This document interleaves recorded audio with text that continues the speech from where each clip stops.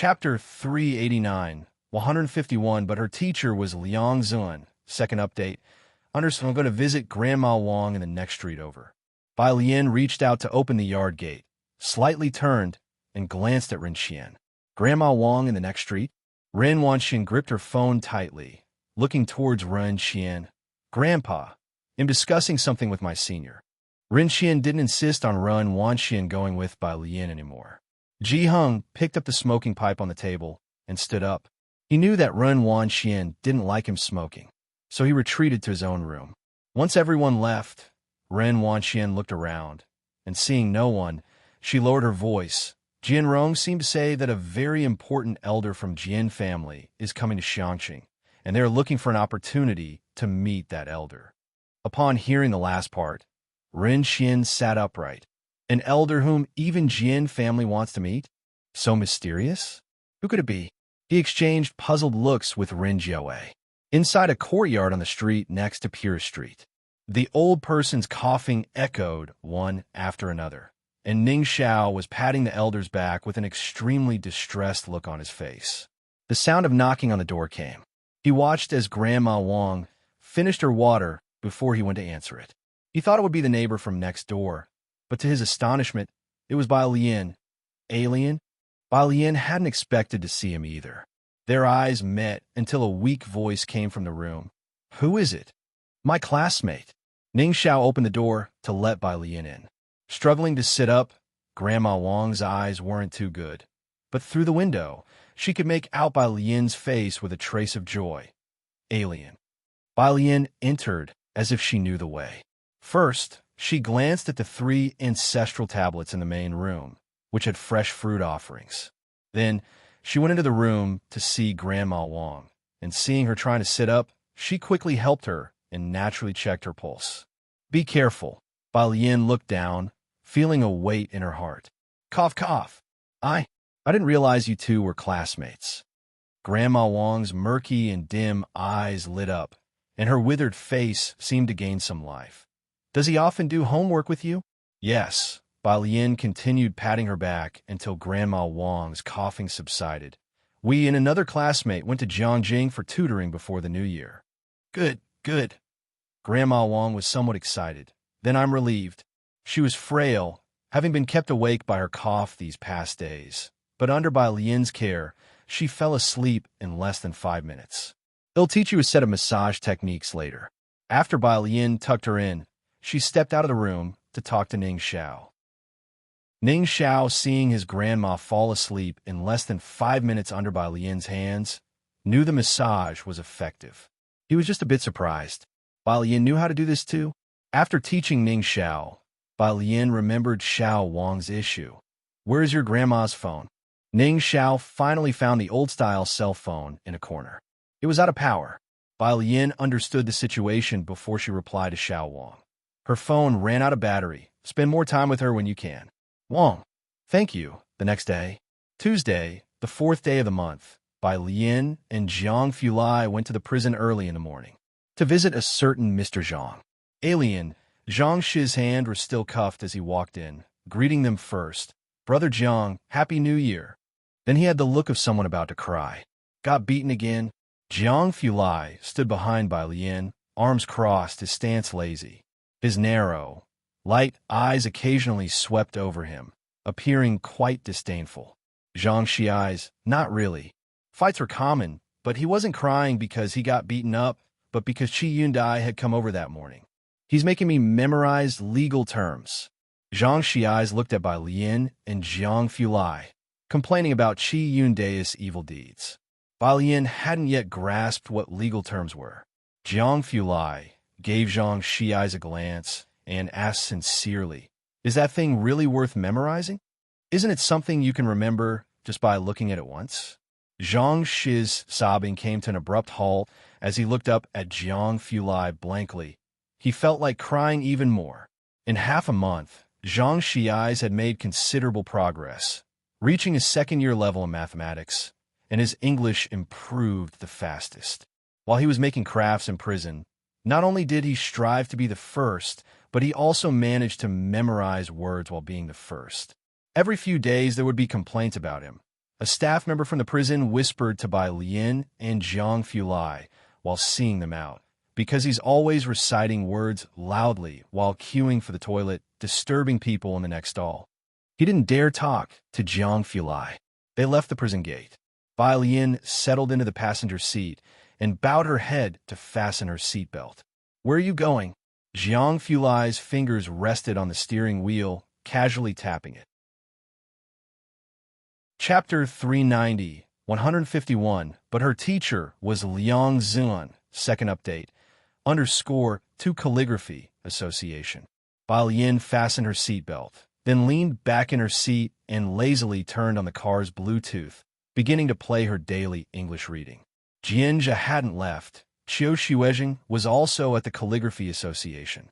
She went to the Calligraphy Association to wish the two of them a happy new year. Jiang Fulai started the car. "All right, it's on the way." The car quickly arrived at the Calligraphy Association. Jiang Fulai parked at the entrance and let Bai Lian get out. Resting his arm on the steering wheel, he said at a leisurely pace, "It'll be free tomorrow." Jiang Fulai had just returned at the end of the year, and a pile of work was waiting for him in the lab. After today's group meeting, he could take a few days off. Bai Lian closed the car door and gave him an okay gesture. Then tomorrow he'll go to the library on time. She waited there as he drove the car away. Only when the car slowly disappeared at the intersection did she walk into the Calligraphy Association. Several elders had already arrived early at the Calligraphy Association. Because of the new year, red lanterns were hung inside the Calligraphy Association, making it very lively. When Bai Lian entered, 2 kids were already sitting in the yard and had started practicing calligraphy. When Jianjia saw Bai Lian, he smiled and greeted her with New Year's wishes. The 2 children also recognized Bai Lian. With Jiang Fulai not around, the kids were especially cheerful in wishing Bai Lian a happy new year. Bai Lian always had candy in her pockets, which she now took out for the 2 children, while saying to Jianjia, "I'm going to the library near number 1 middle school tomorrow." Tomorrow. Jianjia was taken aback. Bai Lian tilted her head slightly, raising her eyebrows. "If you're busy, you don't have to come. There's no rush." The graduate exam was still a while away. "It's not that I have anything," Jianjia thought for a moment. "I'll go to the library to find you tomorrow." Bai Lian went to look at the children's calligraphy. "Okay, bring your graduate exam books." The yard of the Calligraphy Association was not small either, 10 meters both in length and width. There were about a dozen small tables arranged on the left side, with 4 large trees planted on both sides. The main gate was at the front, and the other 3 sides were surrounded by buildings, with the council hall directly opposite the gate. Now the sun had slowly risen, streaming through the gaps in the trees and spilling onto the white paper underneath the children's hands. "Exam books." Jianjia was somewhat puzzled. A melodious ringtone interrupted Jianjia's thoughts. He took out his phone and answered the call. "Dad?" "Jianjia, just what are you thinking of doing?" Jianjia's father lowered his voice. "I told you your grandfather is going to Xiangqing today. There are students at the Calligraphy Association today," Jianjia responded. On the other side of the phone, Jianjia's father was a little irrational. "Do you really plan to take root in Xiangqing? What on earth attracts you there? Do you know that Jianrong is going to take the exam at Jiayi? Your grandfather is finding people in Jiangjing for him." Jianjia thought about his improved calligraphy. "I think it's quite good. Are you coming?" The other side hung up the phone in a huff. Jianjia looked at the busy tone on his phone, shrugged, and said earnestly, although no one would believe him, "The Ren family." Ren Xian, dressed in a formal suit, came down from upstairs, talking on the phone with a stern expression. "No news from Mr. Chun yet? Don't know when he'll return?" "Okay." He hung up the phone with a worried frown. The driver was waiting respectfully downstairs. Ren Xian sat on the sofa, picked up a teacup, took a gentle sip, and then asked, "Did you pick up the people?" "They've arrived. People from the Jian family are now at the mansion." The driver nodded, having just picked them up. Ren Jiawei was surprised. The Jian family from Beicheng? A trace of a smile appeared on Ren Xian's face. "Yes, thanks to Wan Xian, her information was very timely. It's just that I don't know exactly who is the high-profile person that the Jian family is waiting for." Could it be Mr. Chun? He'll go wait with the people from the Jian family tomorrow. Ren Qian tapped on the table. Sir, his assistant reminded him, you mentioned yesterday that the Ji family has invited you to dinner tomorrow. Ren Qian waved his hand dismissively. Just say we were too busy with something. What he cared about was Su Wan, not the real Ji family. Moreover, there was something more important happening tomorrow. The next day, at 7:30 in the morning, Bai Lian, holding her backpack, had just opened the courtyard gate when she saw Mr. Chun raising his hand in greeting. Upon seeing Bai Lian, his eyes lit up, and he first offered his New Year greetings. Then he took out a white bag and handed it to Bai Lian, explaining, Miss Bai, this is a notebook that Su Wenyao asked me to bring to you. After handing it to Bai Lian, Mr. Chun walked past her and greeted, Uncle, Happy New Year. He had brought back quite a few things from Jiangjing, both large and small packages. Bai Lian looked down and through the semi-transparent bag, could vaguely see the black physics notebook inside. Incredible. It even followed her here. In Xiangqing Library, Jianjia had already arrived. He sat in his seat, feeling nervous as he watched the two study machines opposite him tackle incomprehensible problems. Bai Lian had long told Tang Ming to meet Jianjia and save seats for them upstairs. It wasn't until he saw a white figure appear at the stairway entrance that Jianjia finally let out a sigh of relief. Bai Lian placed her backpack next to Jianjia and quietly pulled out a chair to sit down. Sister, Jianjia asked in a low voice, am I here to study? The two sat at the very edge of a long table by the window. Bai Lian opened her backpack and took out a collection of problems and classical literature books. Bai Lian, Tang Ming opposite them said in shock, are you switching to the liberal arts? No. Bai Lian shook her head and then looked at Jianjia. I've looked it up. Besides objective questions, the subjective part is about distilling points from classical texts to write essays. She tilted her head slightly, her tone lazy, her pitch-black eyes reflecting the rising sun. The occasional flickering light in her eyes was like a white tiger ready to pounce. Intimidating. Jianjia had never seen Bai Lian with such an aura before, and he was slightly taken aback. Right. Do you want to try for Jiai? Bai Lian asked as she pulled the classical literature book towards her, resting her chin in one hand and squinting her eyes. I do, Jianjia whispered, but everyone wanted to try for Jiai, but it's not like you could just try and succeed. Even Jian Rong was looking for connections. If you want to try, you can. Bai Lian flipped through the classical literature book, smoothing out the pages with her fingertips, facing the sunlight with a soft smile. Then you would also be my junior. Jianjia was starting to understand. Are you not a science student? Arts and sciences are different. Bai Lian had never learned how to teach someone literary interpretation, but she remembered everything her teacher had taught her, to impart knowledge, to educate, and to resolve doubts. Now it seemed everyone's thinking had already solidified. She was good at science, naturally born for it. Bai Lian raised her eyebrows, her tone unusually proud and disdainful. Right now, indeed, I'm studying science. But her first teacher was Liang Zuan. Chapter 391. What kind of people are hiding in 152 Xiangqing? What books do you usually read? Bai Lian tapped on the table and asked Jianjia, since she had never asked about Jianjia's matters and only had a rough idea of what the school taught these days. Since birth, Jianjia had been learning to write big characters with his family. The Jian family was a scholarly family, and since a young age, they also fostered the younger generation of the family. But this generation had Jian Rong eclipsing the others. So Jian Zhonghai wasn't as concerned about his grandchildren's education and focused all his attention on Jian Rong. When Bai Lian asked him what books he liked to read, Jianjia paused for a moment before looking at Bai Lian, hesitantly saying, Rebirth of the Dragon Emperor, The Beauty Bodyguard, Campus Bell. She made a pause gesture. Jianjia scratched his head. Does it seem very unambitious? Not at all. Some people only want to be gangsters. Bai Lian didn't object to these things. She had been taught etiquette from a young age, but still maintained her true nature, and it was because of Liang Zuan. Liang Zuan's method of upbringing was quite unique. He never stifled a person's character. His education was to make a person comply with natural law, to make his students become individuals with complete personalities. She was just struck by the word rebirth. Were there really such books? Yin silently took note of the book title and then looked at Jianzhe. But if you want to take the entrance exam for Jia, you should put aside these hobbies for now.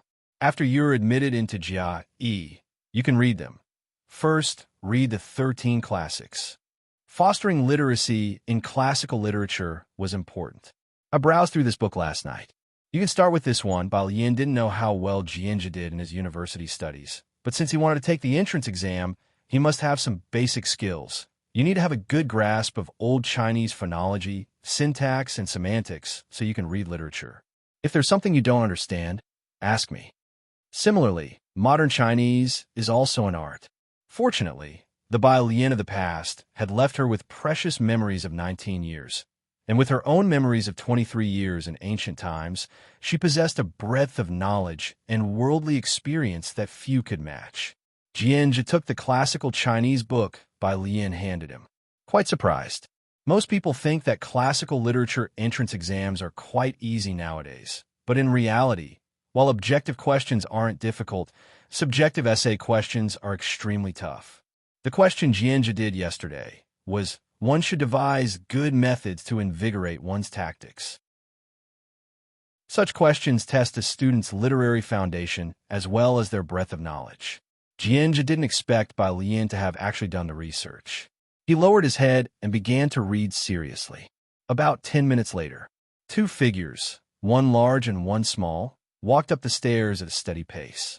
The leading figure with long legs, although walking slowly, had a wide stride. The little figure behind him was climbing the stairs with difficulty, trying hard to keep up with his pace. Suddenly, Jianzhe noticed that the two people sitting across from him had straightened up. Before he had time to ponder why, a cold and deep voice suddenly came from overhead. "What's he doing here? Jiang Gongzi?" Jianzhe slightly raised his head and saw Jiang Fulai standing next to Yin, hand resting on the back of the chair, casually looking at him. Jianzhe felt a tingle in his scalp. He never imagined he would run into Jiang Fulai in the library. He wanted to stand up, but Jiang Fulai gestured for him to stay. "Here to read books," Yin spoke softly. "He's preparing for Jia." Jiang Fulai pulled out the chair next to Yin and sat down, looking over at Jianzhe for a moment before resting his gaze on a language book. "Keep it up." He quietly uttered these two words. Jiang. He sat opposite Jiang Fulai, and a row of 6 people studied and answered questions in their books. Occasionally, Ning Xiao would ask Jiang Fulai about a question. After studying for half an hour, Jianzhe was about to take out his phone and scroll through some videos when he looked up and saw that everyone at the table, including Jiang He, was seriously reading. He silently put down his phone and continued to read, feeling like it had been a century. When he looked up again, the 5 people beside him were either reviewing summaries or doing problems and not doing anything else. Jianzhe looked down at the time on his phone. Had it only been an hour? It was his first time studying with such exam-obsessed maniacs, and the whole morning felt surreal to Jianzhe. "Yin, have you finished the comprehensive science test paper?" Ning Xiao asked about the winter vacation homework, the expansion papers issued by the school. "Done with it." As Yin was working out a problem, she had Jiang Fulai help her take it out. Her backpack was hanging on the back of the chair. Jiang Fulai casually pulled it open. Yin's backpack was very neatly organized, filled with papers and a collection of questions, and he took out the bundled papers that were clipped together. "But wait, what's this? 3 notebooks?" Jiang Fulai handed the papers to Ning Xiao, then tapped Yin on the shoulder. "Classmate Yin, what are these?" Chapter 392. What kind of people are hiding in 152 Xiangqing? _2 he asked. Yin's hand, which was writing the symbol alpha, paused mid-arc. An alarm bell rang in her head. "Notebook?" This, Yin took out 3 notebooks, 3 of them written by 2 people, physics by Su Wenyao and biochemistry by Liang Wuyu. "I prepared the physics one especially for Zhang Xi's," she said calmly. She indeed needed the chemistry and biology. As long as it didn't involve physics, then everything was negotiable. Jiang Fulai glanced at the physics notebook. Can he understand it? The notebook and error collection from a Jiangjing University physics department ace. Even Ning Xiao would need to study it seriously. Give it to him first. Bai Lian found a good home for the notebook. Even if he doesn't understand, Qi Lu will tell him. Jiang Fulai reluctantly believed her. After studying until the afternoon, Bai Lian and Jiang Fulai went back to Pure Street for a meal.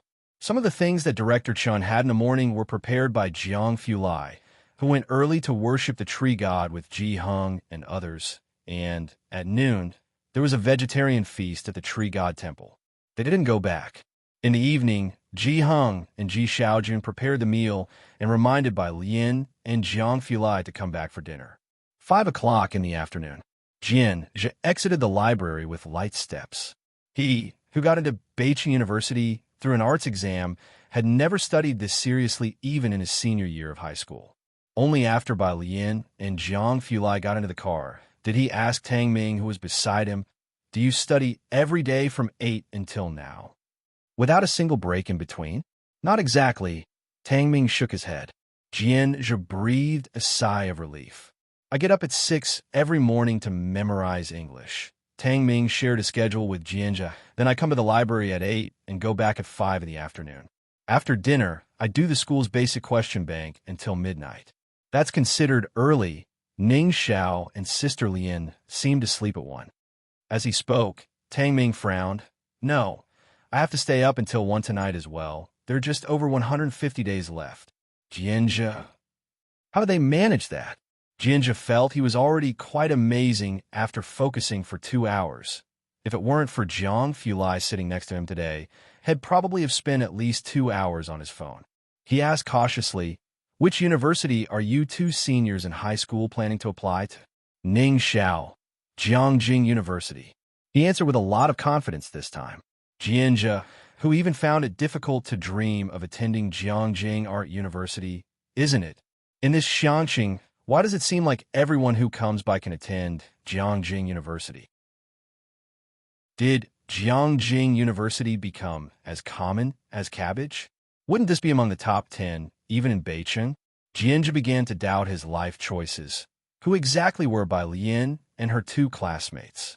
He carried his book and took out his phone, playing a racing game on his way to Xiangqing train station. His grandfather, Jian Zhonghai, was still waiting there to pick someone up. Xiangqing train station. It has been renovated, but the foundation is old, and the train station still looks run down. The new South Station is under construction and will connect to the high-speed rail. Rin Wanxian frowned as she stepped on the ground, following Rin Qian out of the car, very curious. "Grandpa, is the old president really waiting here in person?" "Yes." Rin Qian had already seen a large group of black-suited bodyguards up ahead. He hurried over and greeted the man in the center, Jian Zhonghai, with great politeness. "President Jian, the person you are waiting for hasn't arrived yet?" Jian Zhonghai was not only the former president of the Beijing Writers Association, but everyone who had reached this position knew. Becoming president meant holding multiple positions, like vice chair of the Beijing Political Consultative Conference, the head of the Department of Literature and Art. The efforts of the Jian family for generations were not something any ordinary family could match, especially since they were from Beijing. Jian Zhonghai had silver hair, donned a gray coat, and his forehead bore 3 deep wrinkles. Intellectuals often held each other in contempt, and he glanced at Rin Qian, speaking succinctly, "His train is at 7 in the evening." Jian Zhonghai got the information from the people he had arranged. In actuality, after his elder brother left home, he never returned to the Jian family, and even seeing his brother was difficult for him. Who could have known that without the Jian family's protection, the other could still make it step by step and eventually become the sect leader of the Jiangjing Bureau of Literature and Art? The Jian family repeatedly asked him to come back, but he ignored them. This time, Jian Zhonghai was not even sure whether his brother would meet him. Listening to Jian Zhonghai, Rin Qian felt a tumultuous surge within him. The train was at 7 in the evening, and Jian Zhonghai was already waiting at 4. Jian Zhonghai was the previous president, and if he hadn't retired, when it came to administrative status, Ren Xian, from a Tier 18 small city, couldn't compare at all. Even if he had retired, the connections he still held were something Ren Xian coveted a great deal. Chapter 393. What kind of people are hiding in 152 Xiangqing? _3. To have Jian Zhonghai waiting here so early. Who could be the VIP that Jian Zhonghai is waiting for? He felt even more fortunate that he hadn't gone to the Ji family today. I have prepared a dinner for you and your distinguished guest. Ren Xian handed a gift list to Jian Zhonghai. Please see if there is anything your guest might not like. It's not easy for someone like Jian Zhonghai to come to Xiangqing. Recently, Ren Xian's power had become more dispersed, and the items he had prepared for Jian Zhonghai were extremely rare. Jian Zhonghai looked it over, and his attitude towards him improved significantly. Ren Wanxian and Xiao Boqing stood aside, unable to say anything in such a situation. The few people were just talking. Jianzhe appeared from behind the crowd. When Ren Wanxian saw Jianzhe, she was shocked. What are you doing here? Did Xiao Xuezhing let something slip? She couldn't help but look at Xiao Xuezhing, frowning. Did Balian also know? Jianzhe just walked forward, stopping beside Jian Zhonghai. Grandfather. Grandfather? Jian Zhonghai's grandson? Ren Xian and Ren Wanxian were dumbfounded. How could a member of the Jian family appear in Xiangqing? Jian Zhonghai had 2 sons and 2 daughters and several grandchildren. Among them, Jian Rong was his favorite and had been cultivated by his side since childhood. As for Jianzhe, from childhood, he had been hiding comic books under the bed. Jian Zhonghai had scolded his family extremely harshly. He glanced at Jianzhe without saying anything. Jian's father pulled Jianzhe aside and scolded him in a low voice. Your grandfather arrived yesterday. How come you are only here now? I went to the library with Sister Bai. Jianzhe spoke up. Sister Bai is very impressive. I think her calligraphy, although Bai Lian was 2 years younger than him, they were used to calling her sister. He tried to promote Bai Lian to his father. Jian's father interrupted him, not caring who Sister Bai was, and just coldly looked at Jianzhe. Can't you make some normal friends? Look at Jian Rong's friends, then look at yours. Never mind that. Can't you tell the difference between your grandfather and other people in importance? Isn't Jian Rong also not here? Jianzhe didn't want to argue about this with his father. He looked around and didn't see Jian Rong. You think you're like Jian Rong? Jian's father lashed out again. He is studying in the mansion, waiting for your elder uncle. Your grandfather will personally take him there. Jian Rong was the hope of the Jian family. His matters were of utmost importance. How could he possibly be here? If Jian Rong could go, why couldn't he? Jianzhe was very unsatisfied. He decided to go back and study for 4 more hours that night. Meanwhile, at the Ji family, Ji Heng was playing chess with Director Chen. When Director Chen saw Jiang Fulai, he quickly got up and with teary eyes offered his seat. Sir, would you like to play a few games with Uncle Ji? He'll go help in the kitchen. Ji Heng didn't seem to care, but his play was incredibly fierce at 5 in a row.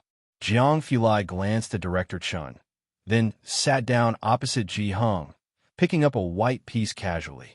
The ordinary white piece seemed to exude the radiance of white jade in his hands. Jiang sat on a slightly higher stool next to Ji Heng, holding a fruit dish and watching the two play chess. Ji Heng arranged the black pieces and upon seeing Jiang Fulai sit down, suddenly asked, Do you know how to play Go? A little. Jiang Fulai nodded. Okay, Ji Heng decided on the spot. Then let's play Go. The white pieces go first, and Jiang Fulai made the first move. Chess is like life. Ji Heng played a solid and reliable style, while Jiang Fulai's style was inscrutable, appearing very casual. Bai Lian stood to the side and watched for a while until she received a message from Dean Jian. Dean Jian. Image. Dean Jian. What's this place? Looking down, Bai Lian saw a picture by the Xiangqing building with Dean Jian's luggage beside it. Bai Lian, weren't you on the 7 o'clock train? Dean Jian. There's a villain among the crowd. Bai Lian. Wait there, she told Ji Heng she was going to pick someone up at the city gate. The city gate was close to Pure Street, just 4 stops away. Jiang Fulai watched Bai Lian leave, then raised his hand to play another piece. Ji Hung didn't pay much attention to this move, but after the 10th piece, the white pieces on the board formed a pattern full of hidden danger, step by step leading to a trap. Ji Hung's mouth twitched. No way. Who changes their playing style midway through a game? At the city gate, when Bai Lian found the person, Dean Jian was standing next to his silver luggage, looking quite desolate. You're alone. Bai Lian thought he had company. It's the holidays. I didn't want to make anyone work overtime. Dean Jian looked up and explained, I'm not a 3-year-old child. His trip to Xiangqing had been leaked by someone, so he had to abandon the train and take a bus from Beicheng to Xiangqing, which was quite a hassle. He was unsure whether he could still check into the hotel he had booked. Dean Jian looked at Bai Lian, puzzled. Is the tourism industry here so developed? But last month, Xiangqing suddenly became incredibly popular, and with the Tourism Bureau seizing the opportunity to promote it, all the hotels in Xiangqing were fully booked after the second day of the lunar month and impossible to reserve. Otherwise, Dean Jian certainly wouldn't have troubled Bai Lian. He was a person who did not like to impose on others. Let's go to my grandfather's for dinner first. Bai Lian went to pick up Dean Jian's suitcase. It's very heavy. Dean Jian started to protest. His 28-inch suitcase contained not only daily necessities, but also a slightly smaller zither case. Before he could finish speaking, Bai Lian effortlessly lifted it with her left hand. At the Ji family, Director Chun came out with a glass of milk for Jiang He. Where's Miss Bai? He looked around, not seeing Bai Lian. Gone to pick someone up, Ji Hung replied without looking up, while Jiang Fulai returned his attention to Director Chun. Gonna pick someone up? Su In and the others were not around. So who else was in Xiangqing? Director Chun pondered for a moment, then discussed with Ji Hung. Uncle, let's go fishing tomorrow. In another 2 days, Big Brother Ji won't have time. Ji Xiaojun would have to start working on the 8th day of the lunar month, and Director Chun would also have to work. Ji Hung, frustrated by the chess game, responded perfunctorily, all right. 5 minutes later, Ji Hung said to Jiang Fulai, observing his playing style, don't deliberately lose. Jiang Fulai, who had been letting him win from the start, 20 minutes later, looking at the besieged black pieces, Ji Hung conceded, let's play 5 in row instead. Dinner's ready. Ji Xiaojun came out with bowls and chopsticks, peering outside. Alien hasn't returned yet. As he spoke, there was a commotion outside the door. Chapter 394, 153 Dean Jian. Jian, just cheating friend. Second update. _1 by Lian's voice was speaking. Jiang He, who couldn't understand Go and sat in a chair, half asleep, was suddenly alert. He jumped up to open the door. But Director Chun was faster. Holding his chopsticks, he came out, walked to the gate, and opened it, Miss Bai. After he spoke, he saw the silver suitcase in Bai Lian's hands. Director Chun reached out to take it. Bai Lian waved her hand, not giving it to him, and then turned her head. We've arrived. It was then that Director Chun noticed the elderly man beside Bai Lian. The Chun family didn't deal in the arts. The senior Chun had once fought against thieves, Chun Beixian was trained in sniping, and Director Chun himself had come out of the military. Jiangjing was so vast. He didn't recognize Dean Jian, only finding him vaguely familiar. If it had been the president of Jiangjing University or Jiangjing National Defense, Director Chun would have definitely known him. Dean Jian hadn't seen Director Chun either. Bai Lian put the suitcase aside and introduced Dean Jian to the family. Dean Jian stood beside her and quietly tried to lift the suitcase with one hand. He couldn't budge it. He stared at the suitcase, puzzled and silent for a long time before he came to his senses and introduced himself to people like Ji Hung. Bai Lian and I are friends, just here for a visit to Xiangqing. Having struggled with his mother since his childhood, what hardship hadn't he endured? Here, he had none of the airs of a dean. Shen Qing's eyes lit up. She greatly admired teachers who practiced the arts. Quick, please, have a seat. It was Jiang Fulai, though, upon hearing he was a Jian, who gave him a longer look. That look was chilling. Jian Zhongyo was quite confused at the dinner table, thinking he hadn't offended the young man. right? Why did he seem so fierce, to the point that even Jian Zhongyo felt somewhat daunted? Of course, he wasn't aware that the screenshot by Lian had taken before contained the words Dean Jian. In a few words, Jiang Fulai guessed Dean Jian's identity. Everyone at the table was very talkative, except for Bai Lian, Jiang Fulai, and Jiang He, who spoke little and ate politely, obviously having received specialized training in etiquette. Whenever someone asked her something, Bai Lian would always swallow her food before speaking. "We're going fishing tomorrow." Ji Hung, knowing this was Bai Lian's friend, was very polite to Dean Jian. "Do you have any plans? You can join us for fishing and also take a look at the Xiangqing River. It's quite spectacular." He knew Bai Lian was on a tight schedule, with her senior year being very busy, using every bit of time for homework. Dean Jian thanked him. "Thank you." Before coming to Xiangqing, he had also looked up the history of the place and was quite interested in Xiangqing. He had come to find Bai Lian and also wanted to get a good look at its history. In the evening, Dean Jian temporarily stayed over at Ji Hung's place. Xiangqing train station. At 7:30, the train arrived, but the person Jian Zhonghai was supposed to meet wasn't there. Whereas the person the old president was supposed to meet. Ren Wanxian had been eager to see who Jian Zhonghai was supposed to pick up, but she didn't see anyone. Ren Xian was also puzzled. Jian Zhonghai was quite astonished. He took out his phone and made a call. 2 minutes later, he furrowed his brows, saying to his father, "The person has arrived, but they don't want to see us." They avoided the train and went straight back to the mansion. "We'll discuss this when we get back." Jian just seldom left Jiangjing. Within the Jian family of Jiangjing, meeting him was as difficult as reaching the sky. Now that he was out of Jiangjing, it was the only chance to persuade Jianjia. The group headed back to the mansion, while Jian Rong wanted to return to the Calligraphy Association. With Ren Xian and Jian Zhonghai both present, hearing his son talk so insignificantly, Jian's father scolded in a low voice. "Even Jian Rong is obediently following your grandfather.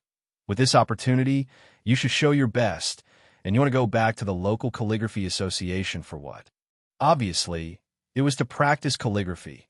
Jiang Fulai made him write 100 big characters every day, which, due to an early departure that day, he had yet to complete. "Dad, would you and Grandpa like to visit the Xiangqing Calligraphy Association?" Jian Rong tried to sell the idea to Jian Zhonghai. "It's really nice, and the kids there are adorable." Jian's father's forehead throbbed with veins. He wished he could cover his son's mouth on the spot. Jian Zhonghai glanced at Jian Rong. "If I have time, I might take a look." Jian Zhonghai was a proper former president with an administrative rank, not just any ordinary deputy position. With his status, if it weren't for Jian Zhonghai wouldn't have come to this place in his lifetime, let alone visit a local calligraphy association. It was utterly unthinkable. The next day, early in the morning, Ji Hong brought the New Year's gifts to the Rin family. Being no ordinary household, Ji Hong had put thought into it, presenting a painting he had embroidered himself, along with some expensive tobacco and alcohol. In law, Ren Xian personally came down to greet him, directing someone to bring the gifts into his study. "Have lunch here at noon. They'll have it prepared." Ren Xian looked around, but Lian hadn't come. Chapter 395, 153 Dean Jian, Jian's cheating friend, second update, _2. "Thank you, no need, we're going fishing in a bit." Ji Hung politely declined an invitation to stay for lunch at the Rin family. "Are you guys going?" Polite words are something everyone could say. Ren Wanxian gave a smile that didn't reach her eyes. "I still have homework to do." "That's too bad. I have some important matters to attend to," Ren Xian said with a tone full of regret. He was going to see elder Jian Zhonghai. Even without the Jian family's matters, Ren Xian wouldn't go fishing with Ji Hung. If Suan was around, he might consider accompanying them for a bit. He sent Ji Hung off with all due courtesy. Now, the Jian family was the important matter. Upon returning home, Ren Xian took busy Ren Wanxian to the mansion to see Jian Zhonghai. Jian Zhonghai was practicing his calligraphy early in the morning while Jian's assistant was keeping Ren Xian company, who waited an hour before Jian Zhonghai came down. Elder President Jian. Ren Qian casually chatted for a while before asking, "Who are you looking for?" "I know many people in Xianqing. I could help you look." To be frank, Jian Zhonghai put down his teacup and looked up. "It's my older brother. He has some misunderstandings with our Jian family." Jian Zhonghai's brother? Ren Qian had not heard of him. The assistant by Jian Zhonghai's side glanced at Ren Qian and Ren Wanxian. "Our uncle is the president of the Jiangjing Music Academy, the director of the Jiangjing Culture Bureau, and settled in Chang'an District, Jiangjing." Jiangjing Music Academy? Jiangjing Culture Bureau? A realization struck Ren Qian. How could the Beiqing Jian family have such relatives? With that in mind, he showed even more respect to Jian Zhonghai. "I will have someone keep an eye out." Jian's assistant, after observing them, knew that Ren Wanxian and Ren Qian had no idea what it meant to be settled in Chang'an District. Bai Lian still went to the library early in the morning. Jiang Fulai sat next to Bai Lian writing a paper. Everyone was busy with their own things. Jianzhe, who had an extremely hard time sitting there yesterday, felt much better today. Although it was still a struggle, he no longer checked the time every so often as he had done the day before. With Jiang Fulai around, even going to the bathroom required a great deal of determination from Jianzhe. Bai Lian knew that Jianzhe had trouble focusing while reading, which is why she had him come with her to the library. Habits are cultivated. Yet, unexpectedly, Jianzhe was much quieter in the library than Pu Shaoan. She rested her chin on her hand, pensively saying to Jiang Fulai, "Why don't you stay at the library for a few more days?" Jiang Fulai slowly typed out a line, his posture casual and his tone seemingly indifferent. "If you insist on me staying a few more days, then sure." Bai Lian reassured him, Yes. I'll treat you to milk tea later. Tell me, what do you want to drink?" "The same as you." Jiang Fulai wasn't particularly fond of milk tea. "All right." Bai Lian capped her pen with one hand, then lazily reached out to tap on Jiang He's head. "Xiaonyao, what about you? What do you want to drink?" Jiang He, Tang Ming, having fully realized Jiang He's peculiarities in the past 2 days, quietly gossiped to Tang Ming after Bai Lian and Jiang Fulai went downstairs. "Why is Xiaonyao called Bird?" "Don't know," Ning Xiao said calmly, pointing out the essence, but it must have been Lian who gave the nickname. Otherwise, Jiang Xiaonyao wouldn't be so silent. A little after 4 in the afternoon, Ji Hung called her to bring Ning Xiao and the others to join them for dinner. Ji Hung's voice was quite excited over the phone. It seemed like they had caught quite a few fish. Bai Lian couldn't help but feel happy for him, and after hanging up, she looked at Jianzhe. She remembered Jianzhe did not go home for the new year. "Are you coming to my grandpa's for dinner tonight? They caught a lot of fish today." "Dinner at Bai Lian's place?" Jianzhe hesitated a bit. "Won't that be too much trouble?" "Ning Xiao and I are going," said Tang Ming to Jianzhe. It wasn't the first time they had eaten at Bai Lian's grandfather's house. Tang Ming and Ning Xiao were very familiar with Xinqing and Ji Hung. Not to mention that Pu Shaohan stealthily added Ji Hung on WeChat, coquettishly asking him to make clothes for her. Tang Ming was quite amazed. "Okay then." Jianzhe nodded.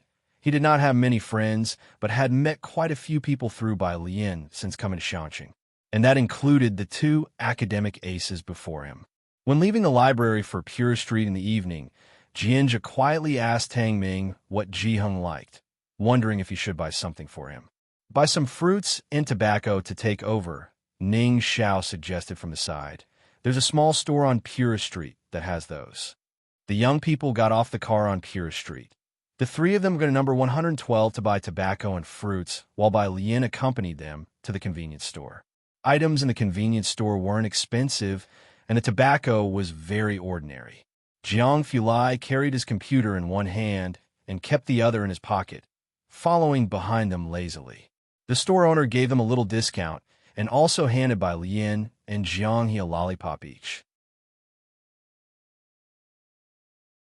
Chapter 396, 153 Dean Jian, Jianzhe's cheating friend, second update. _3 Tang Ming complained to Jianzhe, "Why don't we have one?" Jianzhe, "Maybe it's because you're just average looking." Tang Ming, "Then what about teacher Jiang?" Jianzhe, "A death sentence."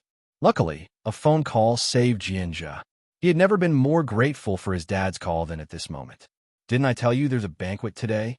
Jian's father whispered from the other end of the phone. "Where are you?" Jianzha walked to the side and spoke softly. "I'm having dinner at a friend's house. I won't be coming." Anyway, his presence wouldn't make a difference. It was likely a banquet that Jian Zhonghai was hosting to promote Jianrong. Whether he attended or not was inconsequential. On the phone, Jian's father glanced at Jianrong talking to Jian Zhonghai on the sofa and then back down his phone. He couldn't understand why Jianzha lacked ambition. "Master Jian doesn't have time? Where'd he go?" Jian's assistant looked at Jian's father, surprised. Jian's father forced a smile. "He's having dinner with a few friends." "Friends? Those fair-weather friends from Xiangqing?" Taking another look at Jian's father, the assistant then realized and went to report back to Jian Zhonghai. It wasn't that the assistant looked down on Jianzha's friends. It was mainly because Jianrong's friends included well-known figures from the Beiqing circle, and one of them was even the top scholar of Beiqing's college entrance exams from last year. The contrast was simply too stark. Jian's father felt humiliated by that look. If Jianzha were by his side, he would surely have been beaten up again. "If he's busy, let it be," Jian Zhonghai said indifferently. Where Jianzha went to eat wasn't a concern to him, as long as Jianrong was there. Then he turned amiably to Jianrong and said, "Are you sure your uncle added you?" Jian Zhongyo was an odd one. Jian Zhonghai knew his contact methods, yet Jian Zhongyo didn't add the older generation to his contacts. Only some younger family members and occasional assistants or secretaries went through. "MHM," Jianrong nodded. "I was just asking uncle about where he lives." Good, good. Jian Zhonghai laughed heartily and clapped Jianrong on the shoulders vigorously. Meanwhile, Jianzha hung up the phone. Tang Ming and Ning Xiao each carried a bag, and they handed one to Jianzha as well. "Let's go." The group made their way to Ji Heng's yard. Ning Xiao, who had been there once, recognized the way and led Tang Ming and the others. Bai Yin walked behind with Jiang Fulai and was accompanied by Jiang He. The setting sun stretched their shadows long. Bai Yin was wearing a lead-white top with batwing sleeves and a silver-white pleated skirt that fluttered as she walked. After a few steps, she paused, looking Jiang He up and down before lazily commenting, "Your legs are really short." Jiang Fulai followed leisurely behind Bai Yin. His gaze was light, only looking down at Jiang He disdainfully when Bai Yin spoke. He gazed at Jiang He, emitting a heartless chuckle. Jiang He quickened his pace, clearly frustrated. Jiang He was slow, and Ning Xiao's group had already reached Ji Heng's place, while the three of them hadn't even made it to the corner. "Does Sister Bai live here?" Jianzha asked curiously, looking around. "Right," Tang Ming said, chatting with Jianzha on the side. Ning Xiao raised his hand to knock on the yard's door. As soon as his hand reached up, Shun Qing opened the door. I could hear Tang Ming talking from far away. "Come in quickly. I've specially simmered soup for you both today." Jianzha, who hadn't met Shun Qing before, entered hesitantly behind Ning Xiao. There were only two others in the yard besides Shun Qing. They were Director Chun and Dean Jian, both squatted in the middle of the yard watching fish. Director Chun greeted Ning Xiao and then, pointing to the largest fish in the middle, introduced it to the group. "I caught this one." Dean Jian pointed to the fish next to him, slowly saying, "This one is the one I caught." Chapter 397. 154 Shock Jianzha ignites the east of the city _. One, the weather in Xiangqing was not cold, so Director Chun had rolled up his sleeves. He had a very down-to-earth air about him. Ning Xiao and Tang Ming both showed great respect to Director Chun, complimenting his fish when they entered. Only Jianzha stood at the doorstep, hesitating and even feeling a bit surreal as he looked at the old man squatting beside Director Chun, somewhat afraid to go in. This student, Shun Qing, saw Jianzha holding a bag and carrying a backpack and smiled. "Aren't you coming in?" Ah, Jianzha came back to his senses. He hadn't met the elder from his family, but his father and grandfather would always mention the elder at the dinner table, saying he was the pride of the Jian family. The younger members of the family had all seen the official photo from Jiangjing Music Academy. Jianjia did not have face blindness, yet the serious, scholarly face from the official photo was now casually squatting on the ground of the courtyard, in front of the fish, wearing a pair of handmade cloth shoes, stained with yellow mud. Compared to the lofty image of the dean of the Jiangjing Music Academy, the contrast was just too stark. Even though they had the same face, Jianjia hesitated to recognize him for a moment.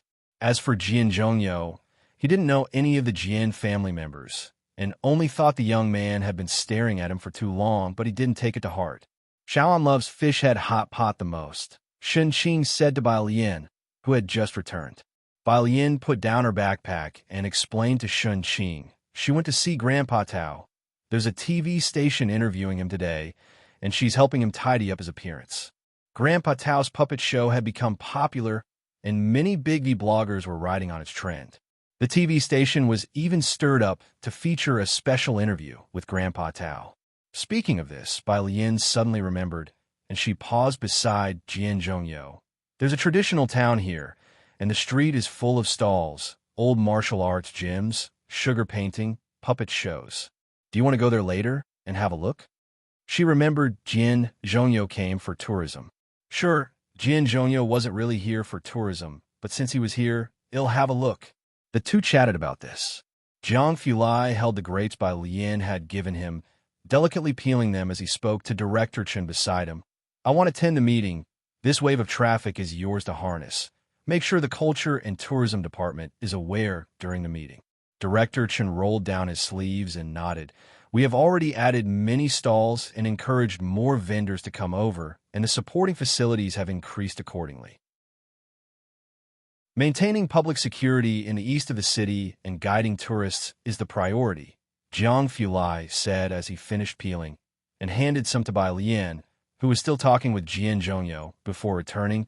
We need to elevate the influence of traditional crafts and strive to discover more artisans like Grandpa Tao, one by one.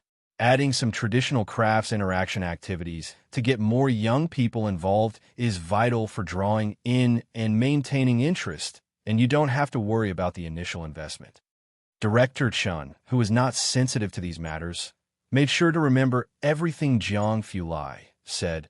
The patrol team has all gone to the east of the city, where there's a high volume of people, and we are currently developing a tourism line in the west of the city. Before returning to Jiangjing, Director Chen patrolled the east of the city every day. The whole of Xianqing, along with the Culture and Tourism Department, were fully energized, not even taking a break for the new year. With the high volume of tourists, the stalls in the east did not raise their prices. In fact, Grandpa Tao continued to perform for children for free. The South Station was rushing to complete construction, and the North Station's railway station had been renovated again, with the tourist line already in operation. The hub station was connected from Ring Road all the way to the tourist town in the east, striving to turn the area into a traditional cultural tourism district. The initial promotion had gone so smoothly thanks in no small part to the influence of Jiang Fulai, who had invested most of his capital into the push. The people of Xianqing kept their traditional friendliness, with most of the goose houses being run by locals, charging only for meals. In their words, they had never imagined people would come to see Xianqing on purpose, because even the locals wanted to leave, so they were especially hospitable to tourists. At the dinner table, a big bowl of soup was brought to the table, and Shen Qing specially served one bowl each to Ning Xiao and Tang Ming. Thank you. Both expressed their gratitude politely. Bai Lian glanced at that big bowl of soup, then circumvented it to serve herself some fish soup. Jiang Fulai didn't drink any soup, only eating a bit of the fish head. As for Director Chen, he looked at Ning Xiao and Tang Ming, with words on the tip of his tongue. Sitting beside Tang Ming, Jianjia dared not look at Jian Zhongyo on his left, nor at Jiang Fulai on his right, and just kept his head down eating. After finishing their meal, Director Chen quickly and deftly helped Ji Xiaojun wash the dishes. Ji Heng's courtyard was lively until 9 o'clock when everyone departed. Bai Lian returned to her room, drying her hair while she took out her phone, opened Chengdu, and searched. Chapter 398, 154 Shocked Jianjia ignites the east of the city in her score to Rebirth of the Dragon-Proud Sky. She wore a loose white pajama, lazily sitting by the window, her hair all swept to the left hand holding a towel against her hair tips, while the right hand scrolled through the screen reading about Long Out Yin. She could speed read 10 lines at a glance. Could there really be such a thing as rebirth? After reading a few chapters and seeing nothing about how Long Out Yin was reborn, Bai Lian skipped ahead, ready to listen to some English, when a message from Jianjia popped up at the top of her phone. Bai Lian clicked on it and took a look. Your family, that Mr. Jian, he looks a bit like one of my elders. Bai Lian. Jianjia, the one I told you about before, the one who learned zither as a child. Does this Mr. Jian play the zither? Upon reading this, Bai Lian sat up straight, methodically tapped on the head of the Calligraphy Association's director, took a screenshot, then replied, he didn't come back for the new year. It was 10 minutes later, while chatting with Ji Heng, that the director of the Calligraphy Association saw the reply. Just don't let him spread my message. After reading the reply, Bai Lian relayed to Jian, it's him. At the other end of the phone, Jianjia, who had just boarded a taxi, suddenly wanted to stand, his head banging hard on the car roof. The driver glanced in the rearview mirror, breaking an alarm. Young man, do you need to go to the hospital? No need, no need, Jianjia replied stiffly. Though he had suspected the old Mr. Jian was his elder from the moment he first saw Jian Zhongyo. Still, the shock was inevitable when Bai Lian confirmed it. The Jian family would resort to anything to meet Jian Zhongyo, even spending a lot of money every year to bribe the people around him. For example, when Jianjia saw yesterday that Jian's father and the rest couldn't meet their target, he thought it was another false lead, but he didn't expect that Jian Zhongyo really came to Shanqing. And he was at Bai Lian's place. How'd he know Bai Lian? The next day, Jianjia, with panda eyes, came to study with Bai Lian and the others. When Pu Xiaoan arrived holding her incomplete winter holiday homework, she was startled by Jianjia. Hi, Jianjia greeted Pu Xiaoan. They had met at the Calligraphy Association, and at that time, Pu Xiaoan was rather distant with Jianjia. Seeing him studying with Bai Lian and the others today, she felt a bit more familiar. Let me copy the winter holiday homework. I didn't do many of the tough questions, Pu Xiaoan murmured, asking Tang Ming for the homework. The extended questions were too difficult. She didn't dare to ask Ning Xiao. His stern look was a big improvement over Jiang Fulai. If it weren't for Bai Lian, Pu Xiaoan would not even dare to speak to him. Tang Ming pulled out his homework for her. Jianjia was shocked as he looked toward Bai Lian and Jiang Fulai. They didn't care? Why couldn't he even sneak a moment on his phone? By 2 in the afternoon, Pu Xiaoan finished copying the homework and had gone through the wrong questions given by Bai Lian. Then she packed her bag and quietly said goodbye to Bai Lian. Bai Lian, I'm going to see Grandfather Jian. She was an online friend of the director of the Calligraphy Association and knew he was going to the Eastern City tourist area, so Pu Xiaoan volunteered to be his tour guide. Eastern City. The director of the Calligraphy Association arrived first. He was dressed in a gray shirt, holding a fan Ji Heng had given him. Just after getting off the tourist bus line, a volunteer approached him. Grandpa, are you here alone for the sightseeing? Would you like some water? He unscrewed a bottle of mineral water and handed it to the director of the Calligraphy Association. On the 6th day of the lunar year, the crowd was continuous at the Eastern City. The volunteer saw the director alone and of considerable age. He made a point of finding a young person to be responsible for his safety. Pu Xiaoan hadn't yet arrived when the director was taken to watch a puppet show. Next to it was a stand for performances by the audience. The volunteer gave the director a sugar painting and even led him to the stand prepared for amateur performers. In addition to puppets and masks, there was an eru placed beside the stand. A child of 7 or 8 years old went up to perform a face-changing act. The director, motivated by the warmth, spur of the moment sat down and picked up the eru beside him. He was proficient with most instruments, except for this one. Grandpa, play Moon reflected in the second spring. A bunch of people below were clapping. Here, no one recognized him, but they were clapping and cheering below the stage. not for grading or performing, but for the sheer joy of sharing the experience. The director sat on the stool, his right hand relaxedly holding the bow, with his middle finger and ring finger casually inserted between the bow stick and hair. With a mostly young audience, and during the festive period, it didn't seem right to play sad music. What did young people like again? Suddenly the director had an idea. Then he nonchalantly crossed one leg over the other, squinted his eyes, and drew the bow across the strings, his middle finger and ring finger lightly touching them, bringing forth a lively and vigorous sound from the stage. It was like a wave of joy splashing into a calm lake, bringing about a performance. Chapter 399, 154 Shock Jianjia, ignites the east of the city _3 and Eru rang out, piercing the skies above. It set the entire eastern part of the city ablaze. The young people's eyes lit up. Wasn't this sexy love? Could their traditional instrument, the Eru, actually play that? There were hardly any experts in the audience. All they knew was that this Eru had a really great tune. It was lively yet carried a touch of sassiness, which didn't seem to match the serious and stern old man at all. In an instant, the lightly attended stage began drawing crowds, lured by the sound of the Eru. Countless people recorded the scene, surrounding the stage so tightly that no one could pass through. When Pu Xiaohan arrived, Director Jian was desperately looking for her help. She finally managed to pull Director Jian out of the crowd and handed him the milk tea that Bai Lian had brought for him. The two of them snuck behind a huge blue trash can to drink their milk teas. "Grandpa Jian, you actually know young people's music?" Pu Xiaohan took a sip of her milk tea. She had listened to half of Sexy Love. It was astounding. She had always thought Director Jian was a serious person. She didn't dare overstep boundaries when talking to him online, only to discover today that he possessed an interesting soul. "It wasn't me." Director Jian's eyes were open to a new world by Bai Lian, squatting down with his milk tea. "Your classmate who sits behind you played it first on the zither. She's better at it than me." That serious yet playful charm. Director Jian thought Bai Lian played it spot on.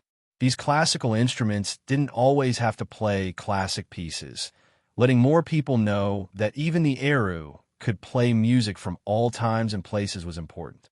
Bai Lian. Pu Xiaohan's eyes twirled. Bai Lian only practiced the instrument at home, and aside from that one school anniversary, Pu Xiaohan hadn't heard her play since. But it made sense. That air of refined rascality, Bai Lian captured it just right. 7 o'clock in the evening. Bai Lian and Jiang Fulai were in the eastern part of the city looking for Pu Xiaohan and Director Jian. The tourist route was on the newly built Xiang Mountain Avenue, which connected to Xiangbei. Wallow Road, a popular tourist street, intersected with Xiang Mountain Avenue. The whole of Wallow Road was paved with bluestone slabs, and Peace Road crossed it, also laid with bluestone. The Calligraphy Association Martial Arts Hall was right at the junction of Xiang Mountain Avenue and Wallow Road, and the shopping center on Xiang Mountain Avenue was about to open. Pu Xiaohan and Director Jian were sitting at a roadside stall on Peace Road, waiting for their snacks to arrive. Wallow Road was 5 meters wide, and Peace Road was a bit narrower, so there were fewer people than on Wallow Road. Today, Bai Lian wore a creamy white linen long dress, her long hair half-tied in a lazy style, with her dark hair draping over her shoulders. Behind her, the lights of thousands of homes blended her into the street's ambience. Jiang Fulai, standing next to her, seemed somewhat out of place in the crowd. He was dressed in a white shirt, buttoned up to the collar, his refined features softened by the lights, reducing their usual aloofness as he calmly followed Bai Lian through the layers of people. Pu Xiaohan didn't expect someone like Jiang Fulai to join them for street food, so she asked the owner to prepare an extra portion. "Did you finish looking around this afternoon?" Bai Lian sat down on the last free stool and started chatting with the two. Jiang Fulai stood behind her, waiting. It was too crowded. Pu Xiaohan told Bai Lian about how Director Jian almost didn't make it out. "We didn't finish looking around, and we haven't visited the martial arts hall yet." As she spoke, she pondered how to persuade Bai Lian to record a video session. God, she really wanted to see Bai Lian playing those songs on the zither. Director Jian was very satisfied with what he had seen today. The night lights reflected in his eyes. This place is quite nice. How about we stay here tonight to get a feel for the local customs? The owner brought over 2 servings of chicken strips, thoughtfully providing 4 skewers. Bai Lian speared a small piece with a skewer and handed it back to Jiang Fulai. I thought about it, but the guest houses here are fully booked. Director Jian was troubled. Bai Lian slowly took a bite and said, "Would you mind staying at the Calligraphy Association? 8 o'clock at night." At the Shangqing Mansion, Jian Zhonghai and others had just finished dinner. They still hadn't uncovered any news about Jian Zhongyao. Ren Qian hesitated. "The hotels I checked didn't show Director Jian checked in. Are you sure he's in Shangqing?" Jian Zhonghai held his teacup, his brows knitted in concern, only to ask Jian Rong, who was sitting on the couch, "He hasn't replied to you?" Ren Qian also looked over as Jian Rong opened his phone, the screen displaying the conversation with Jian Zhongyao. Jian Rong: "Hello, great uncle, I'm Jian Rong, Jian Zhonghai's grandson." Jian Zhongyao: "Are you going to learn the zither?" Jian Rong: "I've never learned." Jian Zhongyao: "Jian Rong, are you in Shangqing?" No reply came after that. Staring at the single, Jian Rong didn't understand his great-uncle's meaning. Didn't reply to me. Jianjia had finished reading in the afternoon and was called back by his father. He sat with Jian Rong listening to Jian Zhonghai speak. When Ren Qian and Jian Zhonghai looked over, he could not help but lower his head, tapping his phone to read a novel. Then a message from Bai Lian came through. "Is the Calligraphy Association empty?" Chapter 400, Sect Leader 155, the next dean of the Jian Institute, second update. _1, because Wallow Street became popular, many tourists would visit during the day to see the Calligraphy Association and the martial arts schools. The Calligraphy Association would give away free calligraphy to visitors. So even during the New Year's holidays, Qiu Shuezhing did not go home.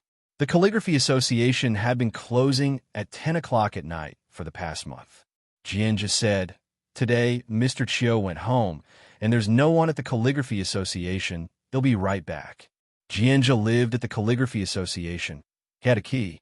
Worried that Bai Lian had been waiting alone for too long, Jianjia quietly asked Jian Rong, "Can you give me a ride back to the Calligraphy Association?"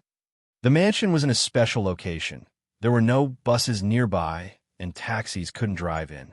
So Jianjia just asked Jian Rong. He got along quite well with Jian Rong because Jianjia had come to Shangqing to replace Jian Rong, for which Jian Rong was quite grateful. "Of course I can." The Ren family had specifically provided a car for the Jian family, and Jian Rong went to find Jian's assistant to get the keys. Usually, the Calligraphy Association didn't close because Wallow Street became popular, and many tourists would come during the day to visit the Calligraphy Association and martial arts schools, which gave away free calligraphy to visitors. So even during the New Year's holidays, Qiu Shuezhing did not go home. Jianjia lived in the Calligraphy Association and had a key. Fearing that Bai Lian had been waiting too long, he quietly asked Jian Rong, "Can you give me a ride back to the Calligraphy Association?" Jian's assistant overheard from the side, his voice slightly loud. "Young Master Jianjia, you said your friend is waiting for you? You want young Master Jian Rong to give you a ride to your friend?" "What?" Jian's father quickly lowered his voice and looked at Jian. "Didn't I tell you not to go back tonight and to study with Jian Rong tomorrow?" Everyone knew that Jian Zhonghai had found a teacher for Jian Rong to prepare for graduate school entrance exams. "I'm studying with other people," Jianjia frowned, "and Sister Bai is still waiting for me." All this talk about Bai Jian. Jian's father felt a surge of blood rushing to his forehead when he heard about the friends his son was making. Their voices grew loud, and Jian Zhonghai could hear them too. He put down his teacup and glanced at Jian's assistant. "Young Master Jian Rong still has to study. You take him to the main road." One could hail a taxi from the main road. Ren Qian sat next to Jian Zhonghai, sipping tea quietly, not intervening in their family matters. Jian's assistant respectfully answered, "Yes." He took the car keys and drove Jianjia. Jian Rong looked at Jianjia somewhat apologetically.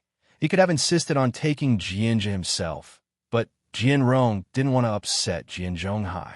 Jian's assistant dropped Jianzhe off on the main road. "Take care on your way, young master Jianzhe." After the drop-off, Jian's assistant went upstairs to find Jian Zhonghai. This Jianzhe is becoming increasingly disobedient. Jian Zhonghai put down his pen with a cold expression. Didn't his father say he was going to prepare for the graduate school entrance exams too? Why haven't I seen him studying, and what is he off to do now? I heard it's to deliver keys to his friend. Jian's assistant shook his head. Let Jian Rong lessen his contact with him.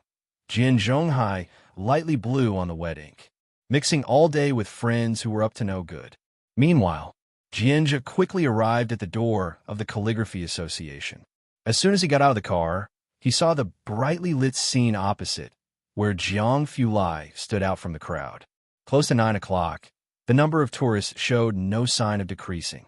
Jianzhe made his way through the crowd to speak with Bai Lian. "Shall we go to the Calligraphy Association now? But why are you still here so late?" "Oh, it's not me." Bai Lian slightly turned her head, her tone casual. "He wants to stay here." She nodded her chin forward.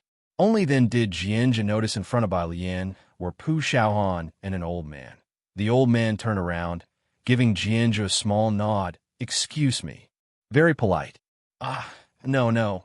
Jianzhe thought only Bai Lian would be there. He stammered for a moment. No trouble at all." A puppet show had just ended. The crowd gathered in small clusters. Jianzhe, holding the key to the Calligraphy Association, walked ahead, his steps soft and lacking strength, as if treading on cotton. When he was opening the door to the Calligraphy Association, Jianzhe was still in a daze. Sect leader Jian was going to stay here. As soon as the door to the Calligraphy Association opened, Bai Lian went to turn on the lights in the courtyard. Sect leader Jian stood on the steps, observing the small table in the yard with an inkstone on it. After so many years looking at the Calligraphy Association again, these writing supplies were no longer his nightmare. "You should stay next to Jianzhe," Bai Lian had asked Qiu Shuizhen. She opened the door to the room next to Jianzhe's, which was furnished with disposable amenities. "This is usually for receiving guests. If you need anything, just look for Jianzhe."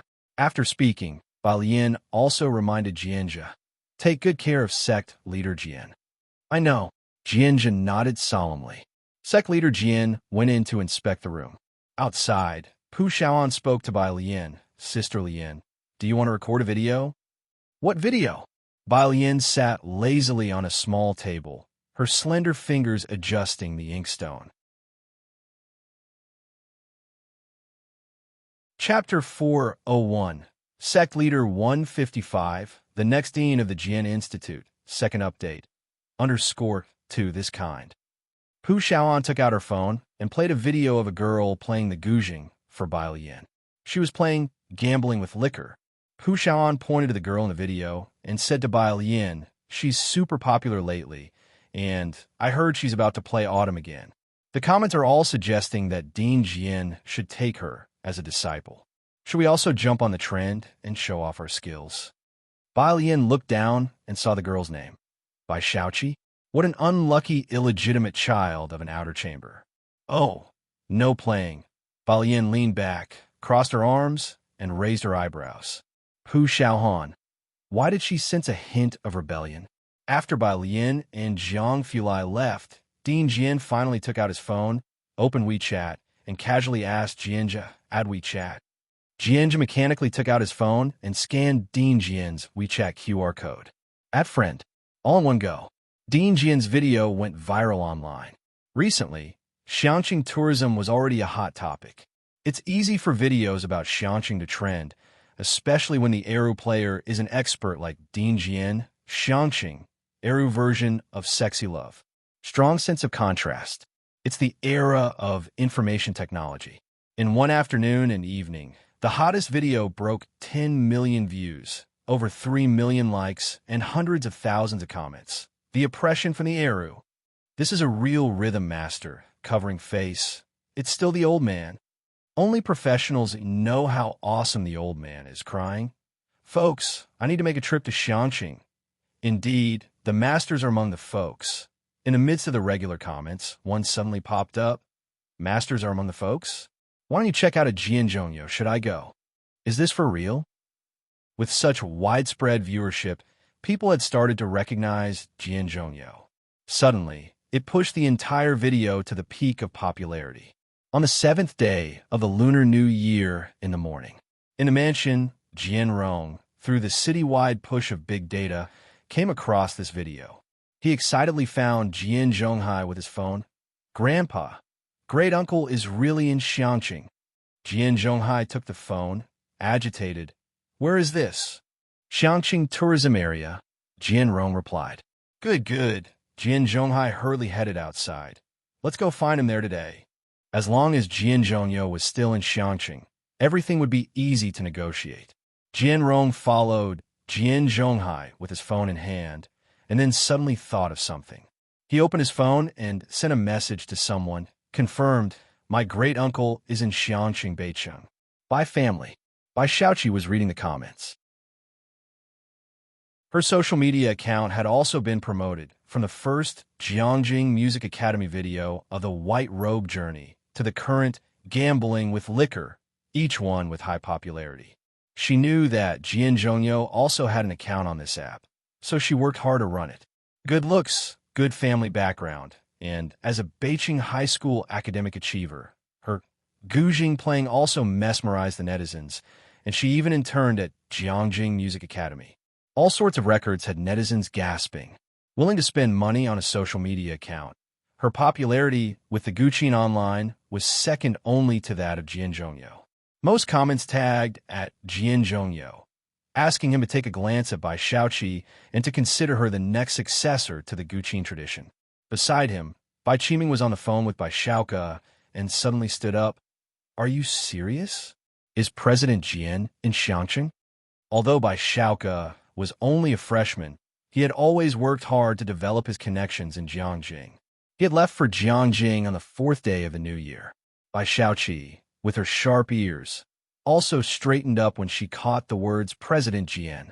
All right, father understands. Bai Qiming hung up the phone, then arranged for money to be sent to Bai Xiaoke before telling Bai Xiaoqi, the Jian family says President Jian is in Xiangqing. As he mentioned Xiangqing, Bai Qiming subconsciously frowned.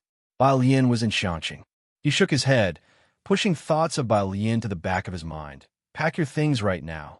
I'll have the driver take you to Xiangqing, and he'll speak to the school on your behalf. Bai Xiaoqi hadn't seen President Jian for a long while, and she thought he would reach out to her after he had specifically greeted her last time, but that contact had never come. Hearing this news now, she couldn't contain her excitement. The 8th day of a new school year was approaching for seniors, but for Bai Xiaoqi, President Jian was the priority. Bai Qiming directly secured a week's leave for her. On the 8th day, in the afternoon, the Ren family's stretch business van stopped at the intersection of Xiang Mountain Avenue, with Jian Zhonghai, Jianrong, and an assistant stepping out. Jian Zhonghai had not found President Jian here yesterday and was prepared to look around once more today. The assistant got out of the car and spotted Jian Zhe across the street. Master Jianzhe? Jianzhe's father, who had just exited from the front passenger seat, heard this and hurriedly looked across the street. Jianzhe stood with 2 girls and a blonde guy. One of the girls was tall with her hair half up, secured with a hairpin, and was holding a mobile phone, seemingly playing a game, while the other was holding a camera, talking to the blonde guy. The blonde guy looked like a typical thug. Jianzhe's father's face turned dark in an instant. Jian Zhonghai glanced over indifferently, then averted his gaze as the assistant subtly looked back at him. Grandpa, he'll go ask if Jianzhe wants to come, Jianrong whispered before running towards Jianzhe. Jian Zhonghai gave a signal to the assistant, who immediately followed. Upon reaching Jianzhe, Jianrong realized that one of them was Bai Lian, whom they had met in Jiangjing. Oh, it's you. Jianrong's eyes brightened. Mao Kuan, with a cigarette dangling from his lip, squinted at Jianrong without saying a word. Bai Lian slightly lifted her gaze, politely greeted him, hello. Then she returned to casually flipping through vocabulary flashcards, polite yet aloof, not one for much conversation. The assistant stood respectfully behind Jianrong, anonymously scanning this motley crew, his gaze lingering on the blonde Mao Kuan for quite some time on seeing him measure up Jian Rong in a rude manner, his brows furrowing at Jianja's friend's lack of manners. She and her friend start school tomorrow. Jianja walked up to Jian Rong, slung an arm over his shoulder. We're planning to go for hot pot. You coming? The assistant, upon hearing Jianja's words, refocused his attention on Jian Rong's response. Not this time. Jian Rong hesitated for a moment before shaking his head. I have to pick up Shaoqi's sister later. Do you want to join us? Shaoqi's sister? Jianzhe was unfamiliar. That's Shaoka, Beicheng High School's top scholar's sister. The Jian family looked down on the Bai family's mercantile ways and hadn't had much interaction, but Jian Rong and Bai Shaoka had been close friends since middle school. Bai Shaoqi, very famous, recently quite big on social media. Don't you know? Bai Shaoqi. Pu Xiaoan packed away her camera in her backpack, a bit surprised. The one from the internet? As an internet sensation herself, Pu Xiaoan had a decent impression of Bai Shaoqi, chiefly because Bai Shaoqi played the Guqin well and had even played the White Robe Journey. Bai Lian finally looked up, licking her lips and squinting her eyes dangerously. Seeing Bai Lian's reaction, Mao Kuan immediately lowered his head to smoke, silent. With the group's reaction neither cold nor warm, the assistant finally couldn't help but interject and explain, Miss Bai is not just the one from the internet. She has been to Jiangjing Music Academy for rehearsals. Our uncle, that is President Jian of Jiangjing Music Academy. Do you know him? He thinks highly of Miss Bai, who has much potential and is very likely to become the next sect leader for President Jian. The assistant had great respect for Bai Shaoqi, who might become the close disciple of the uncle. After speaking, the assistant sighed, wondering why Head bothered explaining so much to them. They didn't even grasp the significance of the potential next sect leader. Chapter 402.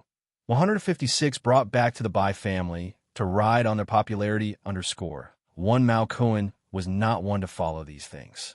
When Jian's assistant spoke, he just took a drag on his cigarette and glanced at Jian's assistant without giving an opinion.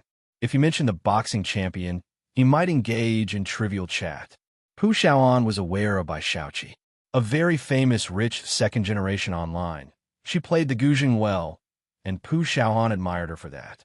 However, when Jian's assistant brought up the matter of accepting a closed-door disciple, Pu Xiaoan looked at Jian's assistant with some skepticism. When director Jian played the era last time, she had mentioned Bai Shaoqi to him.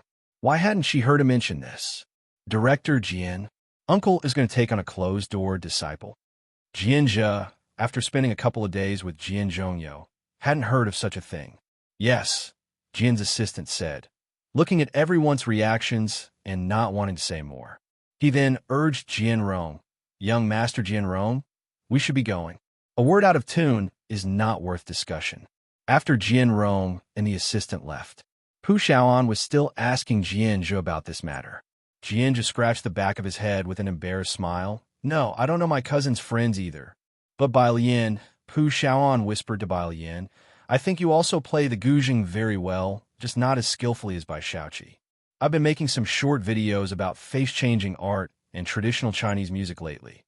It just so happened that Pu Xiaoan's recent short videos involve research on the Eru, Pipa, and Guzheng, and Bai Lian's previous rendition of Traveler in White was emotionally engaging, though it lacked a bit of proficiency. This was completely normal.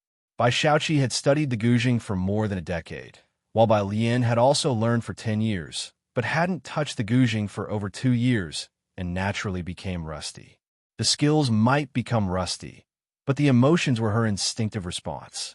Mao Kun's admiration for Pu Xiaoan shot up. He thought that if he repeatedly mentioned a name in front of Bai Lian, he would be held down by her and beaten up. Mao Kun looked at the vibrant ponytail in front of him and had a sudden whimsical thought. Was it because of the ponytail? He was pondering the possibility of tying his hair into a ponytail. The group went for hot pot. Mao Kun discussed Yang Lin's situation with Bai Lian. I reassigned a brother to watch her by playing cards downstairs. Her father didn't come back for the new year. Okay, Bai Lian estimated the time. Meanwhile, at Ji Heng's place, Director Jian had not expected his video to go viral. He didn't dare stay at the Calligraphy Association any longer and took refuge with Ji Hung instead.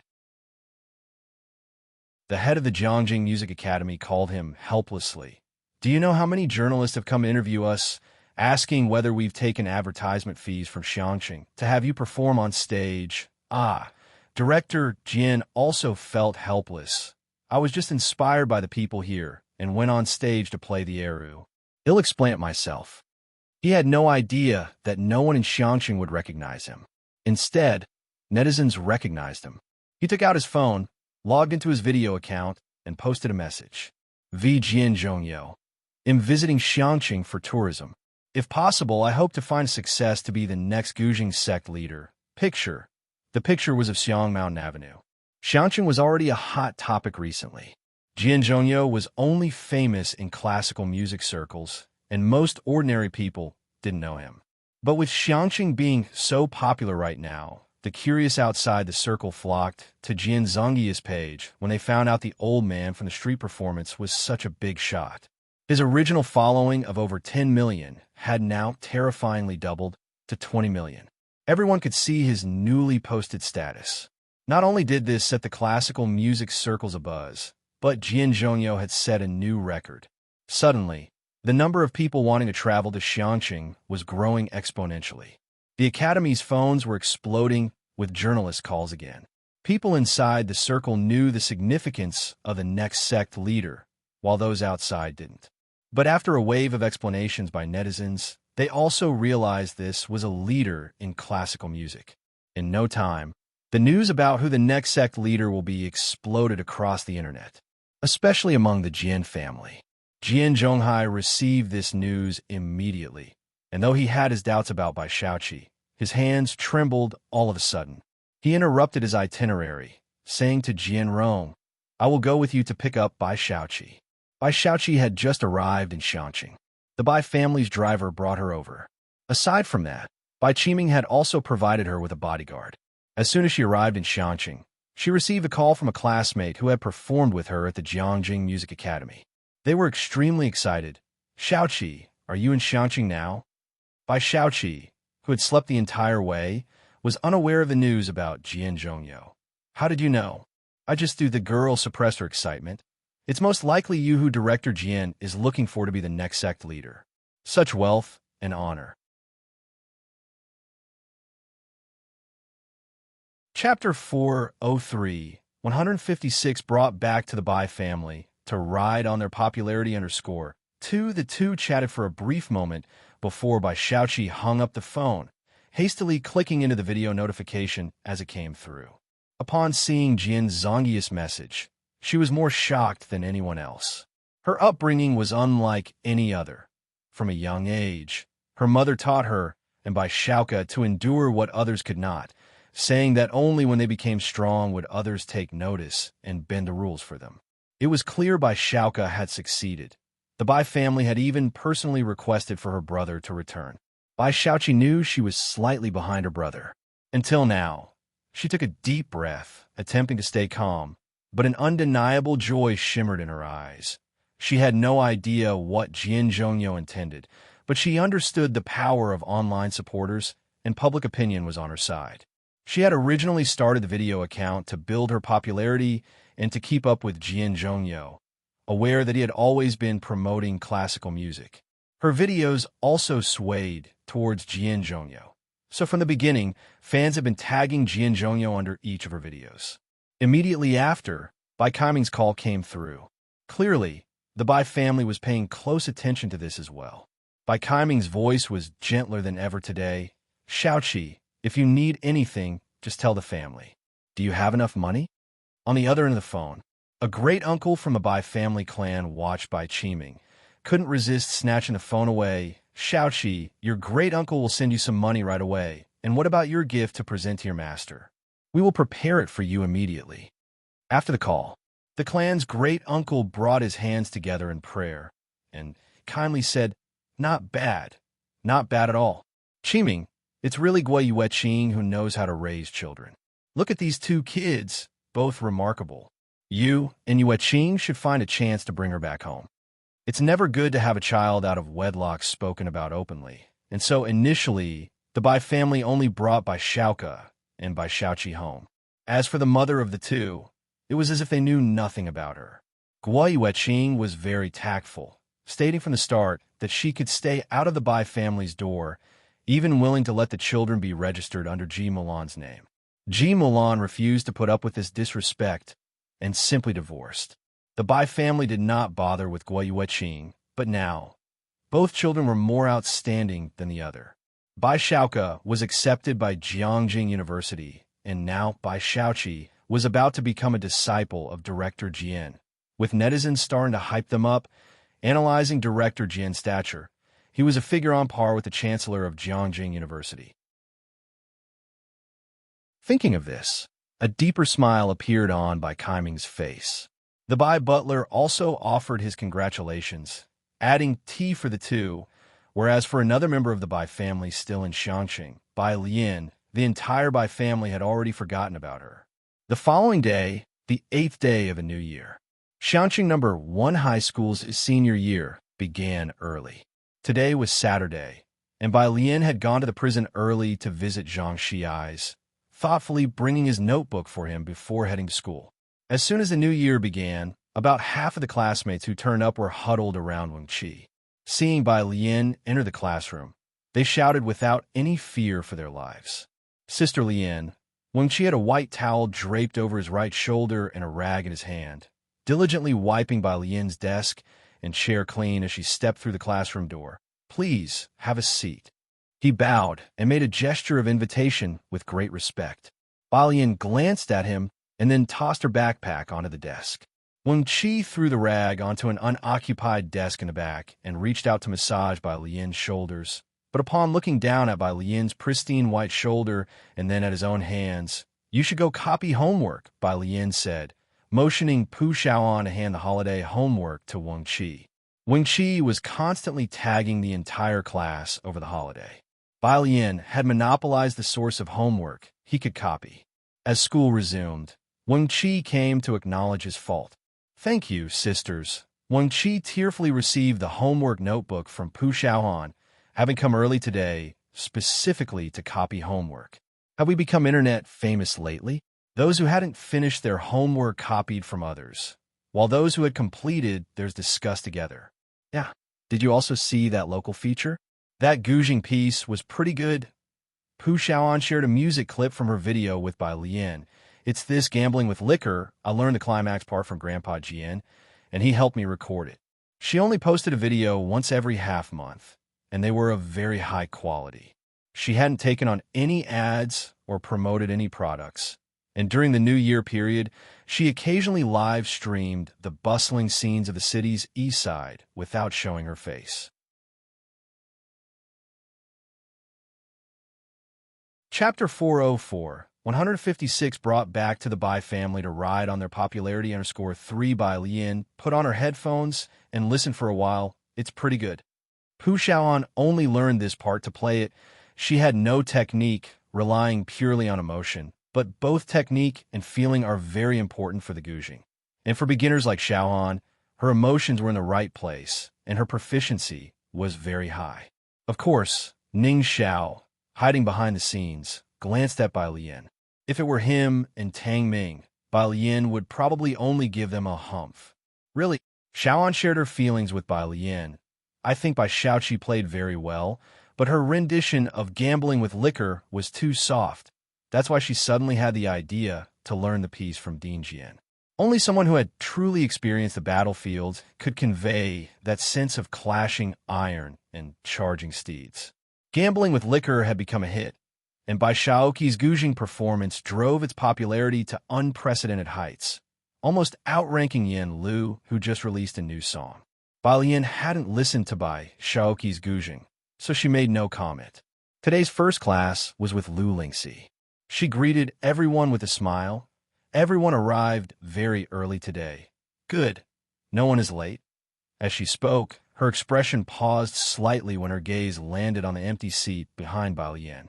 "In just 150 days, they'll be sending you off to the exams, and you'll be stepping into society." Lu Lingxi had the entertainment committee prepare a countdown.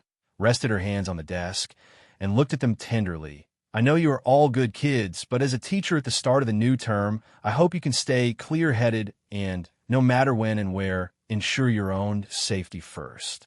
Everyone nodded obediently. Lu Lingxi glanced at Bai Lian and saw that she neither spoke nor nodded, just looking at her. Lu Lingxi. Jian family mansion. Bai Shaoqi stood on the second-floor balcony, briefly starting a live stream. Miss Shaoqi, is this? You're enchanting? Wow. Don't tell me it's like the rumors online. Dean Jian actually came to see you, right? I just arrived, resting for the day. Bai Shaoqi replied politely. That mansion behind you. Is that it? It looks so luxurious. Bai Shaoqi nodded, staying at my brother's friend's place. There's a blogger named One Big Bowl with Each Meal who imitated your gambling with liquor gouging piece. It's a mess. Bai Shaoqi was the first to popularize the gouging piece for this song, and a bunch of people tried to imitate her playing, especially after yesterday's incident with Dean Jian, when many bloggers jumped on her popularity. Bai Shaoqi was disgusted with those online celebrities who could only imitate and ride on others' coattails. Hopefully they'll have some originality. Having said that, she ended the live stream, less enthusiastic than before. As a newly popular blogger, Bai Shaoqi occasionally live-streamed her daily life at her fans' requests. Especially over the last 2 days, her fan base had grown rapidly, with many from the Jiangjing Music Academy following her. She descended the stairs. Downstairs, Jian Zhonghai smiled as he introduced her to Ren Qian. This is Shaoqi, Jian Rong's friend's sister. She was just talking to her fans. Ren Qian nodded politely towards Bai Shaoqi. Not particularly interested. Jian Zhonghai glanced at Ren Qian and said with a smile, she is a disciple our future uncle wants to take under his wing, and her brother was the top scholar from Beicheng in the previous session. Ren Qian quickly stood up and greeted Bai Shaoqi. Everyone in the room was very courteous to Bai Shaoqi, all except for one person. Bai Shaoqi looked at the young man sitting on the couch beside her. He glanced at her curiously. Then his eyes returned to his phone, which made her frown. She remembered that he seemed to be Jian Rong's cousin, apparently exiled to Xiangqing. She paid no further attention to Jianjia. Did great-uncle mention to you where he is? The assistant to the Jian family brought Bai Shaoqi some tea, very respectfully. No. Bai Shaoqi took her seat and answered. Jian Rong was a young man who followed Bai Shaoqi's account. What's happening in your comment section? Before, the comments under Bai Shaoqi's videos were all messages tagging Jian Zhongyo, but now there seemed to be some about other bloggers. Bai Shaoqi didn't want to mention them, just some people trying to ride on the popularity. She opened her social media account and posted an update. Bai Shaoqi, the scenery is really nice. Picture, location, Xiangqing. The update had location tag. Chapter 405, 157 New Digital Vest, Sister Lian's Piano Recording, Second Update, _1 Sunday. Pu Xiaoan arrived at school early in the morning and was talking in a low voice with Wang Qi, the entertainment committee member. Why are these people all blindly following trends? Wang Qi's voice was indignant, and this song was even written by Sister Lian and sung by Yin Lu. Xiaohan is a fan of this song, so how can they accuse her of riding on her coattails? I also said that Bai Shaoqi was riding on Sister Lian's popularity. Pu Xiaohan had only used a section of gouging music while recording a face-changing video. Bai Shaoqi became famous because of gambling with liquor and planned to record Autumn again afterward. The entertainment committee member also frowned. To say they are imitating is one thing, but they even criticized Xiaohan for playing poorly. It's okay. Pu Xiaohan quickly composed herself.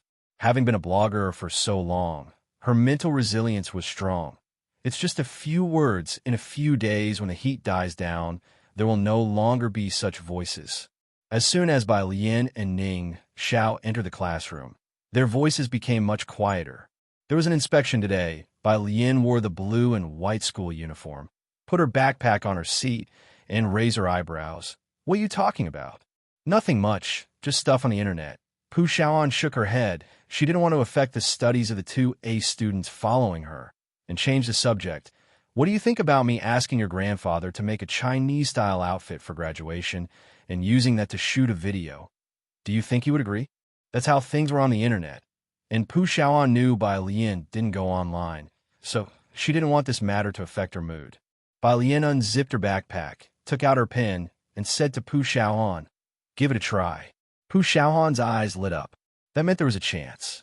She took out her notebook and began to write a plan. Afternoon, after school, Pu Xiaoan followed Bai Lian back to the Ji family's home. Ji Heng was embroidering a robe in the courtyard. After Lance returned to his country, his colleagues were impressed by his clothes and asked Lance for the same design. Jiang He sat beside him, reading a big book.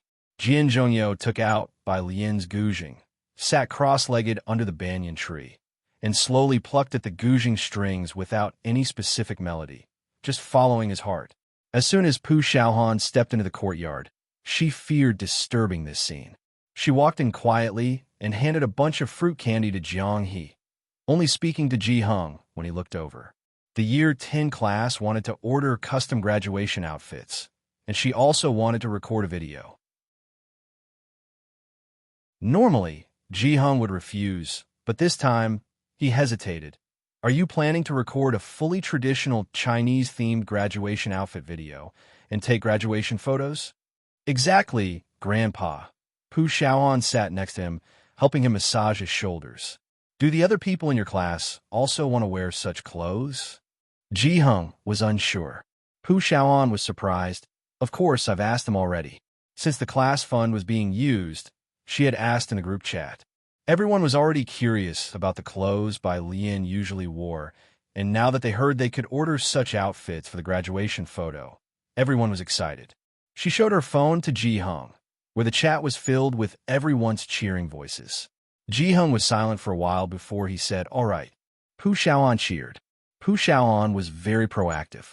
Seeing that Ji Heng agreed, she planned to start capturing details from today. She didn't bring a camera, so she called her dad to bring it over. Bai Lian stood beside Jiang He, holding her school jacket and wearing a loose t-shirt embroidered with a big cabbage that didn't fit her style, with a bright red sun on the back. Jiang He, sitting on an elevated bench, swung his legs and slowly unwrapped a fruit candy, then lifted his head and handed it to Bai Lian. Bai Lian took it. He then unwrapped another candy and went to find Pu Xiaohan and store him. Pu Xiaoan, holding her phone and busy capturing Ji Heng's collection of fabrics, didn't take it but opened her mouth directly. "Ah, Jiang He." At 6 o'clock, Pu Xiaoan's dad couldn't find the entrance to the Ji family's house. Seeing Pu Xiaoan was busy, Bai Lian put down her summary to go pick up Pu Xiaoan's dad. The alley was full of twists and turns.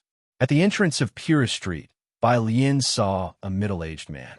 He was of average height with a somewhat round face, holding a black bag and looking down at a phone in his hands. "Uncle Lu." Bai Lian hesitated for a moment. As soon as Uncle Lu saw Bai Lian, he hurriedly wiped his eyes. "Ah, Bai student. Gosh, I'm really sorry for troubling you to come pick me up. I just don't recognize the way." He walked over with a light step, smiling at Bai Lian. "It's no trouble." Bai Lian wasn't wearing her jacket, just walking beside Uncle Lu. "What's wrong?" She was always direct. "It's embarrassing to say, and I hope you don't laugh. Uncle Lu knew young people were all on Weibo. He had seen the entertainment committee members and even liked their comments every day. Thinking Bai Lian knew about the incident with Pu Xiaoan, I'm just upset by those comments." Chapter 406, 157 New Digital Vest, Sister Lian's Piano Recording, Second Update. _2 Uncle Lu knew that Pu Xiaoan was a blogger, and he liked, commented, and shared her videos daily, reporting any malicious comments and sending her private messages. These last couple of days, due to Bai Xiaoqi's influence, a swarm of trolls had descended upon the comment section of Pu Xiaohan's videos. There were paid trolls as well as passers-by. These people hadn't even watched Pu Xiaohan's previous videos and were spewing all kinds of abuse in the comments of her latest one. Pu Xiaohan had long been aware that being a blogger would attract these issues, and she adjusted quickly, but her parents didn't have such thick skins. They had only this one daughter, and when she got her first troll, her dad could spend the whole night awake arguing with them. Now, seeing those comments, it was inevitable they'd feel upset. "Don't tell Xiaohan about this," Uncle Lu immediately said to Bai Lian, rubbing the back of his head.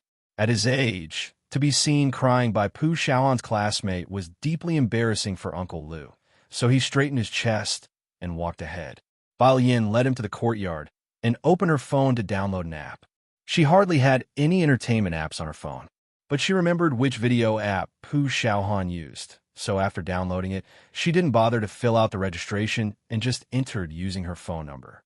She sat next to Director Jian, her back to the well, eyes downcast. Resting her elbow carelessly on the stone table, she looked vaguely menacing in the gentle sunset. "What are you doing?" Director Jian called by Lian's name a couple of times, and, seeing her distracted, he put down the gouging. He came over to her. Bai Lian had just logged in. Director Jian happened to see her logged in as user 2589741, an obviously new account, and exclaimed incredulously, "You really don't go online?" He had always thought Bai Lian was just being dismissive, and the realization left him utterly astounded. "MHM," Bai Lian lazily opened the search bar. Director Jian wasn't the type to peep, so he sat back down, chatting with her about Yin Lu's new song. Bai Lian searched for the one bowl per meal account. Not only did she find the user, but also a bunch of recommended videos. The first video was a clip from an entertainment news segment showing Bai Shaoqi's live stream. It was a screen-recorded segment of Bai Shaoqi chatting with her fans. "It doesn't matter, I don't care, everyone knows I'm not bothered by it. If they want to imitate, then let them. I play softly? No problem. Actually, there's no need to argue with those who don't understand gouging. We just need to play our best.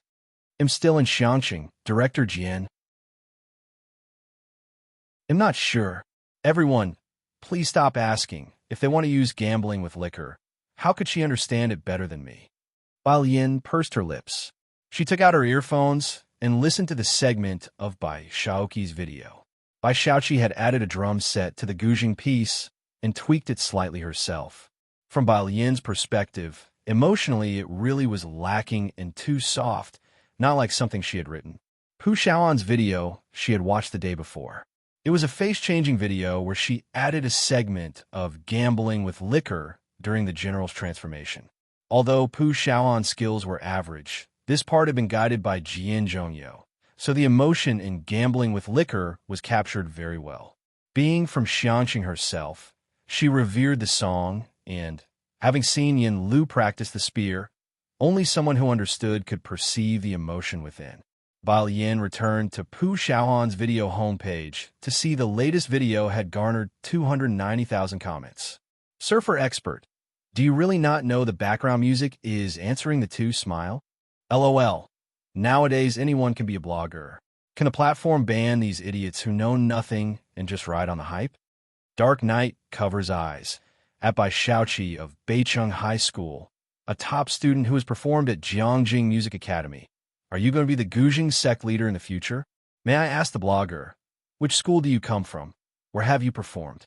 "Oh, Xiangqing High School." Troublemakers always come from Badlands, Shy. Having never been online, Bai Lian didn't know how toxic some people could be. She also was unaware of the extent to which silent spirals of this kind could spread, how good Pu Xiaohan's performance actually was, but such opinions were buried beneath the weight of the other side's comments, thus creating an uncontrollable scene where everyone was maligning Pu Xiaohan. Newcomers to the internet could easily be swept up by this rhythm, joining in the outrage. The two highest voted comments were, "Fight the waves, don't let every Tom, Dick, and Harry come leeching for attention. Don't know anything and yet dare to judge. Do you know more about the style of gambling with liquor than at Bai Shaoqi? One bowl per meal. How fat are you to have such a username? Are you not showing your face because you're too ugly?" Bai Lian took a deep breath. She stood up with a whoosh, her expression icy cold. Next to her, Director Jian jumped in fright. He stopped plucking the strings and looked up at Bai Lian. "What's wrong?" Bai Lian shook her head, not speaking, and went to find Pu Xiaohan. Pu Xiaohan had just finished shooting Ji Hung's storeroom with her camera. Finished recording? Bai Lian quietly leaned against the doorframe, waiting for her to wrap up before raising an eyebrow. Yeah, Pu Xiaoan nodded, reviewing the video shed shot. In it, her dad was talking to Ji Hong. The two of them were bragging about each other's daughters under the guise of casual conversation. Bai Lian nodded. All right, let's make a video. Pu Xiaoan followed Bai Lian outside, taking a big step over the threshold, confused. What video? Bai Lian walked to the stone table and said softly to Director Jian, Please let me use the guzheng for a bit. Director Jian casually handed her the guzheng. It was yours to begin with. What do you mean let you use it for a bit? And he got up to give his seat to Bai Lian. This part of the courtyard was set up by Ji Hong for Bai Lian to play the guzheng, the stone slightly raised. She simply sat on the ground, casually placing the guzheng on her thighs. Bai Lian, Pu Xiaoan watched her, sensing what she was about to do, somewhat excitedly. Bai Lian, are you going to record us? No. Bai Lian's fingers touched the strings, cutting her off. It's gambling with liquor. Pu Xiaoan suddenly stilled, staring blankly at Bai Lian. The courtyard lights lit up, casting a chilly light on Bai Lian's head. Beneath the light, her eyes were intensely dark. Why are you acting like Yin Lu? Her fingertips remained on the strings, her posture both casual and defiant. The style of gambling with liquor. Who could understand it better than me?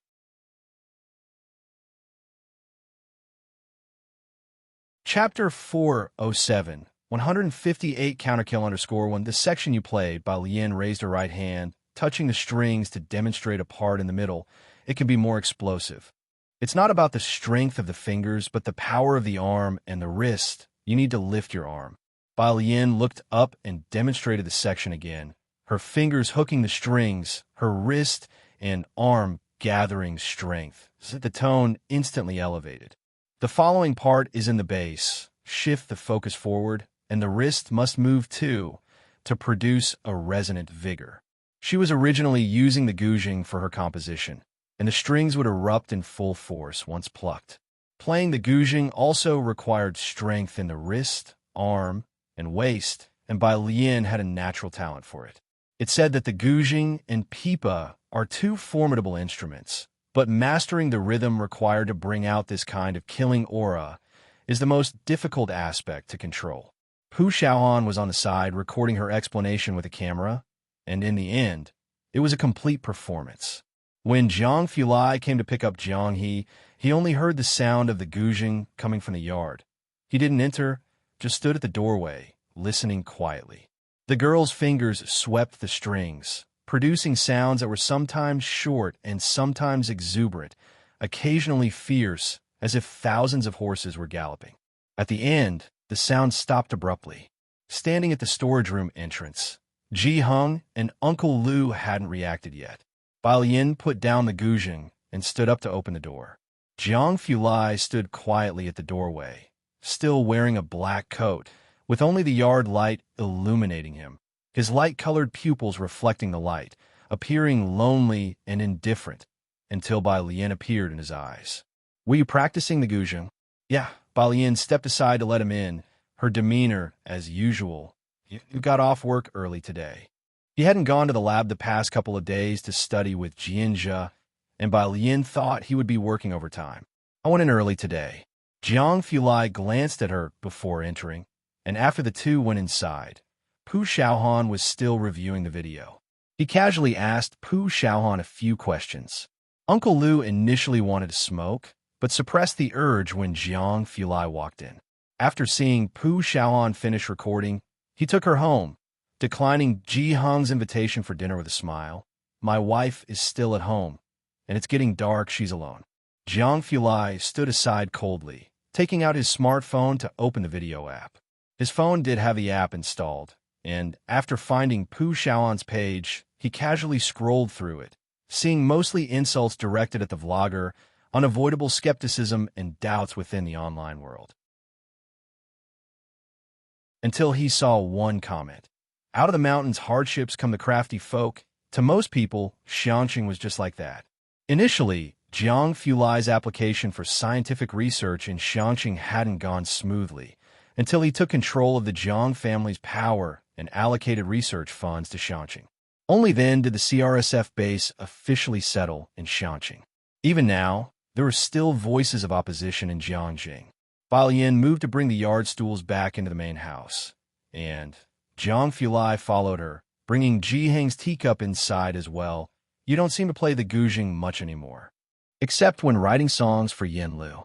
I do play, but I don't enjoy it as much. Bai Lian was silent for a moment before speaking.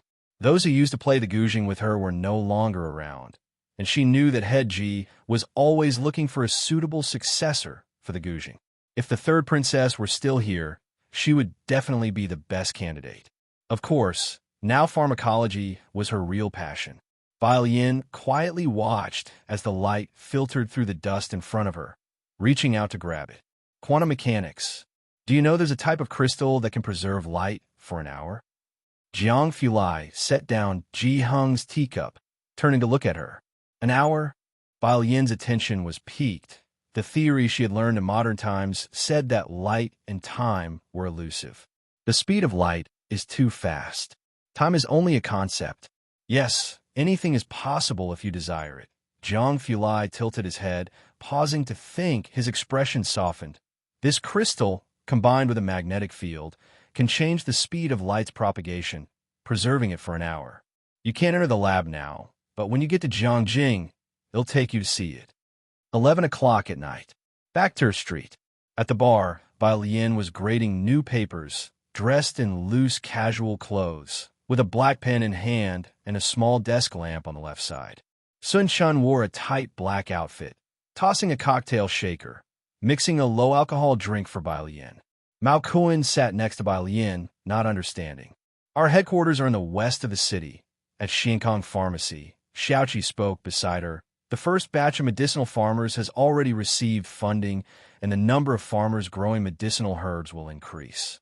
This month I'm planning to visit the 4 major cities in Jiangjing. Their Blatilla striata and Amomum villosum are quite cheap.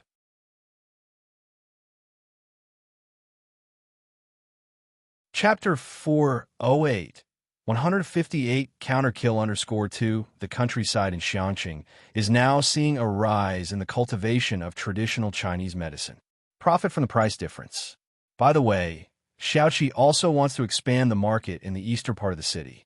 Bai Lian bowed her head to right. There are already a few Xiankong traditional Chinese medicine shops in Shanqing. Gather those traveling doctors, those old Chinese medicine practitioners, have them get certified, and employ them to offer free consultations at the shops. We need to let people witness the value and effectiveness of complete traditional Chinese medicine. The Great Internal Paste is now available in hospitals and represents a notable brand of Xiankong pharmacy. Several traditional Chinese medicine shops have opened in Shanqing, but their influence is still not strong enough. To spread their influence, we need to open shops not only in the 4 major cities, but also in Jiangjing. With Director Chin's support, opening stores in Jiangjing shouldn't be a problem. The problem is how to gain a firm foothold in Jiangjing. I'll go and report this, Xiaoqi said politely, considering this a possible strategy. Xiankong can't rely solely on the Great Internal Paste. We have become too prominent recently, and the major pharmaceutical companies will definitely try to suppress it, especially the international pharmaceutical giant Luo family, who will certainly react to a decrease in sales of their injury ointment. We need to integrate our product line, launch more medicines. Otherwise, our cash flow won't keep up. Will people come for free consultations? First, let them get certified, then recruit some traditional Chinese medicine doctors who can perform acupuncture. Bai Lian stopped writing, leaned back, and drew out the dagger tied to Mao Kun's knee, its cold light reflecting off her face. Teach them a set of acupuncture techniques, and find an opportunity to introduce it. According to Lance, the effects of acupuncture for myopia are quite good, and there has been no rebound, even after several months. Bai Lian had tried it on herself, and felt this set of medical acupuncture could be promoted by Xiankong Pharmacy of Shanqing. Xiankong Pharmacy has gained a certain level of public trust with the government's assistance, and tourists from other places have recently been bringing back the Great Internal Paste as a special product. Besides tourism, it has also created another path for Shanqing. The Shanqing officials are also strongly supporting their industry. With a good reputation, the myopia acupuncture treatment won't be considered a fraud. Okay, Mao Cohen took a drag of his cigarette, not daring to glance at the dagger. He'll find someone to do it. His dagger was custom-made by his godfather. It was sharp enough to sever hair with a blow. Shinkong Pharmacy. While Yin was technically a shareholder, Mao Cohen provided the personnel and funding, which initially even came from his adoptive father. Xiaoqi contributed ideas. Sun Chan occasionally helped Xiaoqi with designs. As for Xiaowu, he would cheer for Xiaoqi and Bai Lian. Bai Lian's left index finger slowly ran across the dagger, a drop of fresh blood sliding down her fingertip. In the lamp's light, she gently smeared the drop of blood on the edge of the blade and chuckled softly. Barren mountains and treacherous waters. In the light, her smile didn't reach her eyes. Her dark pupils even seemed to reflect the glint of blades and swords. Are there still people at the fighting arena? She licked the bleeding finger and turned to Mao Cohen. The Pu family. Mrs. Pu was in the hall, occasionally glancing at Pu Xiaohan's room. Xiaohan has been in there for so long. Is everything all right? Could she be thinking of something drastic? She suddenly stood up again. I just wanted to bring some fruit. Mr. Pu comforted her. It's okay. She's just editing her video, working very hard. Inside the room, Pu Xiaohan was editing the video of the day. By midnight, the video of her eating a large bowl was finally uploaded. After posting the video, Pu Xiaohan turned off her phone and took a cup to go out for water, only to be surprised when she opened the door to find her parents right outside her bedroom. Mom, Dad. Pu Xiaohan touched her head, puzzled. What are you doing? Mrs. Pu, holding a rag, was wiping Pu Xiaohan's doorframe, cleaning. Pu Xiaohan, still confused, filled a cup with water and then returned to her room. A certain ancient residential area in Xianqing. After taking a bath, the dashing Jiang Fulai tied the sash of his black bathrobe and casually wiped his hair before tossing the towel aside. He clicked on a video of Pu Xiaohan eating a large bowl, saved it, and then edited out a part in the middle. Leaning back on the wash basin, Jiang Fulai watched it twice. Finally, with a grand gesture, he threw 100,000 yuan worth of popularity into the video. The success of Pu Xiaohan's account was by no means unattributed to Mr. Jiang's efforts. Online, the video posted by Pu Xiaohan was pushed to almost everyone who had followed the matter. Even those who had not followed her could still come across this video in their feed. Some started off with insults, while others clicked to watch the video immediately. The beginning of the video was very dark, featuring only two vigorously written words, Xiangqing * gambling with liquor, followed by the four characters shattering and the accompaniment of music.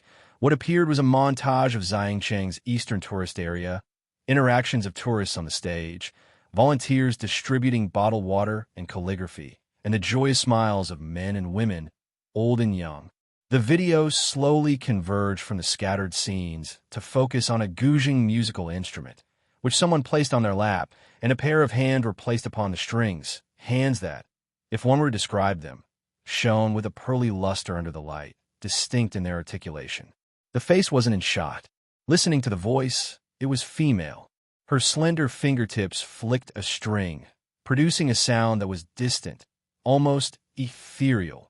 Even the low tones with heavy accents are not difficult to present. Fingers placed here need to exert more force. Hence the entire arm's strength must be channeled down to the fingertips to finally burst forth like this. The sound quality is very rich. The fingering of this song was not difficult, but Gambling with Liquor did not have a gouging score to begin with. Bai Xiaoqi's score was entirely her own creation, and naturally, it fell short when compared to Bai Lian's original. Subtitles were provided alongside, and at this moment, even those who didn't understand the gouging could easily grasp the forceful method Bai Lian taught. The third segment, Bai Lian replayed the music that Pu Xiaohan used in the middle of her video. Viewers could only see the hands on the screen, flickering almost like afterimages. Though it was a quiet courtyard, for a moment, it felt as if one could see a warrior charging over on horseback, with gusts of yellow sand swirling up. At the end, there was a line of text. Although Xianqing is quite poor, most of the people here are very kind. I hope everyone won't dislike this place because of me. I never said that Teacher by Xiaoqi didn't play well. I was just expressing my view on the song Gambling with Liquor. Lastly, as everyone knows, I'm a fan of the Bai family. My first two videos were about them, and the prototype for the previous face-changing video was General Bai Li. I thought using a song that depicts his daughter, a song that portrays the Bai family's military, would be more meaningful. A 3-minute video. Not very long, Bai Lian proved through actions that this section should be played with such vigor. She convinced all the netizens with her skill. Who would believe that? Until today, I always thought that Bai Xiaoqi played quite well. It turns out that her way of playing really could be described as mild. I wanted to say this yesterday, but since all the hot comments were scolding the blogger, I didn't dare speak up. Most are just bandwagoning. When someone watches a video without a thought as to whether it's right or wrong, hot comments quickly occupy their brain, subconsciously making them believe it's correct. Hot comments are also man-made. Everyone should pay more attention to ordinary people's comments and not just focus on the hot ones. Otherwise, it will affect your judgment and cognitive level over time. Bai Xiaoqi blended drum sets and other sound effects to adjust the grand atmosphere of the song. Her understanding wasn't wrong, but today, Pu Xiaohan's video proved this song doesn't need drum sets, doesn't need electronic sound adjustments. Only a guzheng is required to bring out the battlefield's vigor.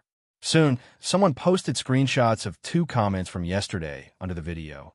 Don't ride the coattails of anything that comes by when you don't have a clue. Can you understand the style of Gambling with Liquor better than at Bai Xiaoqi? For your information, Bai Xiaoqi will be a student of President Jian in the future, Wind Under the Eaves. At Pu Xiaohan, Gambling with Liquor is of this style. Get it? 46,985 likes.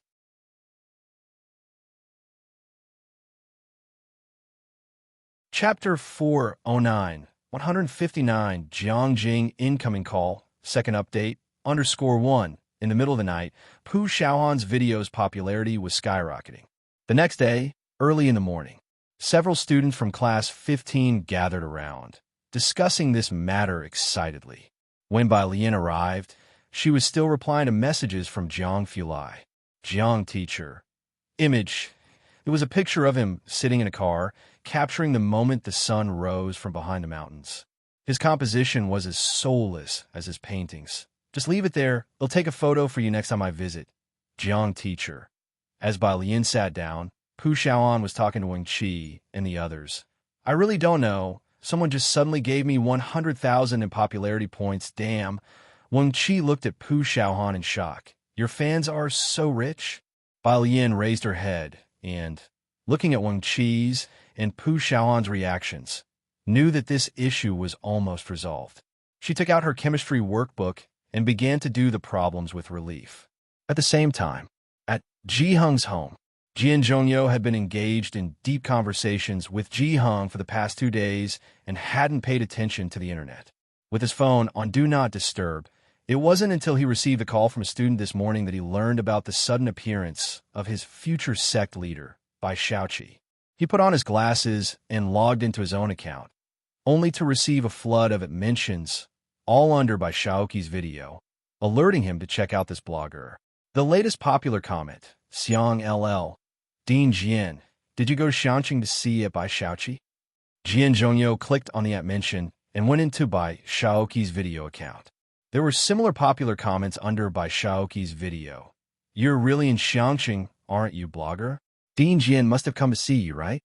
Bai Xiaoqi didn't respond, but it was like trying to hide something only to make it more conspicuous.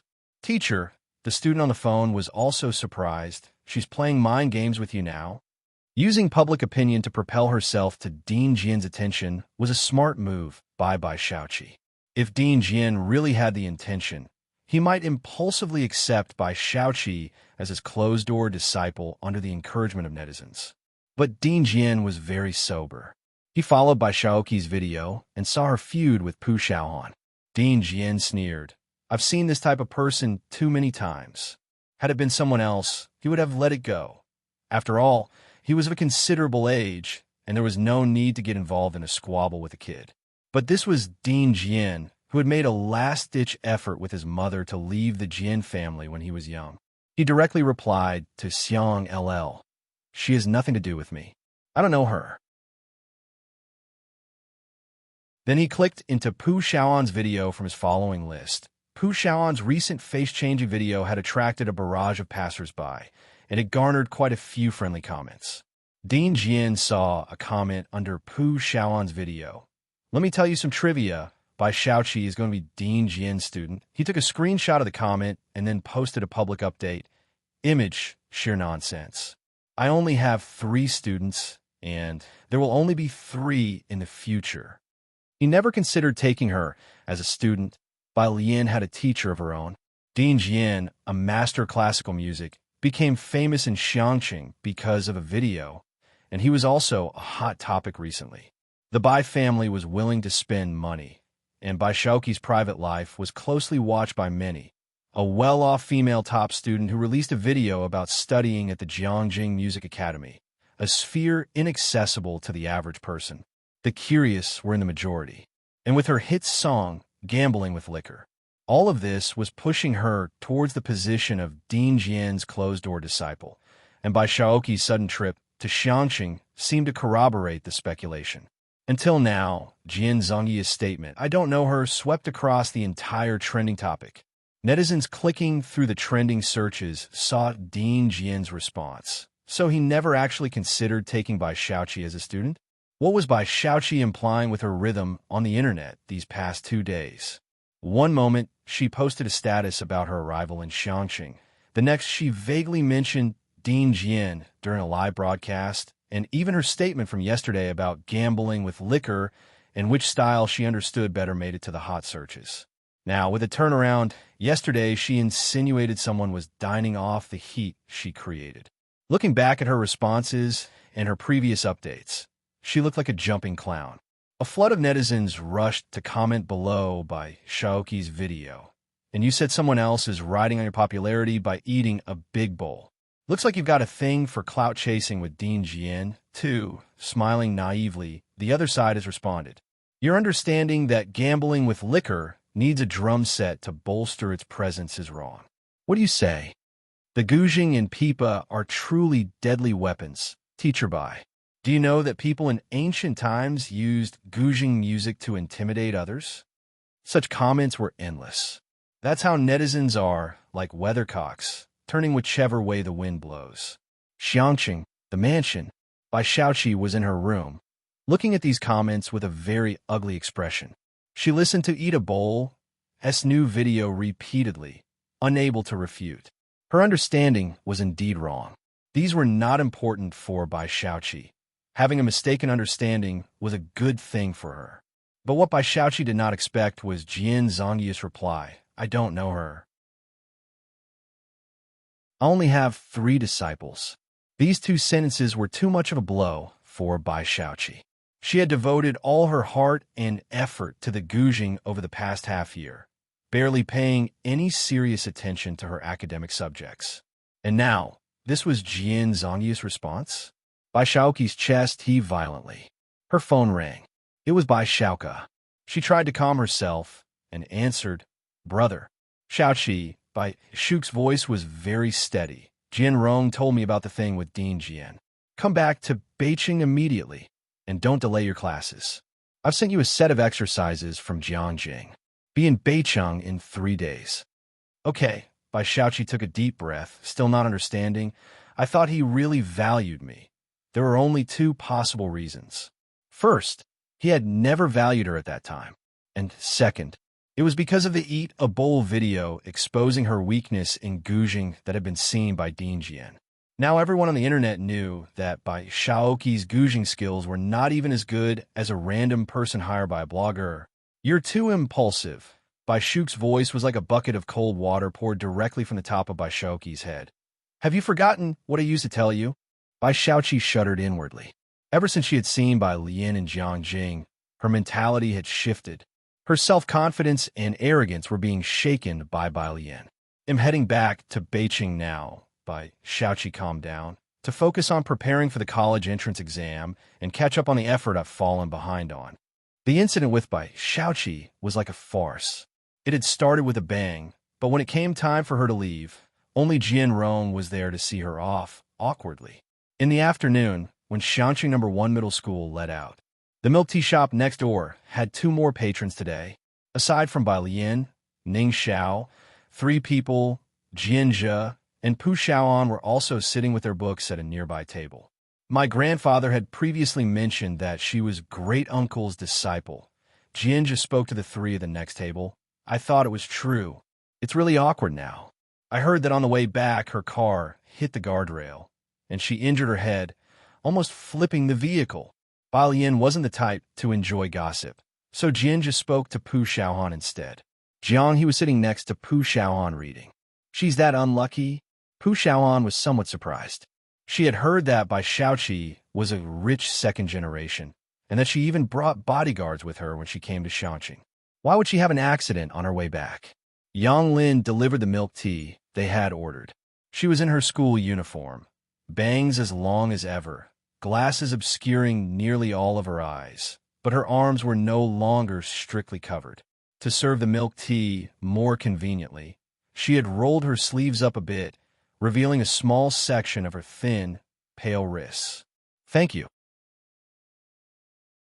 Bai Lian was sitting on the sofa by the window and thanked her. On the table, the black phone was vibrating. She picked it up and saw it was from Suen. Bai Lian still held a pen in one hand, and with the other, she casually answered. On the other end of the phone, Su-in stood in front of the floor-to-ceiling windows in Su family's office, overlooking Yinxiao district. He now had a direct way to contact Bai Lian. Alien, does your grandfather have enemies in Jiangjing? What do you mean? Bai Lian's pen tip paused on her homework book, sitting up straight. Someone's been inquiring about your grandfather at Yinxiao Hotel. Su-in pressed his brow, deeply concerned. Bai Lian's eyes narrowed slightly. Who?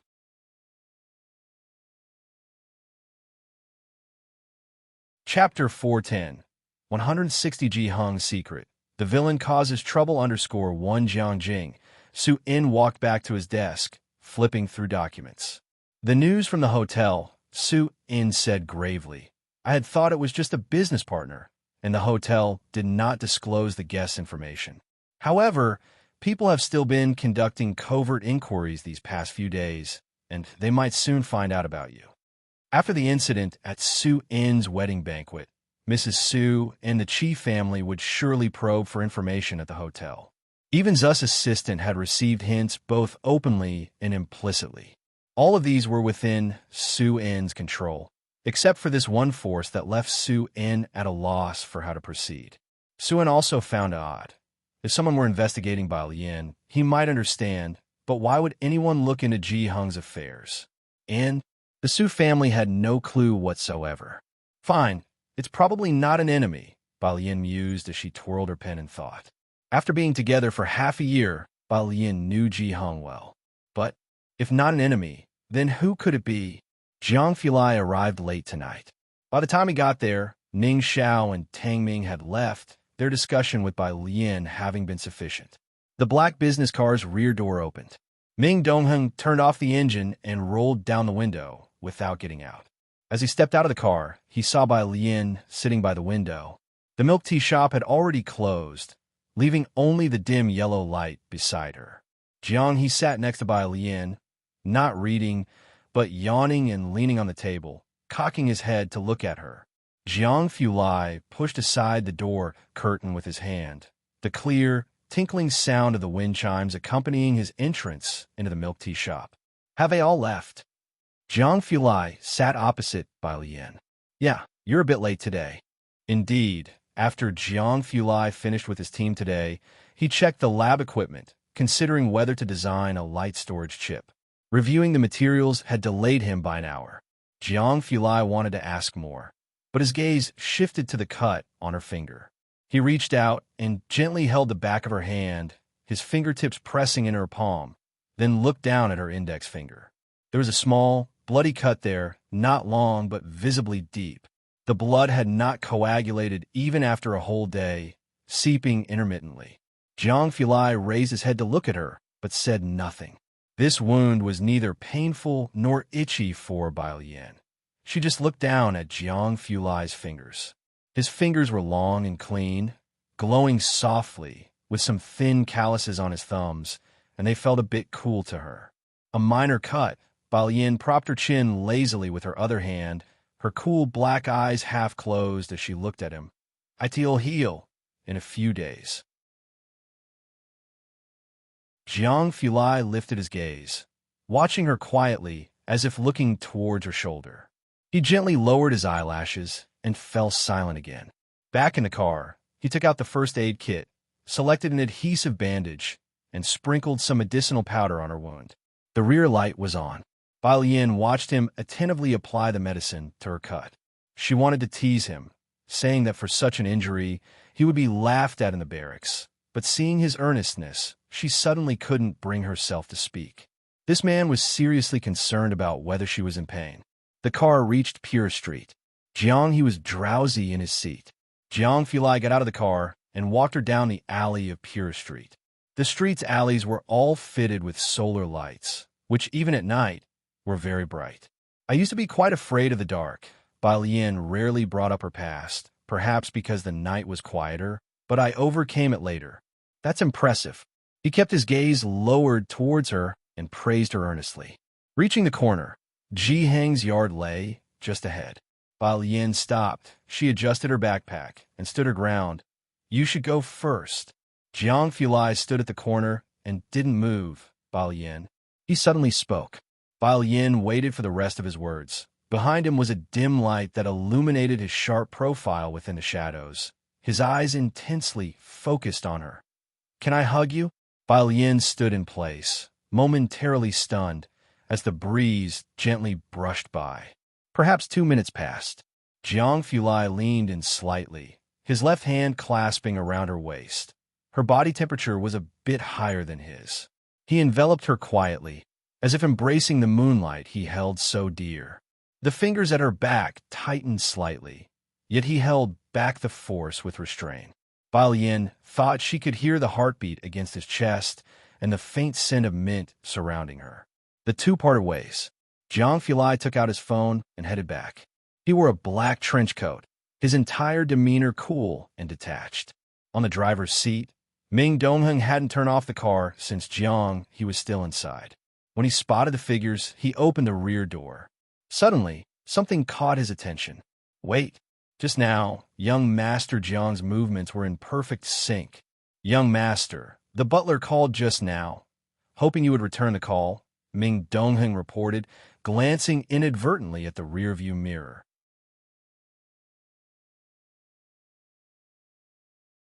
Chapter 411.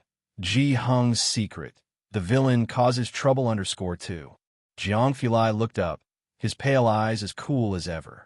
Ming Dongheng dared not probe further. His hand trembled, and he quickly averted his gaze, placing his hand on the steering wheel. He quickly stepped on the accelerator. In the back seat, Jiang Fulai turned off one light, leaving only one on for Jiang to sleep, and unfastened a button on his shirt. He reached for the phone on the partition and dialed a series of numbers. "Young Master." The voice on the other end of the phone was somewhat aged and very respectful. "You haven't been to MTR for a long time. The professors there have been asking about you." "No." Jiang Fulai leaned back relaxedly, with a light from the lamp falling obliquely to his right, most of his face concealed in the shadows, his voice lazy. "Your vital signs," Jiang Fulai interrupted him. "I'm taking medication." "Medication?" The other side paused. "Yes." Jiang Fulai lowered the car window slightly, letting the wind pour in, the corners of his mouth lightly lifting up. "Someone prescribed me medication." Indifferent, yet with a hint of subtle pride. The butler was silent for a long while before saying, "I'll send the blood draw team from MTR to Xiangqing." Jiang Fulai responded nonchalantly. "Young Master," the butler reminded him, "the clan has learned about your association with a young lady, and your uncle probably knows too." Jiang Fulai stiffened at this, his relaxed expression vanishing, and he answered coldly, "They don't need to worry about this." On the other end of the phone, the butler sighed softly. Ji Heng was designing graduation attires for Class 15 and was still drawing in the courtyard. Dean Jian was observing his design in pajamas. First, Ji Hung drew designs for the girls. Pu Xiaohan collected the class opinions. The boys couldn't articulate their preferences and left it to Ji Hung's discretion, whereas the girls had plenty of bold ideas. Alien. Seeing Bai Lian return, Ji Hung looked up, hesitating slightly. For your class graduation attire, would you accept a cardinal red color? Bai Lian had been given a vibrantly colored dress by Ji Hung when she first arrived, but she had never worn it.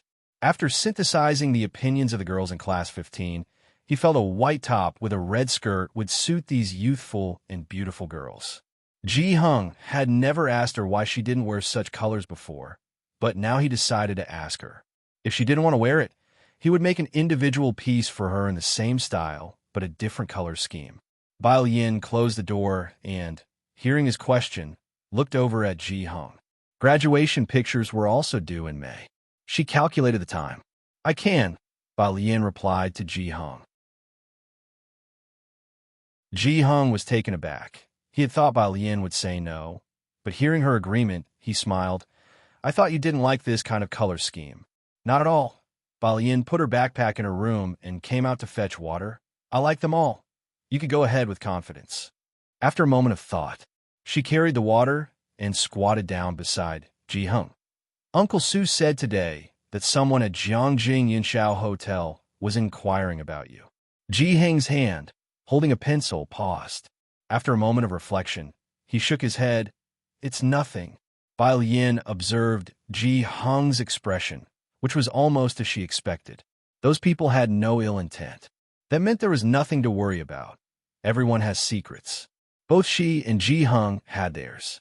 Ji Hung never inquired about hers, and she wouldn't probe into his secrets either. Bai Lian stood up, carrying the water. Seeing that Bai Lian had only greeted him since entering and none else, Dean Jian became anxious. Bai Lian, I see you also like the zither. Why won't you accept my suggestion? Where did you see that I like the zither? Bai Lian asked lazily. Just as Dean Jian looked through the door at the zither on Bai Lian's table, he started, You don't like it, yet you buy a zither for 288,000 yuan? Zither were cheaper than pianos, and one worth 288,000 yuan was already considered a collector's item. Dean Jian knew of the exhibition at the time, but he hesitated and decided against visiting, fearful he might impulsively take the zither home. As the dean of the Jiangjing Music Academy, he didn't have such an amount in savings. Most of it went to supporting children learning the zither and some to charity donations. This 288,000 yuan was also a significant sum for him. He had not expected that upon his arrival at the Ji family residence, he would see the zither of his dreams sitting on Bai Lian's table. Bai Lian slowly lifted her head, looking at the cool zither on the table. 288,000 yuan? You didn't know? Dean Jian was mid-sentence when he suddenly sneezed. Ji Hung put away his pencil and looked up at Dean Jian. Caught a cold? You should go back to your room to rest. I'm going to sleep too. Bai Lian returned to her room, poured the water into the wooden tub, carelessly let down her hair, and then picked up her phone.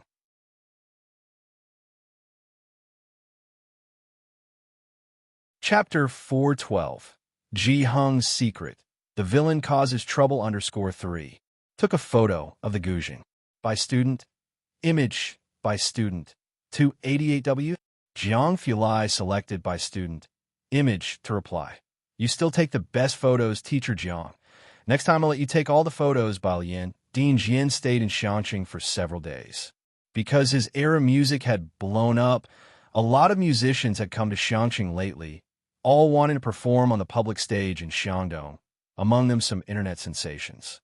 Many videos became viral, reaching a phenomenon level.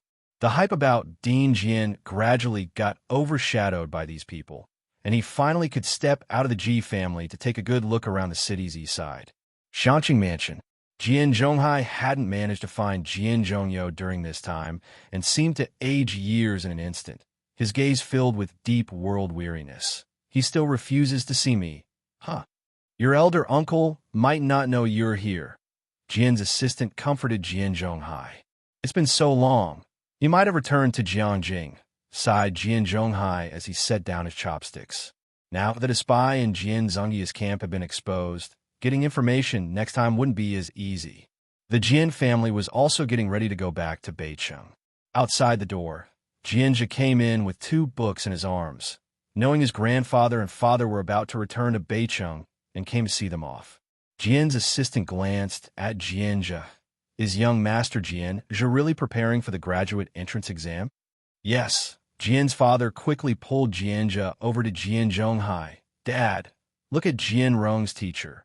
Jian Zhonghai didn't pay much attention to Jianzha. He glanced casually at him. "I will have someone send you a copy of Jian Rong's class material." Jianzha looked down, not saying he didn't want it. "Thank you, Grandpa."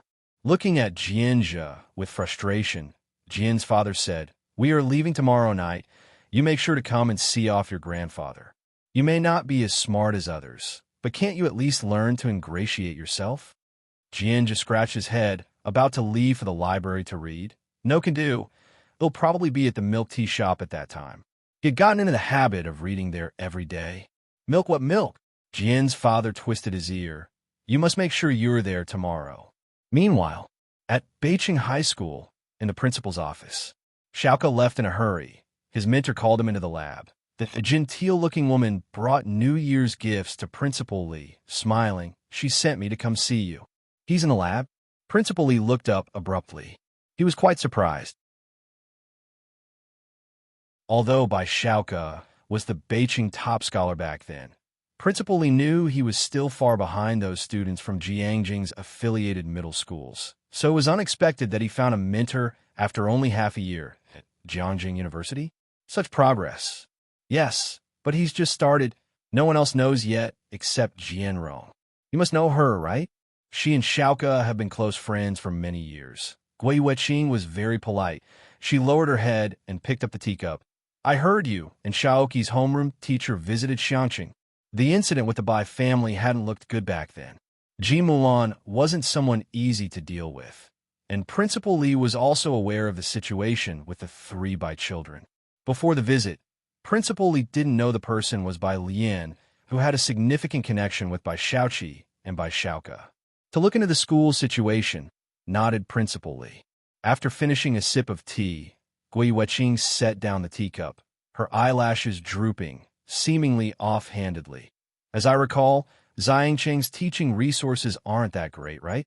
This was a fact, but after Bai Lian's scores came through last time, Beicheng Education Bureau had allocated quite a lot of resources there. "You see," Gui Weqing said as she stood up, leaning slightly towards the principal, "you are so busy, I won't disturb you any longer." After the visitor left, Principal Li looked at the large present laid out on his desk, a thin layer of sweat forming on his back. "Are you sure?" The person on the other end of the phone sounded very surprised. Principal Li took a deep breath. Gui Weqing just wanted him to take a side. "Our school's top score for last year just got resources from Jiangjing. Issue a notice. As of today, Beicheng High School will no longer share resources with other schools." This had a lot of impact on other schools, but Beicheng High School itself was unaffected. Jiangjing allocated some teaching resources to schools below it every year, based on the high school entrance examination scores, and Beicheng High School almost enjoyed all the resources exclusively. If this announcement is issued, in case some other school gets hold of the teaching resources before us in the future, we also won't be able to. The person on the phone hesitated. "Don't worry, even if we hypothetically let someone else score higher than our top scorer, our school will still perform better than Xiangqing," Principal Li confidently stated, as every student in the international class was ranked in the top 100. The next day, Friday, Xiangqing Middle School always distributed synthesis and expansion papers every Friday, but today there was not a single one. Teacher Wang Qi raised his hand after the second chemistry class in the afternoon, asking the chemistry teacher, "Don't we have a comprehensive paper this week?"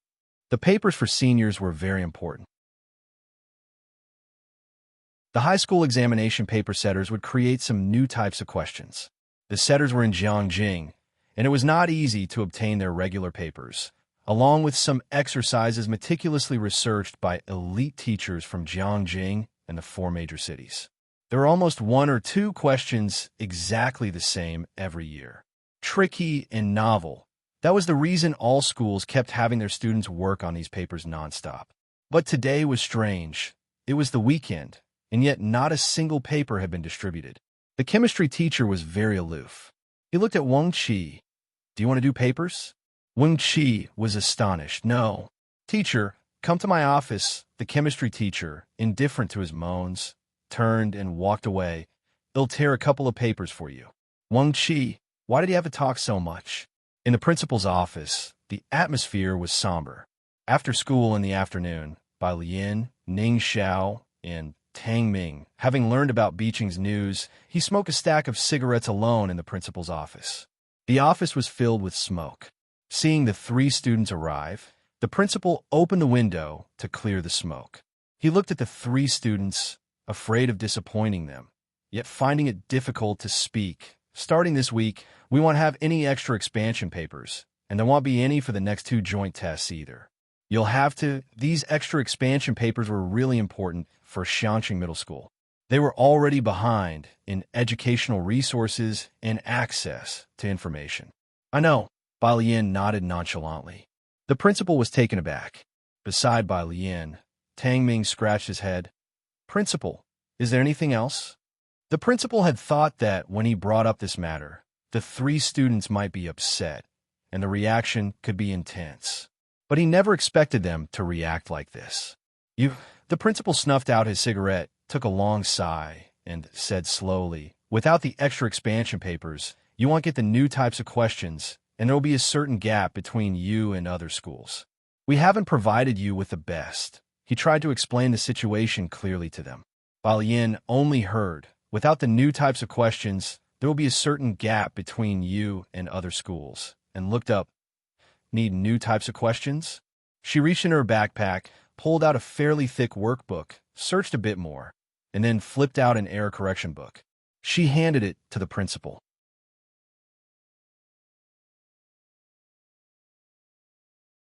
Chapter 413, 161 Young Master Jiang. "Haven't hugged yet today?" Second update, _1.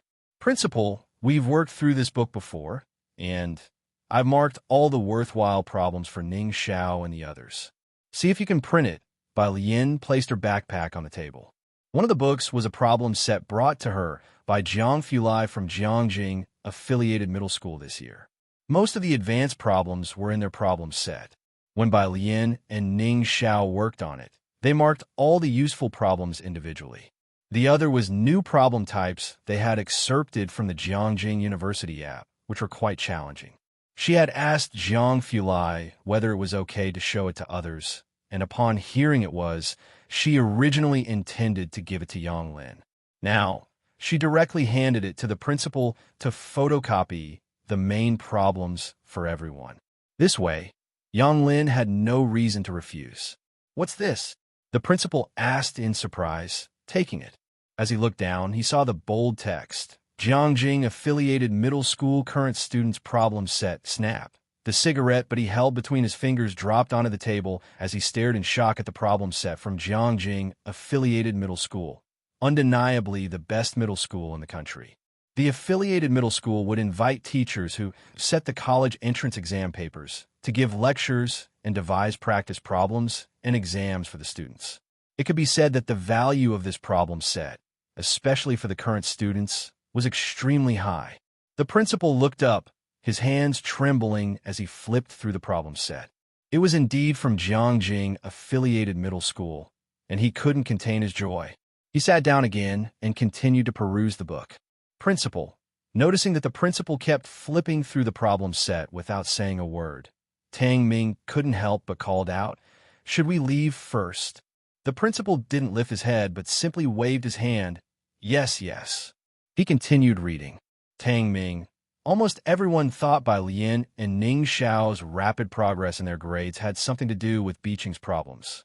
Little did they know, acquiring those problems was something Jiang Fulai or Dinma could do at the flick of a wrist.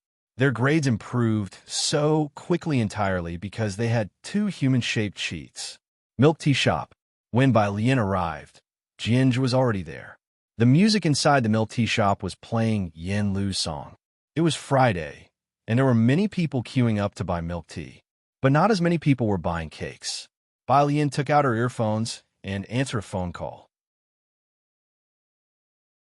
Recently, many people have contacted me, said Sister Xin on the phone, asking if Teacher by Jian has any new songs to sell to them. They've offered a high price. One person in particular offered a whopping 5 million just for you to compose a Guzheng piece. No lyrics needed. Yen Lu's last two songs had both been smash hits. The lyricist and composer were the same person. This bit of big news had just emerged in the entertainment circle, as everyone tried to dig up who Teacher by Jian was. This person appeared out of the blue and immediately propelled Yen Lu to an unattainable height for others. News of a genius in the songwriting circle quickly spread, and since these people couldn't find Bai Jian, they turned to Sister Xin as an alternative. Many sought Bai Lian for composition, but this was the first request for a Guzheng piece.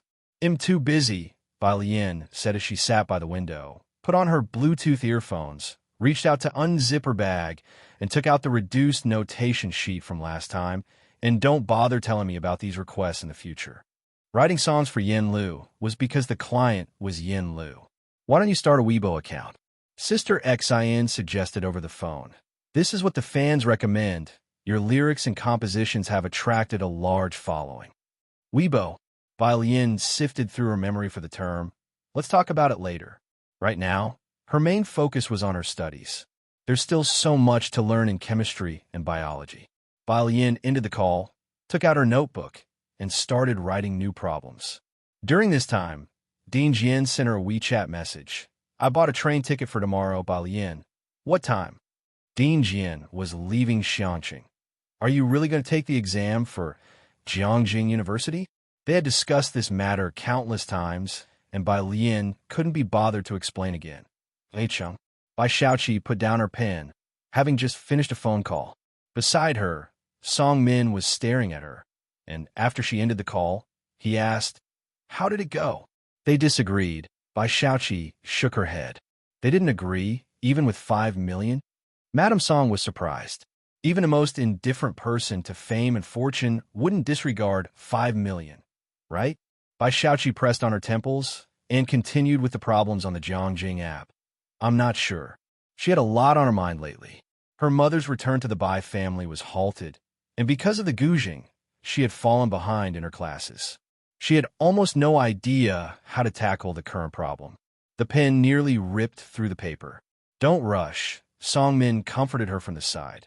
"This problem is quite difficult to begin with. Even God Jian hasn't come up with an answer, and I haven't figured it out either.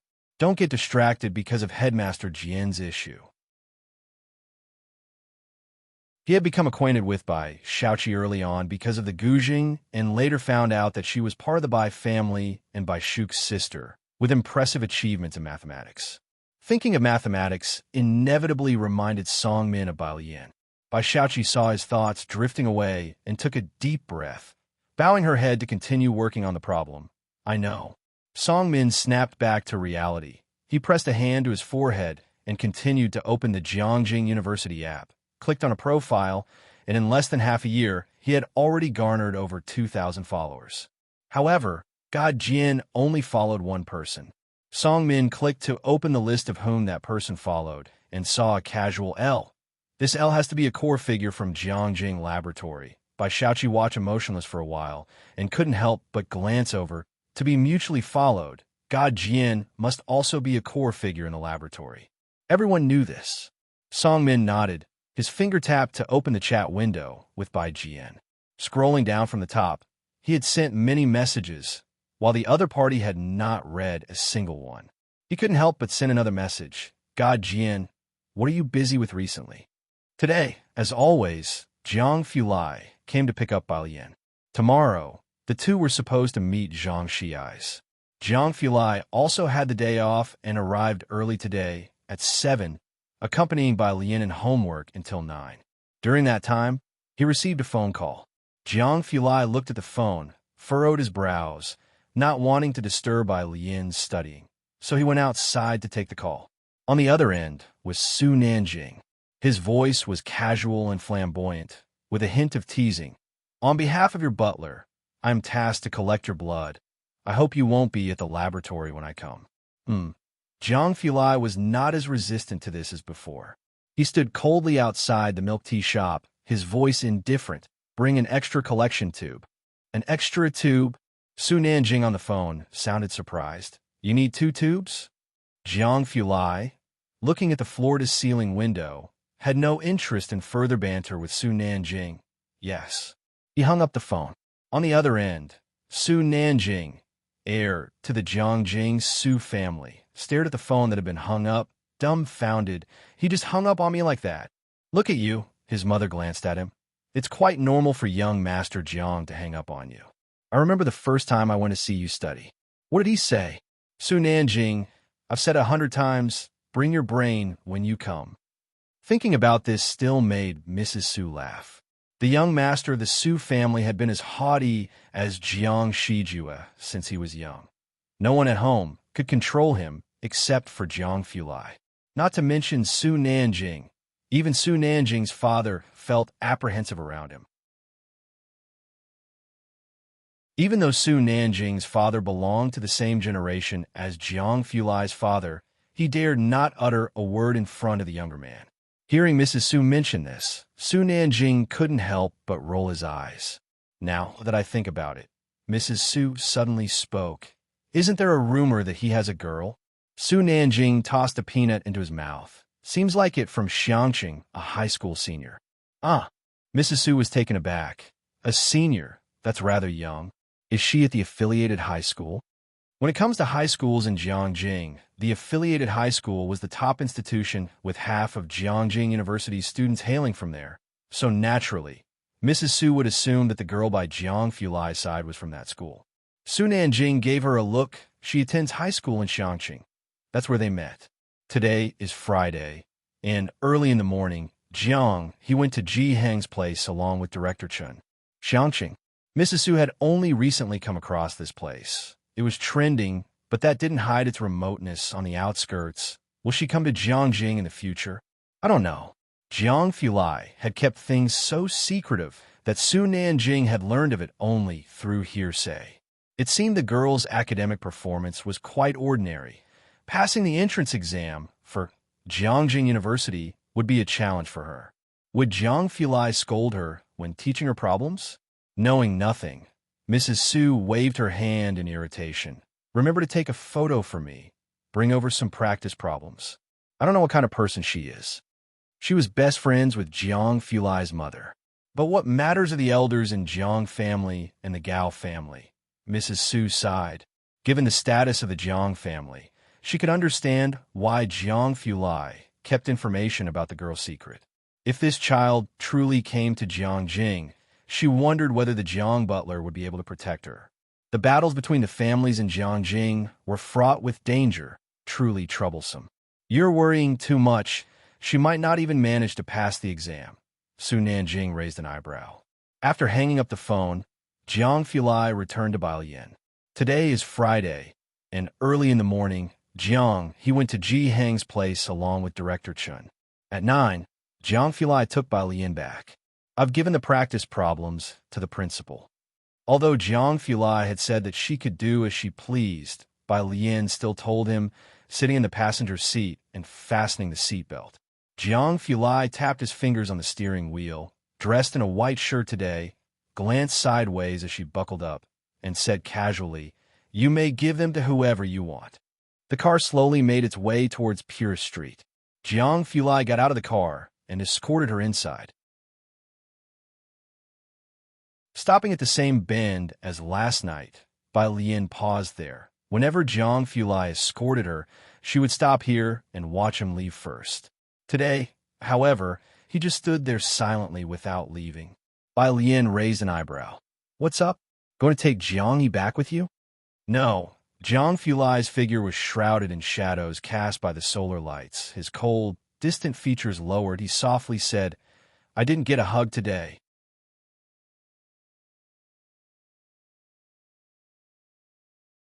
Chapter 414, 162 Affection. Looking for, first shift, 1.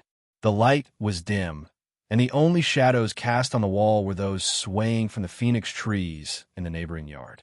Jiang Fulai slightly lowered his head, his voice still carrying its usual coolness at the end.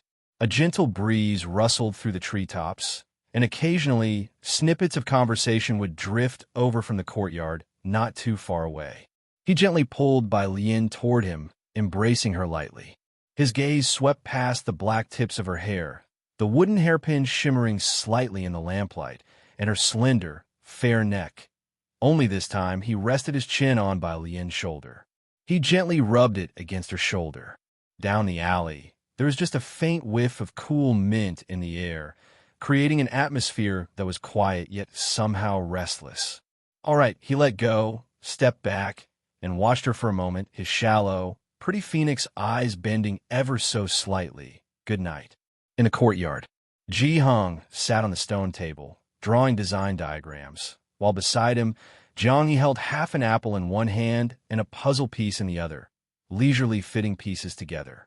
The nearby lamplights stretched their shadows long. Bai Lian opened the door and came in, her voice calm. "Grandpa, I'm back."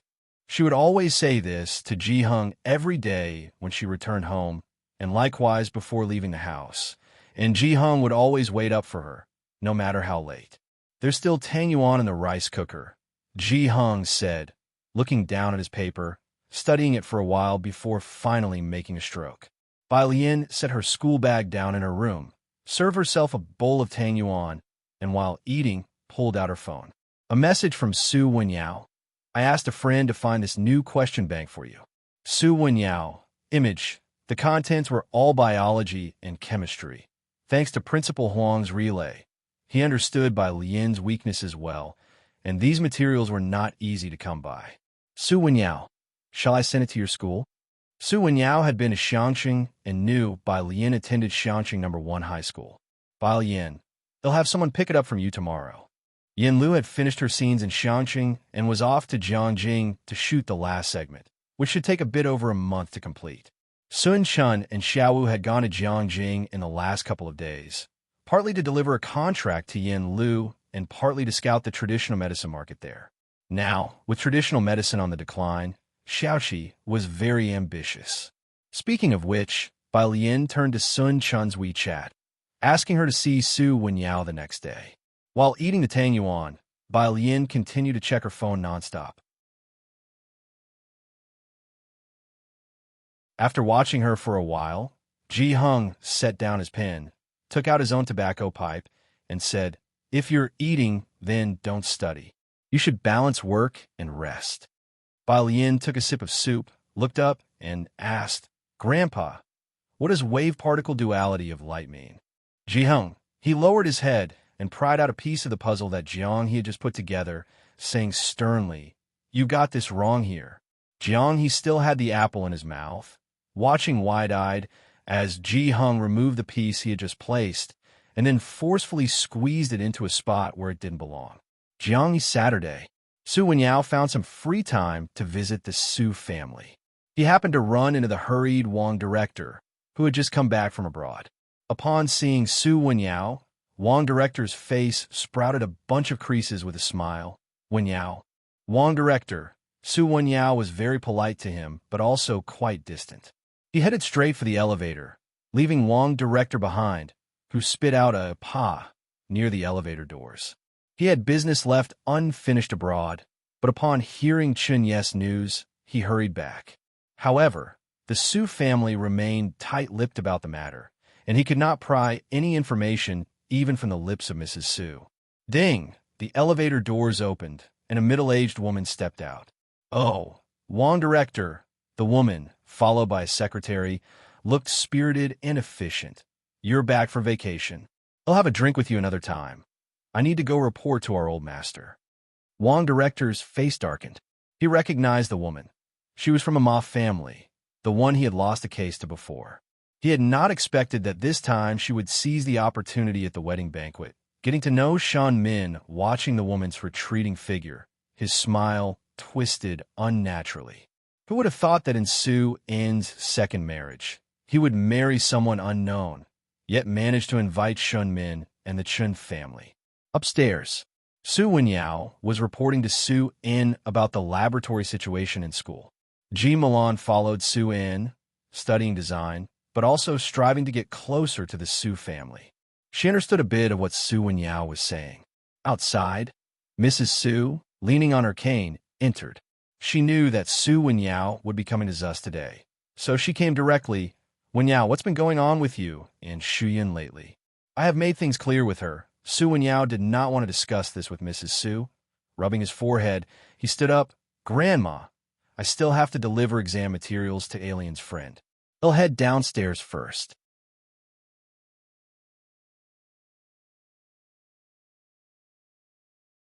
Chapter 415, 162 Affection.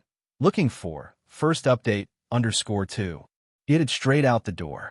Su In and Ji Mulan didn't speak.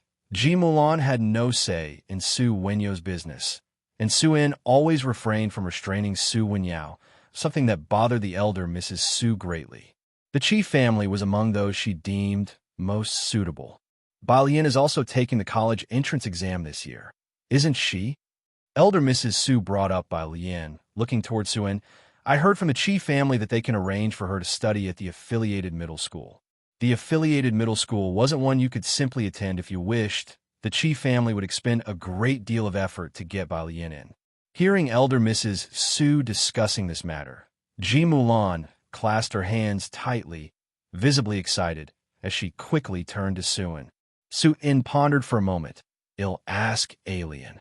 Balian didn't have class today, so the reply came quickly. Seeing the response, Su-in wasn't surprised. Mom, you can tell the Chi family not to bother. She's not coming. Elder Mrs. Su was very surprised, but she wasn't really concerned about whether Balian would come or not and didn't ask further. Only watching Suan, there aren't many days left until the college entrance exam. You two must take good care of Jiue. Su Jiue was the hope of the elder Mrs. Su, boasting even better grades than Su Wenyao had at the time. A top 3 rank is assured. The Su butler chimed in aptly from the side.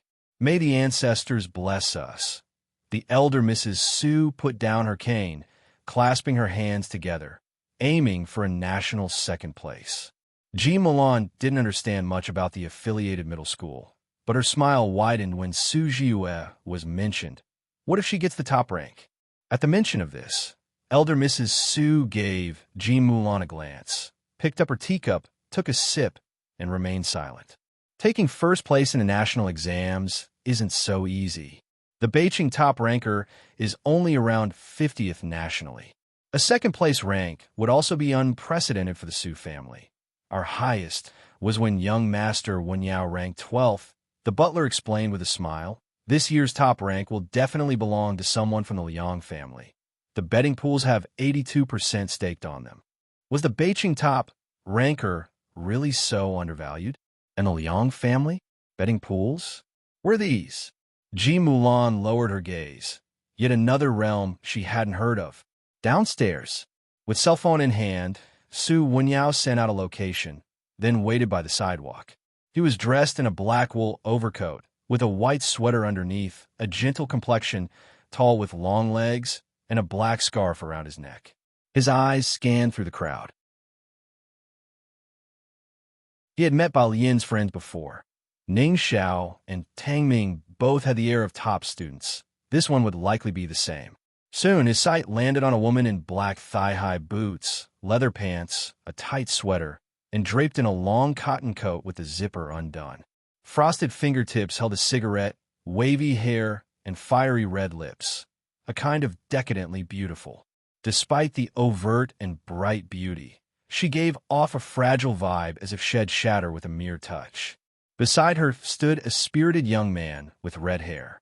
Su Wenyao hadn't yet connected these two with Balian's friends. It wasn't until the woman stopped in front of him, looked him up and down, pulled out her phone to compare, and then, with a hitch of her lips, said, "You're the friend delivering something to Miss Bai?" Su Wenyao glanced at her, then nodded. "Yes, Su Wenyao." He extended his hand, politely intending to shake hands. Sun Chun glanced at the seal on his bag with Jiangjing University's logo, then at his clean hands, and smiled without raising her hand. By her side, Hong Mao eagerly grasped Su Wenyo's hand. "Mr. Su, right? Hello, hello, you can just give me the sister stuff?" He took the items meant for Bai Lian. Bai Lian's two friends were truly odd. Su Wenyao watched the pair walk away. Screech. A red sports car stopped in front of him. Qi Shuyun stepping out from the driver's seat, removing her sunglasses. "Su Wenyao, are you breaking up with me over that woman just now?" Su Wenyao returned to his senses, looking at Qi Shuyun, Xiangqing. At noon, the coffee shop on the first floor of the library wasn't very crowded. When Ming Dongheng entered, Bai Lian was unusually lying on the table, asleep.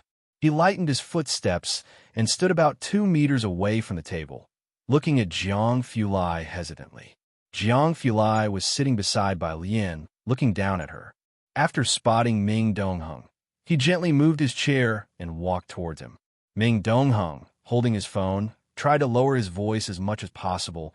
"Mr. Su has arrived in Beicheng. The butler said you shouldn't go to the research base for the next few days." Jiang Fulai stood by the door, his gaze fixed in the direction of Bai Lian. From this angle, he could see her exposed profile. The coffee shop was dimly lit on the inside, and her skin was excessively pale. Her long eyelashes cast a shadow on her eyelids. It was obvious she wasn't sleeping peacefully. Her brows were tightly furrowed. He wondered if she also slept like this at night. Jiang Fulai thought quietly to himself, "What fragrance has the butler always used?" Jiang Fulai asked Ming Dongheng. "Ming Dongheng."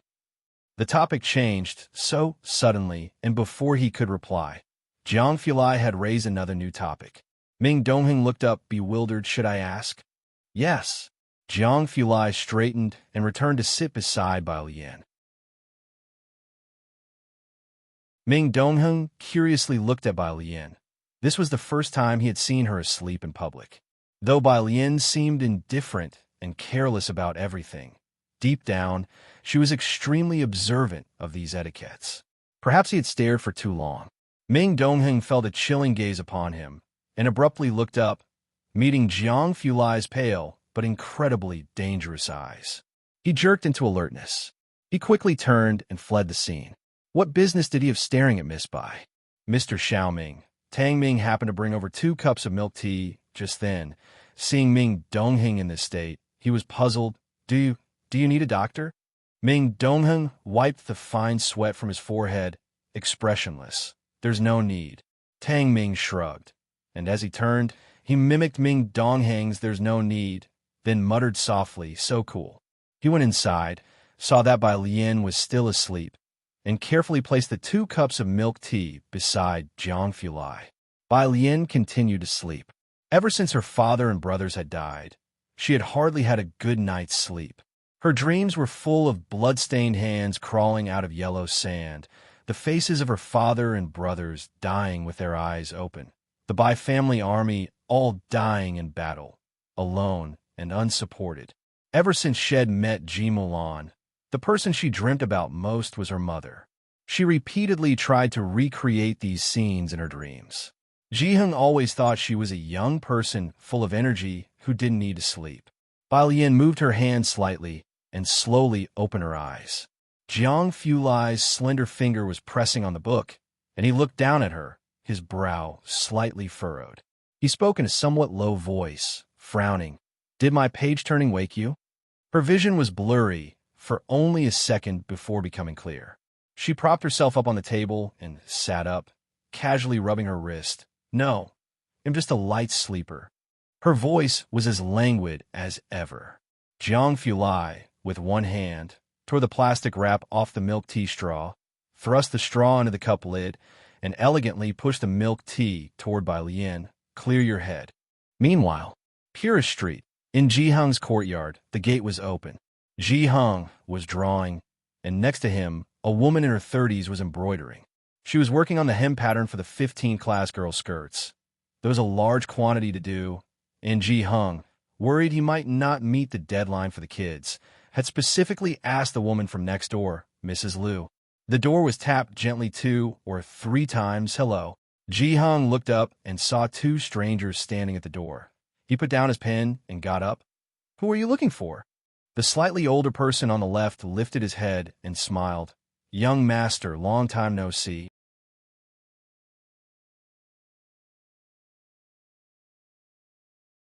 Chapter 416. Miss Bai, who has no particular background, 163, second update, _1. The old man looked much older than Ji Hung, with silver hair and a black hat. He must have just arrived in Xiangqing, still holding a thick coat in his hands. Ji Hung squinted his eyes, looking at the old man's face, and finally found him in the somewhat blurry memories. Butler Liu, he spoke. Behind him, Mrs. Liu, seeing that Ji Hung had a visitor, put down her needle and stood up uneasily. Uncle Ji, you're busy here, so we'll go home and cook. Once she left, Ji Hung stepped aside to let the two in. Butler Liu silently observed the entire courtyard. Ever since he heard about Ji Hung, he had been tirelessly searching for him, aware that Ji Hung might be living poorly, but he hadn't expected it to be this bad. This dilapidated scene was nothing like he had imagined. Ji Hung poured a cup of tea for the two and invited them to sit at the stone table, then picked up his smoking pipe. What do you want from me? Back at Yinshao Hotel, Ji Hung had anticipated that they might come looking for him. He hadn't expected that they would find his address in such a short amount of time. Upon hearing this, Butler Liu looked up, pondered for a long while, and said, Do you intend to let your descendants stay here forever? Ji Hung was also Mu Hung. He lit his cigarette, glanced at Butler Liu. He wasn't born in these times. His mother was a concubine of the Mu family, and he was the illegitimate eldest young master of the Mu family. Hearing Butler Liu's words, he fell silent. Ji Mulan had escaped Xiangqing for this very reason, while Ji Xiaojun and Ji Xiaorong had never gone against Ji Hung's wishes, always staying in Xiangqing dutifully. After a while, Ji Hung spoke. What's happened to the Mu family? Butler Liu wasn't surprised by his sharpness and slowly said, 16 years ago, there was an experiment lab under the Snow Mountain, and the Mu family had the fortune to join, so the second young master sent the core members, but the mountain collapsed. Ji Hung was taken aback. He hadn't inquired about the Mu family for many years and had thought it was still the same. None returned? Yes, Butler Liu said with a rueful smile. It seems only one person miraculously survived after being buried for 3 days. As for who it was, that was a secret beyond their clearance. I have 2 sons and a daughter, Ji Hung said quietly, slowly lighting his tobacco, taking a deep drag. If you can protect them, then go and contact them. You can rest assured about this matter. I will arrange everything. You needn't say more. Butler Liu said, afraid that Ji Hung still harbored some grudges. After all, he had even changed his last name, but he hadn't expected him to agree so readily and decisively. At night, in a private dining room, Shen Qing followed nervously behind Ji Xiaojun. Where are we going to meet exactly? I don't know. Ji Xiaojun, with a drawing board under his arm and some paint on his clothes, frowned. Let's talk inside. Upstairs, through a half-open window, someone watched them. Is this the eldest young master's son? The burly man beside Butler Liu frowned as he looked at Ji Xiaojun and Shen Qing. The eldest young master was from a reputed family, but his son looked so, especially that lady. She was quite different compared to the young masters and young ladies back at home. Yes, Butler Liu sighed. Xiaojia, we can't help it. The old master is not well now. He only has this one brother, and he hasn't touched any of the eldest young master's assets over so many years. Even without this incident, that wealth should be managed by the eldest young master. He had anticipated that with Ji Hung never having left Xiangqing for half his life, even if his descendants could develop further, how far could they really go? But he studied painting. How will he manage to find someone to manage these assets? Xiaojia lowered his head, counting the names. The others left are Ji Xiaorong, Ji Mulan, and Ren Wanxian by Lian. There wasn't a single person with the surname Mu. After he finished all the names, these 2 sons and a daughter, none were into scientific research. He looked at Butler Liu. Should we consider other people? If not painting, then it was designing. Not to mention scientific research. Even finance was beyond them. The butler inwardly despaired. Let's start by teaching Ji Xiaojun how to handle the eldest young master's assets. He remembered when Ji Heng left Jiangjing. Ji Xiaojun should have had some memories. His understanding would definitely be different from the others, but the person he married. There's also a granddaughter and a granddaughter-in-law. Xiaojia spoke up. Hearing they were girls, Butler Liu waved his hand dismissively, not concerned, as from the very start, he hadn't even checked up on by Lien and the others. Among the entire Mu family, there wasn't a single precedent of a female in scientific research.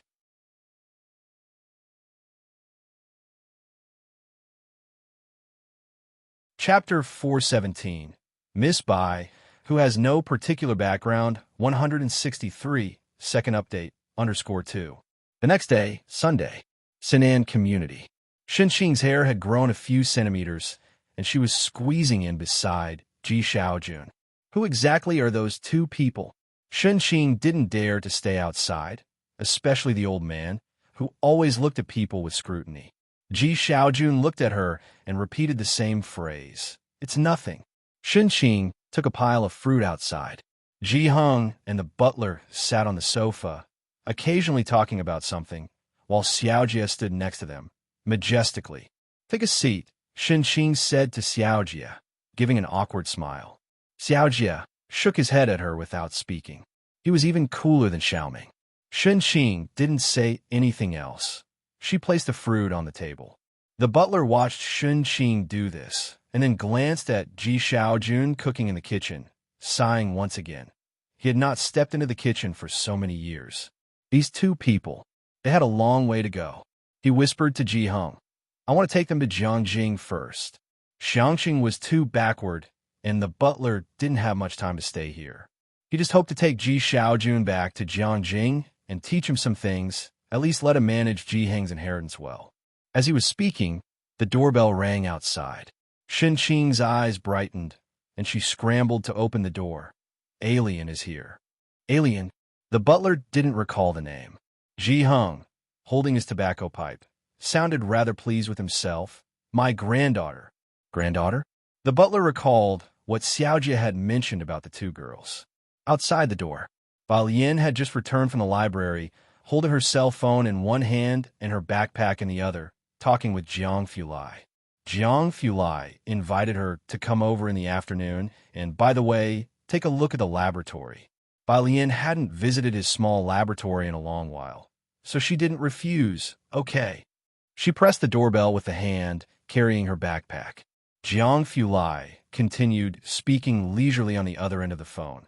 Then you'll have to call me after you've eaten. He specifically urged her, otherwise Bai Lian would just send him a one. Sure, he'll call. As Bai Lian was speaking, Xinxing had just opened the door in time to hear what Bai Lian said, and she was taken aback. Call what? Remembering Bai Lian's previous fearless attitude, Xinxing was shocked and lowered her voice. Alien, don't go getting into fights like that, Boss Liu. Bai Lian. She hung up the phone emphatically and looked up at Xinxing obediently. Okay. Inside the living room, Xiaojia, naturally, had heard Xinxing's words. He glanced at Xinxing, but didn't say anything, his gaze curiously turning to Bai Lian.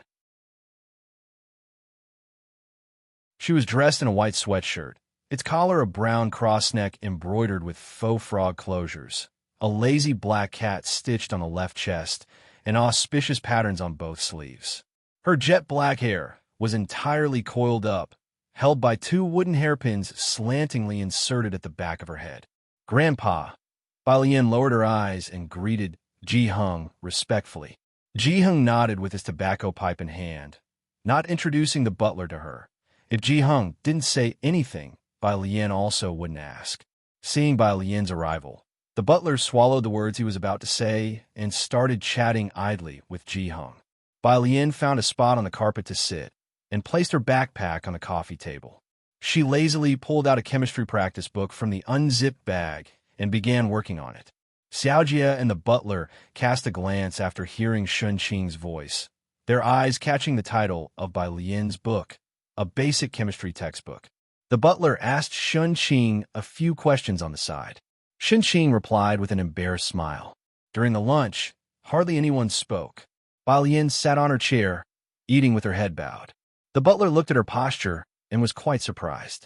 He didn't expect that in the entire Ji family, aside from Ji Hung, it was Bai Lian who had mastered the etiquette thoroughly. He was momentarily amazed, but didn't dwell on it too much, as he had already heard that Bai Lian was now living with Ji Hung. That wasn't unexpected then. After the meal, Bai Lian made a call to Jiang Fulai before leaving. Grandpa, uncle, auntie, Bai Lian picked up her backpack and waved to them. They'll be leaving first. She was very polite. Shun Qing, carrying a glass of milk, saw her out. Where's she going? The butler, prompted by her etiquette, asked an additional question. She must be going to the library, Shun Qing said with unexpected pride when talking about Bai Lian. Alien is a very good student. The butler, naturally recalling the basic question from before, gave Shun Qing a polite nod, extremely courteous. That's very nice. You have a wonderful niece. They had met many geniuses in Jiangjing over the years. In the days when the Mu family was powerful, there were elite members who had access to the core experimental labs. As for Shun Qing's mention of good grades, the butler just smiled. Jiang Fulai's residence. Master Su. Ming Dongheng poured a cup of tea for the man on the sofa. The man on the sofa had bold and prominent features and always had a faint smile on his face. He leaned back in his chair, looking around. Xiao Ming, has young Master Jiang gone to the lab again? No, Ming Dongheng said with a cool expression. Look at you, Su Nanjing smiled. Being so serious for what reason? After half a year, have you grown distant from your brothers? You're speaking word by word. Who did you learn that from? Right, Su Nanjing remembered something. The UFC white vest, isn't it around here? The news of an Asian joining Dongwu and entering UFC had caused a sensation 2 months ago. Upon mentioning this, Ming Dongheng's spirit lifted. Yes, Mr. Bai occasionally fights private bouts in the arena. After exchanging a few words without seeing Jiang Fulai, Su Nanjing asked, where on earth is he? Ming Dongheng looked at Su Nanjing. The young master went to pick someone up. Su Nanjing, with a lazy stretch of his legs on the coffee table, upon hearing this, fiddled with his earring. Wait, what did you say? Pick someone up? What do those 2 words have to do with Jiang Fulai? Is it about killing someone or picking someone up? He looked at Ming Dongheng's expression, and a person slowly surfaced in his mind. Do you mean he went to pick up the Bai girl? Ming Dongheng glanced at Su Nanjing, but didn't speak. The implication was clear. Su Nanjing raised his hand. He had heard of Bai Lian too, and had even discussed her with his mother. Aware of the basic situation, she was from Xiangqing, and Jiang Fulai had not gotten her into the affiliated high school. He originally thought Jiang Fulai would keep her hidden a while longer, yet now it seemed they were about to meet. Su Nanjing broadcasted live to his mother. About to see her soon? Mother, the girl is from Xiangqing. Be polite to her, and don't frighten her with that attitude of yours. Su Nanjing shrugged. His mother had cautioned him repeatedly last night, and he too was curious. What kind of person she was after all? He couldn't even imagine what Jiang Fulai picking someone up would look like. Just thinking about it gave him chills. Are you sure she's from Xiangqing? Su Nanjing, tapping his fingers on his knee and sitting up straighter, became much more serious, anticipating that Jiang Fulai was indeed serious. Ming Dongheng nodded. Miss Bai is at Xiangqing No. 1 High School. Su Nanjing pondered, seeing Jiang Fulai's attitude now. It indeed seemed like a difficult situation. It looked like his mother's concerns were justified. It was truly going to be a bit of effort. He thought for a moment, then took out his phone again. Su Nanjing, Mom, how about we sneak someone into our lab? This girl was a no-background wallflower, the sort that if you didn't pay attention would be swallowed whole by those people, bones and all. As he was thinking, the sound of brakes came from outside.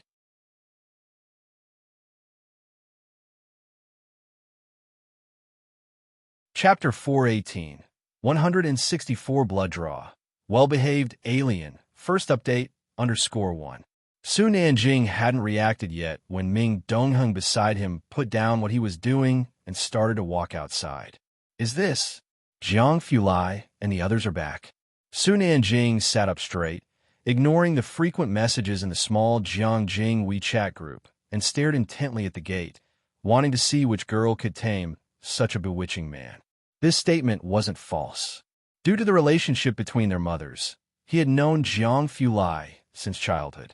After his family's incident, Jiang Fulai had become cold and aloof. Even with their close relationship from growing up together, it took Su Nanjing a long time to gain Jiang Fulai's trust. Their type of families were naturally suspicious. Outside the door, two figures walked in one after the other. The one in front was a tall and slender girl wearing a white hoodie with a touch of ancient style. Her hair was pure black, all pinned up with plain hairpins, her skin fair, lazy yet elegant. She held a phone in her hand, idly swiping the screen as she looked down. Jiang Fulai, delayed by parking, slowly fell behind her. He casually carried a black backpack with one hand and held the car keys with the other. After entering, he carelessly placed the keys on the bar by the entrance. Su Nanjing came back to his senses. He stood up with a hint of seriousness in his voice. "Brother Jiang." Jiang Fulai looked up slightly. His demeanor was always cool, his nobility tinged with pride, and his shallow, light phoenix eyes were especially cold. He might possess a mind that crushes everyone else's. In that circle in Jiangjing, the young men and ladies of his generation acted like mice in the presence of a cat when they saw him. Seeing Su Nanjing, he wasn't surprised and casually introduced him to Bai Lian. "This is Su Nanjing." Bai Lian then looked up, greeting him, "Hello." She had a face that could astonish anyone, perfect from every angle. "Hello." When her apricot eyes met his, what was an ordinary yet beautifully serene face made Su Nanjing unexplainably feel like he had been targeted by a giant beast. "Jiang He is upstairs." Jiang Fulai wanted to take Bai Lian to find Jiang He upstairs. However, Bai Lian raised her hand to take the backpack from him. "I'll go by myself." As she walked upstairs with a languid air, Jiang Fulai stood at the foot of the stairs watching her ascend. Ming Dongheng had already gone back to prepare tea to take upstairs. Clearly, she was very familiar with this place and also with Jiang He and the others. It dawned on Su Nanjing late that the backpack Jiang Fulai was holding was hers. Jiang Fulai sat on the couch with his sleeves rolled up as the family doctor carefully took his blood. MTR Laboratory was in a hurry, so the doctor's actions were quick and decisive. Across from him, Su Nanjing didn't dare to kick his feet up onto the coffee table again. He leaned on the couch, looking down at his phone at one of the Jiangjing groups. "Sun Feng. Haven't seen young Master Jiang all year, it seems." "Su Nanjing. You can see him if you go to Jiang Garden." Sun Feng. "Shocked. I'm waiting for you to take me there." Xia Shiming. "At Su Nanjing, are you coming to tonight's event?" "All motorbikes and beauties." Su Nanjing. "Can't make it, I'm enchanting." Everyone in the group was a friend of Su Nanjing. Just take anyone from the group, and they were all well-known second-generation figures from the top circles of Jiangjing, with deep family backgrounds, but none could compare to the Jiang family. A family that had been handed down for 1,000 years, spanning 3 realms, had produced numerous famous individuals. Their influence was something other families could not catch up with. After sending the messages, Su Nanjing turned to send one to his mother. "Prayer hands. I dare not take a photo. Not at all. I'm planning to stay in Shanxing for a while longer." Then, he sent another message to the small 4-person group. Panda Shock. JPG. When the doctor finished drawing blood and had another empty tube in hand, he hesitated slightly. "Young Master Jiang, should we take another tube?" Su Nanjing snapped back to reality, remembering that the butler had given him 2 tubes. He sat up and looked towards Jiang Fulai. Jiang Fulai, with his long fingers carelessly pressing down on his arm, casually threw away the swab after waiting a moment and leisurely rolled down his sleeve. "Just take mine," he said, holding out his hand for the blood tube, then got up and walked upstairs. After Jiang Fulai went upstairs, Su Nanjing grabbed Ming Dongheng and sternly interrogated him about Bai Lian. "He was carrying Miss Bei's backpack just now, wasn't he?" Ming Dongheng, not a man of many words, gave Su Nanjing a name, Bai Lian. Having just met Bai Lian, his curiosity deepened even more.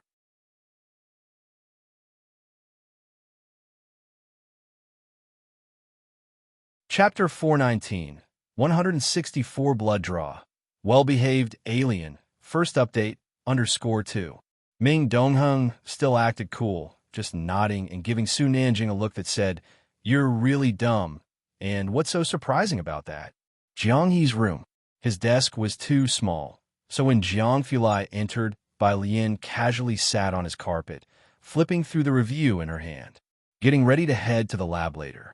Jiang Fulai squatted beside her with the blood draw kit, watching her leaf through the review. After finishing the page of data, Bai Lian slowly flipped to the next page without raising her head. "What are you doing?" "Would you mind a blood draw?" Jiang Fulai asked, tilting his head slightly, his eyelashes drooping as he showed her the kit in his hand, and added, "To check a routine blood panel." "A routine blood panel?" Bai Lian pressed her hand on the review, looking towards Jiang Fulai. Her eyes were extremely dark, like the depths of a heavily fogged abyss, where one could easily get trapped once fallen in. "Okay, will you do it?" About 2 minutes later, Bai Lian agreed. Jiang Fulai nodded. Bai Lian paused, and then unhurriedly rolled up her left sleeve, revealing her wrist and elbow, her wrist shimmering with the cold light of silver iridium. Her skin was pale, and her wrist unusually slender. The veins on her wrist were plainly visible. Jiang Fulai looked down, his slender fingertips pinching the needle, the vein right before his eyes. He had learned this. 3 minutes later, his cool face bore a trace of defeat. "He'll get a doctor to come up." He set down the needle. The next day, Monday, Jiang Fulai had a routine group meeting. Grandma Ning Xiao wasn't feeling well, so they didn't work on problems together, and the group of teenagers all went their separate ways. Wang Qi was wailing as he leaned on Tang Ming's shoulder. "Why another test?" "Tang Ming, how exactly do you study?" With Bai Lian's and Ning Xiao's nearly supernatural memory, he didn't wish to ask. "I just study," Tang Ming said succinctly. Next to him, Pu Xiaoan tilted her head. "Tang Ming, you're acting weird today." Wang Qi stared for a long while, then exclaimed in horror, "Did you have a stroke?" Tang Ming. Yang Lin walked to the right of Bai Lian, heading towards the milk tea shop after exiting the school gates. At the intersection, a cool motorbike was parked. Su Nanjing, tall and handsome with a sunshine-like demeanor, stood out from the surrounding students with his noble air and distinguished appearance. His face always wore a smile, and with a helmet in hand, he saw Bai Lian and raised his hand high. The passing students all turned to look this way. Seeing the motorbike, Bai Lian stopped and walked towards him. "I forgot to give you this yesterday," Su Nanjing said, extending his hand to hand Bai Lian a paper bag hanging from the handlebars. Bai Lian took it. It was full of unsealed books. "Comprehensive questions for senior year," Su Nanjing said, stepping onto the motorbike. Bai Lian looked up. Her persona at school was always obedient, "Thank you." Over the years, Su Nanjing had never met anyone quite like Bai Lian. Too well-behaved, seemingly without any distinct personality traits, yet somehow different from yesterday. He couldn't quite put his finger on it, and at that moment didn't dare to suggest taking Bai Lian out to be seen at a club. He just put on his helmet. "No problem, do well on them, I'm off, little sister." With a roar, the motorbike sped away. Not far off, a classmate from Class 8, walking with Ren Wanxian, nudged her. "Who is the school beauty talking to?" "I don't know." Ren Wanxian had not been having an easy time recently. Ren Xian was still implicated by Secretary Zhou. This year at the committee election, Ren Xian's term had expired, and many from Class 8 knew about it. Their attitude towards her was no longer as respectful as before. Since when did Xiangqing have such a rich street racer? Ren Wanxian didn't know much about motorbikes. What? That bike, it must cost $1 million. Chanju narrowed his eyes, watching the bike drive away, and that license plate, it didn't seem to be from Xiangqing. Heiress Street. Xiaojia parked the car and frowned.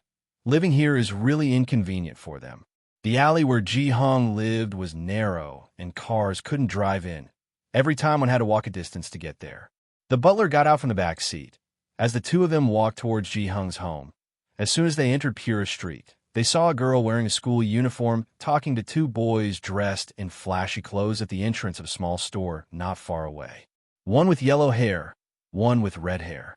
Xiaojie glanced casually and noticed the girl wearing a Xiangxing #1 middle school uniform, her face partially visible with a plain hairpin shining brightly behind her head. Is that such a distinct personal style? He quickly recognized her as Bai Lian. The butler retracted his gaze and frowned slightly. It's her. But the two of them were not interested. They were here for Ji Heng. Ji Heng's yard. When Bai Lian returned with the exercises Xiaowu had brought back from Jiangjing, Ji Heng was talking to the butler. Xiaojie stood respectfully behind the butler. Grandpa. Bai Lian entered, closed the door behind her, and greeted Ji Heng. Ji Heng, holding his smoking pipe, unusually not embroidering, finally relaxed a bit when he saw Bai Lian return. You didn't stay to do problems today? As soon as Bai Lian returned, the butler stopped talking and lowered his head to drink his tea. Everyone had matters to attend to, replied Bai Lian succinctly. Knowing that Ji Heng must be discussing something important, she didn't disturb them anymore and went back to her room to put down her backpack and take out the problems Su Nanjing and Su Wenyao had brought her. On her cell phone, Dean Jian had sent a message. Do you have an idea for your new song? Bai Lian took out the abridged score and briefly tried it on the guzheng.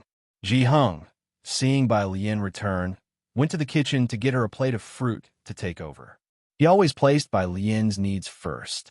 The butler was speaking with him about important matters, and this attitude from Ji Heng made him purse his lips slightly. Xiaojie, noticing this behind him, quickly stepped forward to take the plate from Ji Heng's hands. He'll take it in for you. He was quick, and by the time Ji Heng reacted, Xiaojie was already knocking on Bai Lian's door with the plate. 3 polite knocks. After receiving permission, Xiaojie went in, aware this should be Bai Lian's room. He didn't look around much, just placed the plate on the edge of Bai Lian's desk. Thank you, Bai Lian said, her pen pausing on a stroke of the character for, as she looked up slightly. Very polite. No need to be polite. Is there anything else you need? We'll bring it all in together, so Ji Heng doesn't have to keep worrying. As Xiaojie spoke, his gaze swept over the items on her desk. Bai Lian's desk was cluttered with many items, yet everything was neatly arranged. A blue crystal glass bottle, a silver pendulum, a guzheng beside them, and even 3 lighters scattered in a corner. To the left were piles of white paper books. Xiaojie guessed they might be the novels that middle school students liked, with the covers ripped off by her. Further down, Bai Lian held a pen, writing something akin to the 4 great standards, something that seemed like numbers but wasn't quite. He didn't understand what she was doing and didn't figure it out. Bai Lian lowered her head and finished writing the small character for no, that's all. All right. Xiaojie retracted his gaze and left, closing the door behind him. He silently thought that the 45 she wrote was quite neat, although Shun Qing always said her niece was very diligent in her studies. He couldn't see that now. I'm going to take your eldest son back to Jiangjing. The butler continued the earlier conversation. The conditions here are not suitable, and we need him to change his surname back to Mu. Ji Heng struck a match, lit his cigarette, and flicked his hand to extinguish the flame. What about his safety? That was his only concern. The butler tapped his fingers lightly on the stone table, his age showing. You can rest assured about that, too. Ji Heng remained silent then, blowing out smoke rings for nearly 10 minutes before finally he spoke again. I understand. Seeing he finally relented, the butler relaxed. Then please talk to him. We will depart for Jiangjing in a few days, he said as he stood up to bid goodbye to Ji Heng. After the two left, Xiaojie asked, We're not observing further. Are we certain about taking this Ji Xiaojun back with us? The butler squinted. You just had contact with Bai Lian. What do you think of her?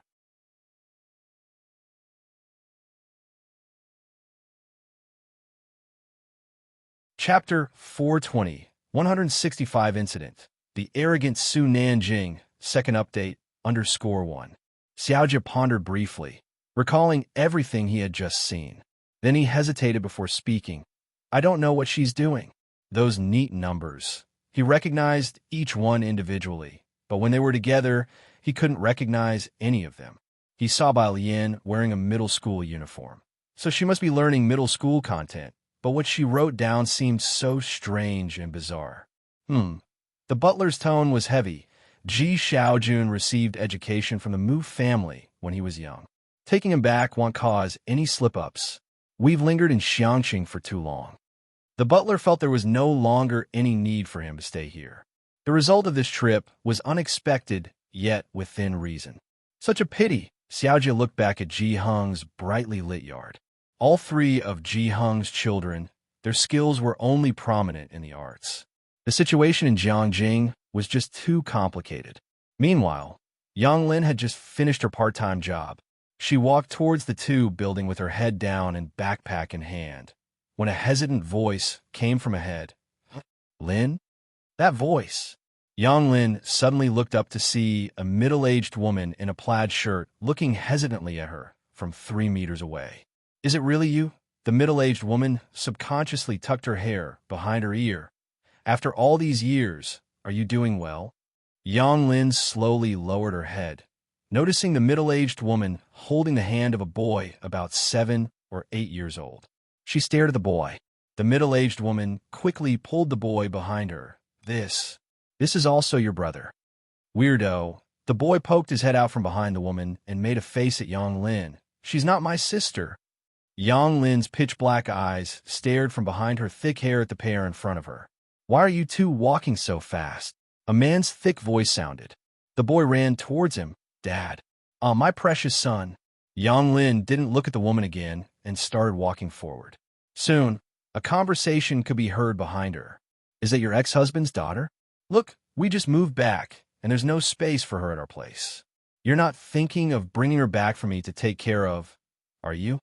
The man's voice was wary. The woman spoke meekly. I didn't think that. Well, you'd better not. With a father like that, she can't be much good.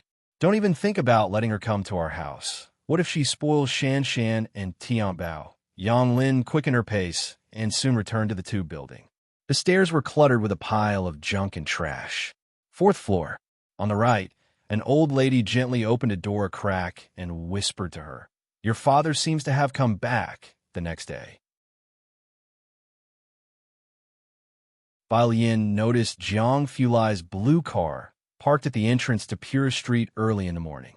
What's this? She saw a small thermos next to the driver's seat.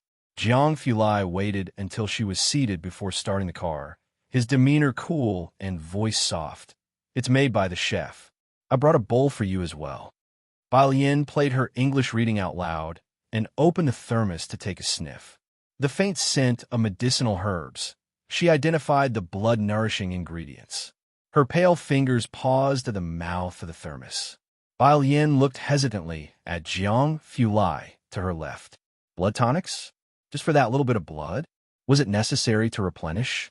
The traffic light turned red, and Jiang Fulai stopped the car, turning his head with a sharp look in his eyes. What? Nothing. Bai Lian withdrew her gaze, recalling that Jiang Fulai seemed to have had blood drawn as well. She sipped the soup leisurely, and everything started making sense. Upon reaching the school, Bai Lian asked him to stop at the intersection next to the bus station. She waited for Jiang Fulai's car to leave before leisurely walking towards the school. She arrived at her class, and not many people had come, including her desk mate and Ning Xiao. Bai Lian put down her backpack and sat down on the chair, noting that her phone was lit up inside the bag. She picked it up to check. It was a message from Xiaowu about someone who lived below Yang Lin. Her father is back, 6 o'clock in the afternoon. Tick-tock. In the pitch-black bathroom, Yang Lin slowly regained consciousness, her eyes a bit blurry. The bathroom door wasn't tightly closed. She could see the faint light outside and hear Yang Jianping on a phone call. What? 30,000? Wasn't it 30,000 7 years ago? All right then, come and pick up the person right away. Yang Lin suddenly became fully alert. 30,000? Pick up the person? She opened her eyes, steadied herself on the wash basin, and slowly stood up, supporting her entire Buddhist strength to walk outside. Outside, the place was in disarray. Yang Jianping finished the call, and seeing her coming out, he crushed a beer can. What about your homeroom teacher? Isn't she always sponsoring you? Why not ask her for living expenses?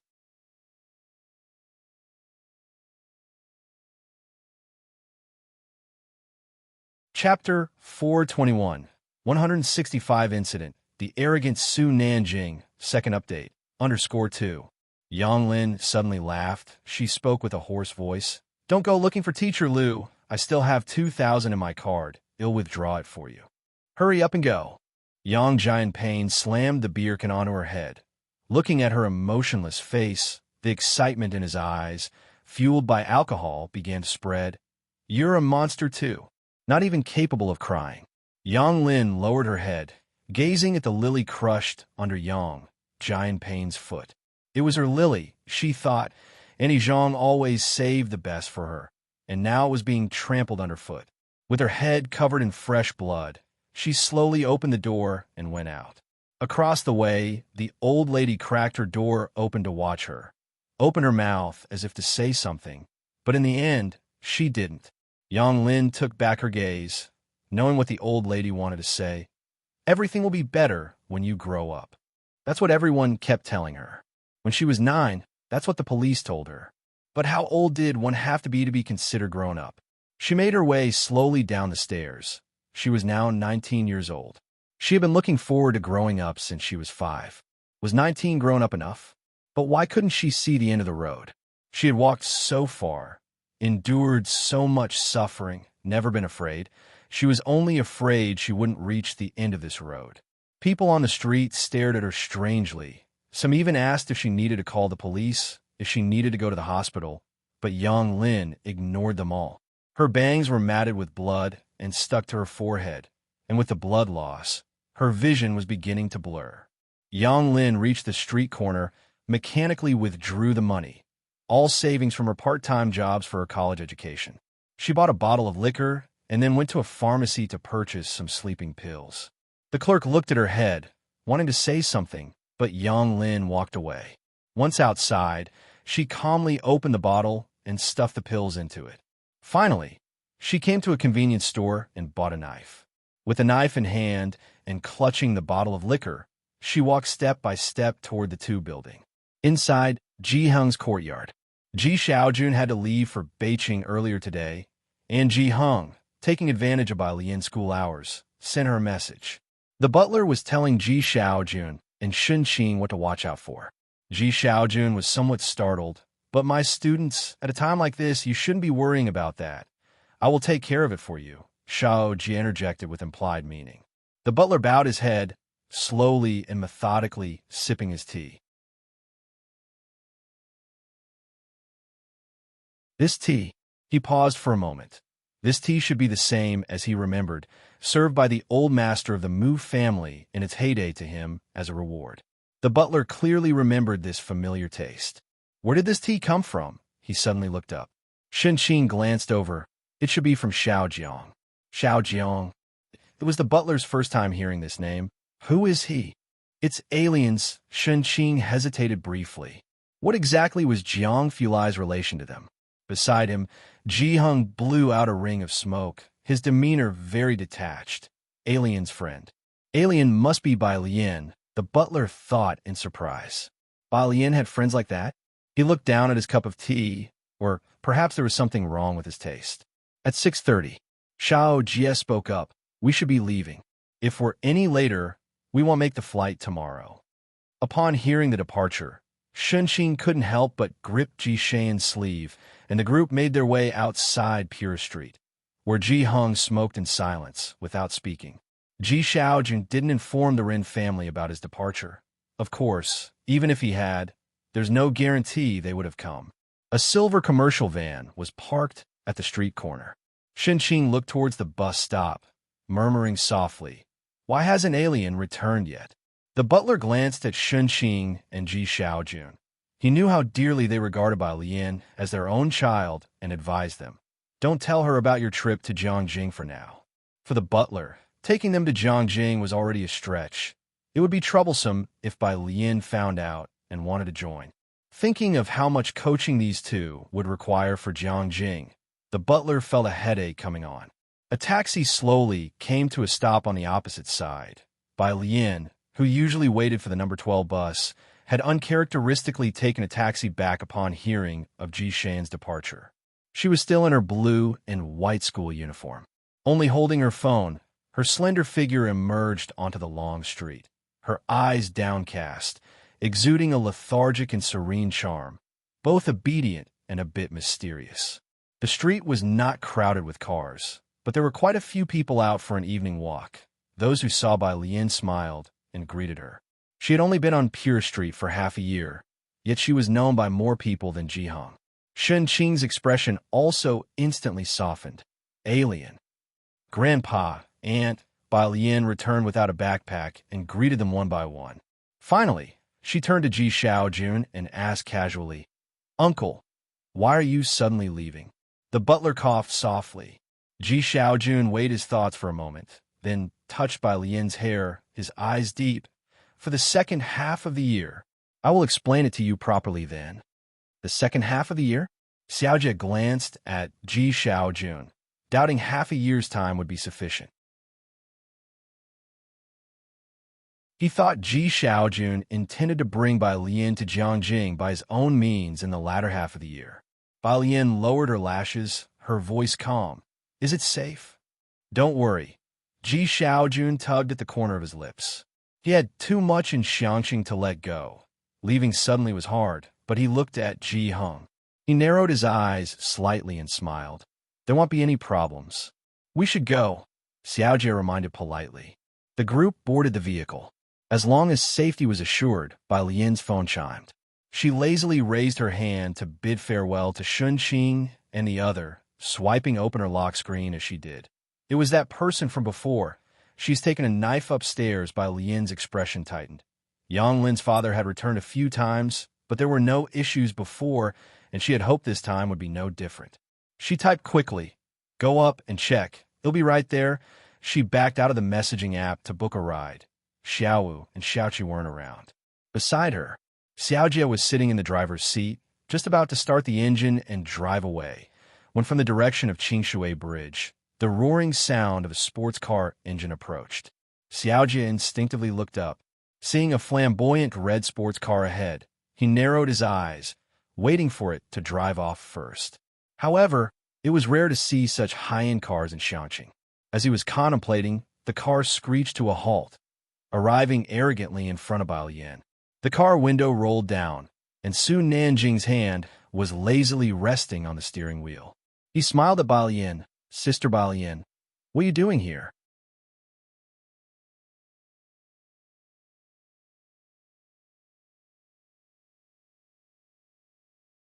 Chapter 422, 166 resolved, a few bigwigs coming to Xiangqing_1.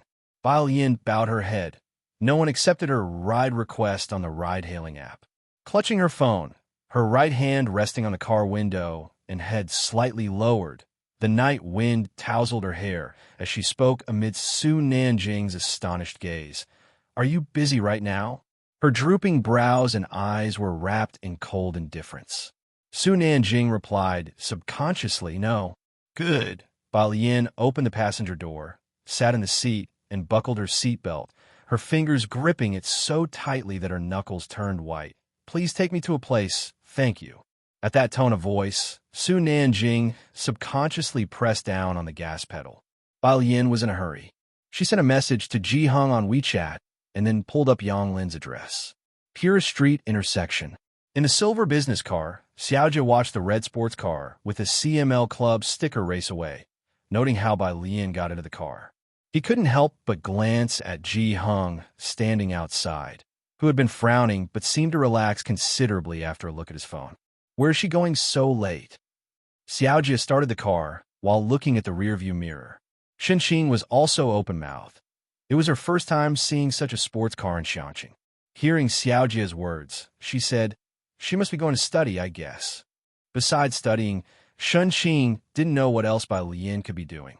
After all, Bai Lian used to study in the library until it closed every day before going home. Going to study in a sports car this late? Both the butler and Xiaojie were surprised, feeling that the whole family seemed to inexplicably trust Bai Lian. However, it wasn't strange if it wasn't for that night seeing Bai Lian talking to two unfamiliar thugs. The butler would also think Bai Lian was just a beautiful bookworm. Neither asked further, and the butler merely mentioned, It's not safe for a girl to be out so late. Shenqing thought of Bai Lian lifting the dean's heavy 28-inch suitcase with one hand, a task difficult for two people to manage, and fell silent. West of the city, Yang Lin's home was 2 streets behind the school. This area was dirty, messy, and poor. Zhangqing's development almost didn't touch this place. Street vendors dotted the road, and the streets were littered with waste and garbage. Approaching 7 o'clock, the fiery red sports car stopped at the entrance of the street, and Bai Lian got out of the car, asked someone for directions, and walked down an alley without lights. "Hey!" Su Nanjing hurriedly sent a message to Jiang Fulai, then chased after her. His flamboyant brows and eyes throbbed strenuously. "What are you doing here?" If anything happened here, he could only compensate Jiang Sir with his life. Bai Lian stood in front of a tube building, comparing it to the photo on her phone before lifting her eyes, the light from the building reflecting in her gaze, her voice cool, looking for someone. 4th floor. Yang Jianping had drunk 2 glasses of white liquor and was already fast asleep. Yang Lin sat in her room. She hadn't turned on the lights, just sitting on the floor, the moonlight streaming in through the window, coldly lighting the dagger in her hands that glinted ominously. She only stepped out when there were no sound from outside, looking at Yang Jianping, who was sleeping on the sofa. She was good at biology. With a knife, she gently traced above Yang Jianping's collar, where the heart was located. Bang! The door was forced open. Yang Lin's knife was pressed against Yang Jianping's heart, seemingly feeling the wild beats of his heart, when she instinctively looked toward the door. Her vision was greatly impaired due to serious injuries. She could hardly see clearly anymore, only sensing a shadow looming over her. Then, a hand that could be described as warm seized her right hand. "Classmate, give me the knife," she heard the other person's gentle voice. "Your hand can be used to do many more things in the future." Bai Lian pulled the knife from Yang Lin's hand. She was already too late to stop Zhang Xiai's. Yang Lin seemed to recognize the person in front of her, the warmth on her hand similar to what she had felt before. She let go of the knife, her face deathly pale. She had been sober under the belief that she would die, but as her spirit relaxed, she fainted entirely. Bai Lian caught her, then turned her head to look at Su Nanjing, who had just entered. "Hurry and take her to the hospital." Su Nanjing scanned the surroundings, his smile fading as he saw she had no intention of leaving. With a grave voice, he said, "Come with me." Bai Lian lazily twirled the knife in her hand and kicked away a beer can at her feet before bending over to pick up the lilies that had been stepped on next to the sofa. She gently blew off the dust and straightened the bent petals. "Does your car have room for a 3rd person?" "Don't worry," she turned around, staring at Yang Jianping lying on the sofa, and making a call to the police. She dialed 110. In the dimly lit hall, Yang Jianping was jolted awake by a bucket of cold water. As he watched warily, he saw the beautiful girl in a school uniform standing before him.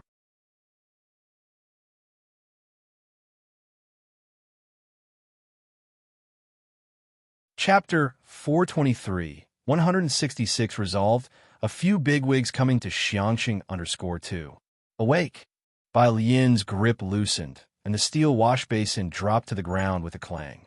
She slowly bent over, school uniform still stained with Yang Lin's not yet dry blood, a smile tracing her lips. Yang Jianping was used to throwing his weight around, and with a flick of his hand, he aimed to throw something at Bai Lian, but she blocked it effortlessly with 2 fingers. In Yang Jianping's terrified gaze, she smiled faintly, seized him by the neck, and lifted him up. "How could there be someone like you here?" Then, casually tossing him to the ground, Yang Jianping's forehead glistened with cold sweat as he shakily got up from the floor. Bai Lian advanced, driving him step by step to the door with the tip of her knife. Her smile was tender, and she seemingly exerted no considerable effort, with the knife point never actually touching Yang Jianping's body. With each step he took backwards, the terror in his eyes intensified. It ended at the top of the staircase. Bai Lian looked at the stairs behind him, slowly dragged the knife up his face with the point ending on his eyeball. Did your deskmate accidentally fall from here before? Young Jianping's eyes suddenly widened. Amidst the chaos of the western city's two-building area, Jiang Fulai arrived to find Bai Lian standing under the Seoul streetlight. She hung her head slightly, the moonlight casting a leisurely glow as she leaned against the streetlight with a lily tucked in her pocket and fiddling with a lighter in her hand, her cold, pale fingers pressing it, a crimson flame dancing to life. Her blue and white school uniform was open, bearing stains of still wet blood. Jiang Fulai approached without a hint of a smile on his lips, closing the car door and striding over. With light and shadow interwoven beneath the moonlight, the dark fabric of his clothes fluttered in the wind, his presence sharp and fierce like the chilling light of a knife's edge. Ah, Bai Lian looked up, her fingers halting. Wait, this is Yang Lin's blood. She spoke. Jiang Fulai pursed his lips, nodded his head after confirming. Su Nanjing is at the hospital. I've called the police. Bai Lian lifted her head. They haven't arrived yet. They'll wait a while longer. No need. Jiang Fulai glanced coolly over her shoulder and reached out to take the lighter from her hand. Someone will take care of the remaining matters. Bai Lian stared at her lighter. Oh, she uttered. Xiangcheng's best hospital was somewhat far from where Yang Lin was. Crossing the ring road and then through Wallow Avenue. Luckily, there was no traffic jam at this hour. When Bai Lian and Jiang Fulai arrived, the young master of the Jiang family was getting scolded by the attending physician. She's malnourished and got such severe injuries. Yet you didn't bring her in time. We almost couldn't save her. No one had ever scolded the esteemed young master like that, apart from Jiang Fulai. He clenched his cigarette, glanced at the emergency room with a laugh. He remembered. Bai Lian was negotiating with the doctors. Out in the hallway, Su Nanjing took a drag of his cigarette, and the nurse glanced at him, daring not to stop him. Who is that? He cocked his head towards Jiang Fulai. Jiang Fulai, looking in Bai Lian's direction, slowly said her classmate. Su Nanjing raised an eyebrow. Understood. Fine, Bai Lian, a mere classmate, managed to break the young master Jiang's principle of loving experiments. After Bai Lian and Jiang Fulai left, Su Nanjing took out his phone and snapped a photo of their retreating figures, sending it to his mother. Who is that next to you? Su Nanjing, sister Bai Lian. It only took 2 days for Su Nanjing to call Bai Lian's sister fluently. From across the screen, Su Nanjing's mother was obviously surprised. She's wearing a school uniform, looks very well behaved. Su Nanjing thought for a while. She studies every day. This was what Ming Dongheng had said. He mentioned he had never seen someone who loved studying more than Bai Lian. Su Nanjing arranged for a caregiver to look after Yang Lin. Yang Lin didn't wake up until the afternoon of the next day. Su Nanjing booked a private room with its own reception area. When Bai Lian arrived, he was sitting in the outside living room, holding a piece of paper, leg resting on the coffee table, with the deputy director by his side. How did you fall down the stairs? Su Nanjing gave the deputy director a polite smile. Do you need me to reenact it, or are you suspecting me? The deputy director wiped the sweat from his forehead. This young master looked friendly, but dealing with him felt even more pressured than dealing with Chief Chun. Not at all. He laughed nervously. Yang Jianping had a history of previous occurrences, and now he was also suspected of human trafficking, so the deputy was just following up as a matter of routine. People are still blatantly human trafficking these days. Su Nanjing tossed the paper onto the table, having always been bold and brash. What has Chen Yongquan been doing for the past half a year? This continued until Bai Lian entered. Su Nanjing put away his half-amused expression, looked up, gave Bai Lian a smile, and also greeted Pu Xiaohan, who was with her.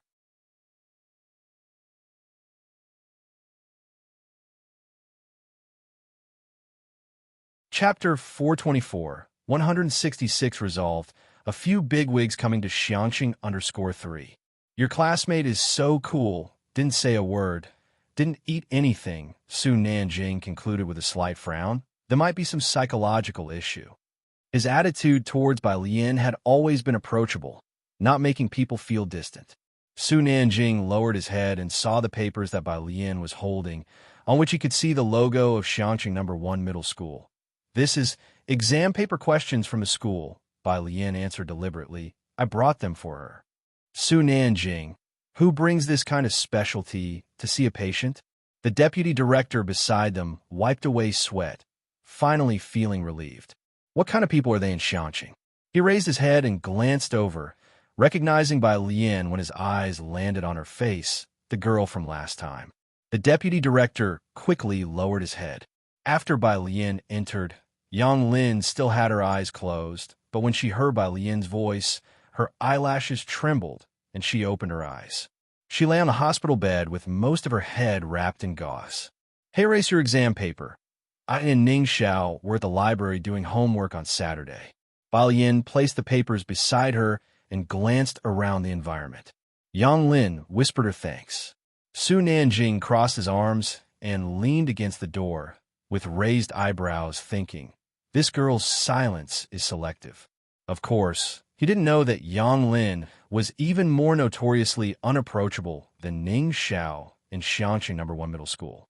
Bai Lian just sat down in the chair beside her and calmly said to Yang Lin, "Also, 12,870 yuan. Remember to pay me back." Yang Lin smiled gently and said softly, "Okay." She was transferred to a regular ward that very day. Su Nanjing touched his nose at the door, watching Bai Lian without daring to speak.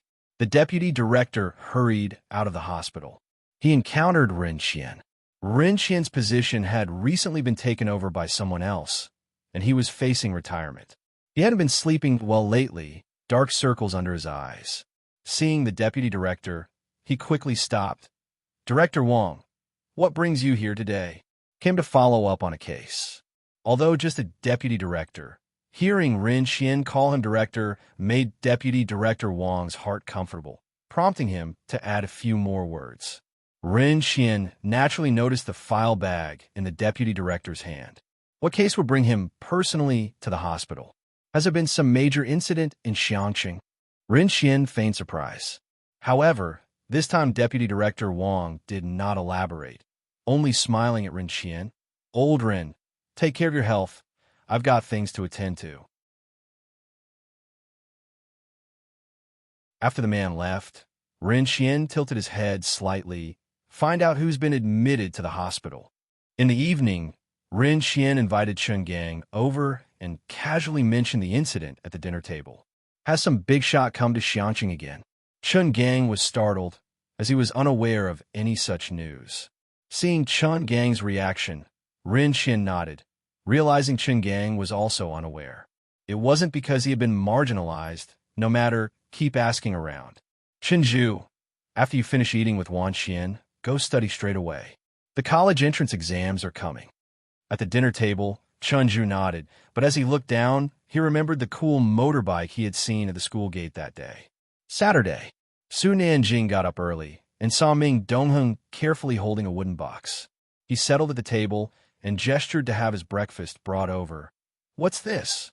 There were no top-level clubs in Xiangqing. The only place that provided some excitement was a racing track around the mountains. Su Nanjing lived an ascetic life in Xiangqing. "Miss Bei's Guqin." Ming Dongheng set it down, then called the maintenance teacher. A Guqin needed regular maintenance and care.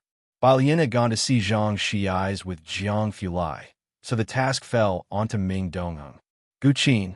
Su Nanjing, with one leg casually draped over, sipped his tea leisurely, and upon hearing this, smiled at Ming Dongheng. "Ming, can little sister Bai Lian play the Guqin?" This was somewhat unexpected. He had seen Bai Lian that night. She lived in bungalows, and Su Nanjing had originally blamed Jiang Fulai severely after finding out where she lived. Her family circumstances seemed average. It didn't seem like she would learn to play the Guqin. "Yes," Ming Dongheng spoke succinctly. "It seems she really loves the Guqin." It was said that Bai Lian even took her Guqin with her for the short time she was in Jiangjing. "Is that so?" Su Nanjing picked up a dumpling while sending a message to his mother. "Where has your young master Jiang gone?" he asked offhandedly. Ming Dongheng surprised him with his answer. "Prison." Cough, cough. Su Nanjing showed a rare expression of surprise. Prison. Miss Bay's classmate is there. Su Nanjing uttered an ah sound, feeling somewhat stunned. Not really. So all of Sister Bai Lian's classmates were so explosive. One wanted to wield a knife in a fight, and another was already in prison? She was such a good student. How did she come to have such classmates? Su Nanjing was utterly perplexed. Jiangjing. The class differences in Jiangjing were very pronounced, and navigating the social strata was difficult without backing or ability. Upon receiving Su Nanjing's message, Zu's mother mulled it over. Guqin? She set down her teacup and rose. Go ask if old Master Chun has any time recently. The butler put down his watering can and retreated softly.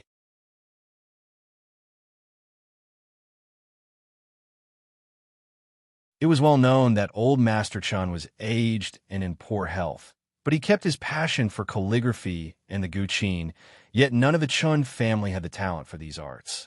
Zu's mother, whose own mother had been an opera singer, also graduated from the Jiangjing Music Academy. During a visit to meet old Master Chun, at the Chun residence, she had once seen Principal Jian, aware that old Master Chun respected him as a friend. The Su and Jiang families had good relations. Everyone knew that Su Nanjing was a brother to Jiang Fulai, and without knowing Su's mother's specific request, old Master Chun did not reject her outright. Old Master Chun held Principal Jian in high esteem.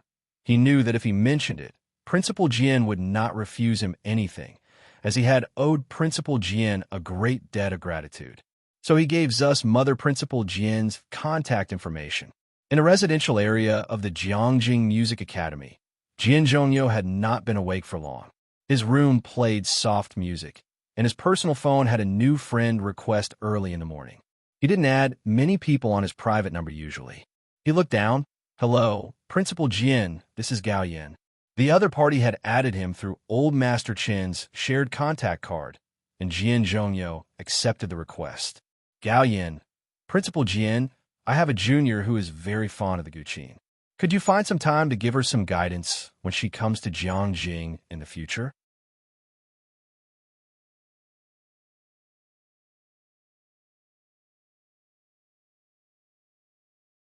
Chapter 425, number 167 in line. Brother Jiang wants to take Alien as his goddaughter. Second update, _1. Gao Yin sent the message and patiently waited for a reply. In Jiangjing, the Guzheng is very popular, and Jian Zhongyo might not be as influential as the president of Jiangjing University, but he had won the respect of many people. Getting an audience with him in Jiangjing could be difficult. Even members of the Chun family who had never learned Guzheng found it hard to meet him, and only the old Master Chun had taken Chen Beixian to meet Dean Jian. Dean Jian had 3 students, 2 of whom Gao Yin didn't know. But one of them, Gao Yin was very familiar with by reputation, Lung Shuhe, the talented woman of Jiangjing, once as famous as the prodigy Jiang Shijue throughout Xinjiang district. However, in the past 2 years, Jiangjing hadn't produced any other startlingly brilliant individuals. Gao Yin thought a lot. She and Jiang Fulai's mother had grown up together since childhood, and their affection for each other was deep. Love me, love my dog. Just seeing Bai Lian's silhouette made her feel her sisters would definitely like it. She couldn't intervene in Jiang Fulai's affairs, but she had to make sure to arrange everything properly for Bai Lian. As she thought, she sent another message to Su Nanjing. Do you think she would agree if I asked to adopt her as my goddaughter? Gao Yin and her father both liked daughters very much, and although their branch of the family did not get along with Su family's second uncle's branch, Gao Yin really coveted the daughter of the second uncle's family. While pondering over this, Jian Zongyi's reply came back. Gao Yin quickly looked down to read it. Dean Jian, it's possible. After meeting with Zhang Shiai's, Bai Lian went to the library to do homework. Jiang Fulai lazily followed behind her carrying a laptop. The library, the queue for doing homework was increasingly large today. Aside from Jianjia, there was also Yang Lin, who had a bandaged head. Jianjia carefully asked, Classmate, are you sure you can do homework in this condition? Yang Lin simply swallowed a handful of medicine. Without saying a word, Pu Xiaohan sat down next to Yang Lin and swatted Jianzhu away with a slap. Mind your own business. What are you looking at? She bared her teeth. Jianzhu and Tang Ming quietly complained about how Pu Xiaohan had become so fierce. Tang Ming just grunted a sound, very coldly. Jianzhu suddenly felt a bit confused, not understanding how this small group had become so unfamiliar after just a few days of absence. It wasn't until Jiang Fulai arrived that the familiar chill and breathlessness touched Jianzhu, who was quite moved for a moment. The library had a long row of seats, and they sat in the last row by the windows, with the 3 innermost seats reserved for Bai Lian and Jiang He. Bai Lian sat in the middle, Jiang Fulai took the seat by the window, and the remaining seat was Jiang He's. Jiang Fulai extended his hand to place the laptop in front of him, flipped it open, his slender fingers casually tapping the document library as he started browsing through the submitted reports, his mood peaceful. Occasionally, he would open WeChat to reply to a few questions, until, partway through, a message from Su Nanjing came, saying he had brought Jiang He over. Today, since Ming Dongheng was waiting for the Gujing maintenance, the task of delivering Jiang He was given to Su Nanjing. Opposite the library, Su Nanjing was wearing a white t-shirt with a casual baseball jacket over it, holding a cigarette in his hand. Watching Jiang, he's squatting beside a lamppost with resignation. By his side stood a man dressed in a satin shirt, holding a phone, his features deep.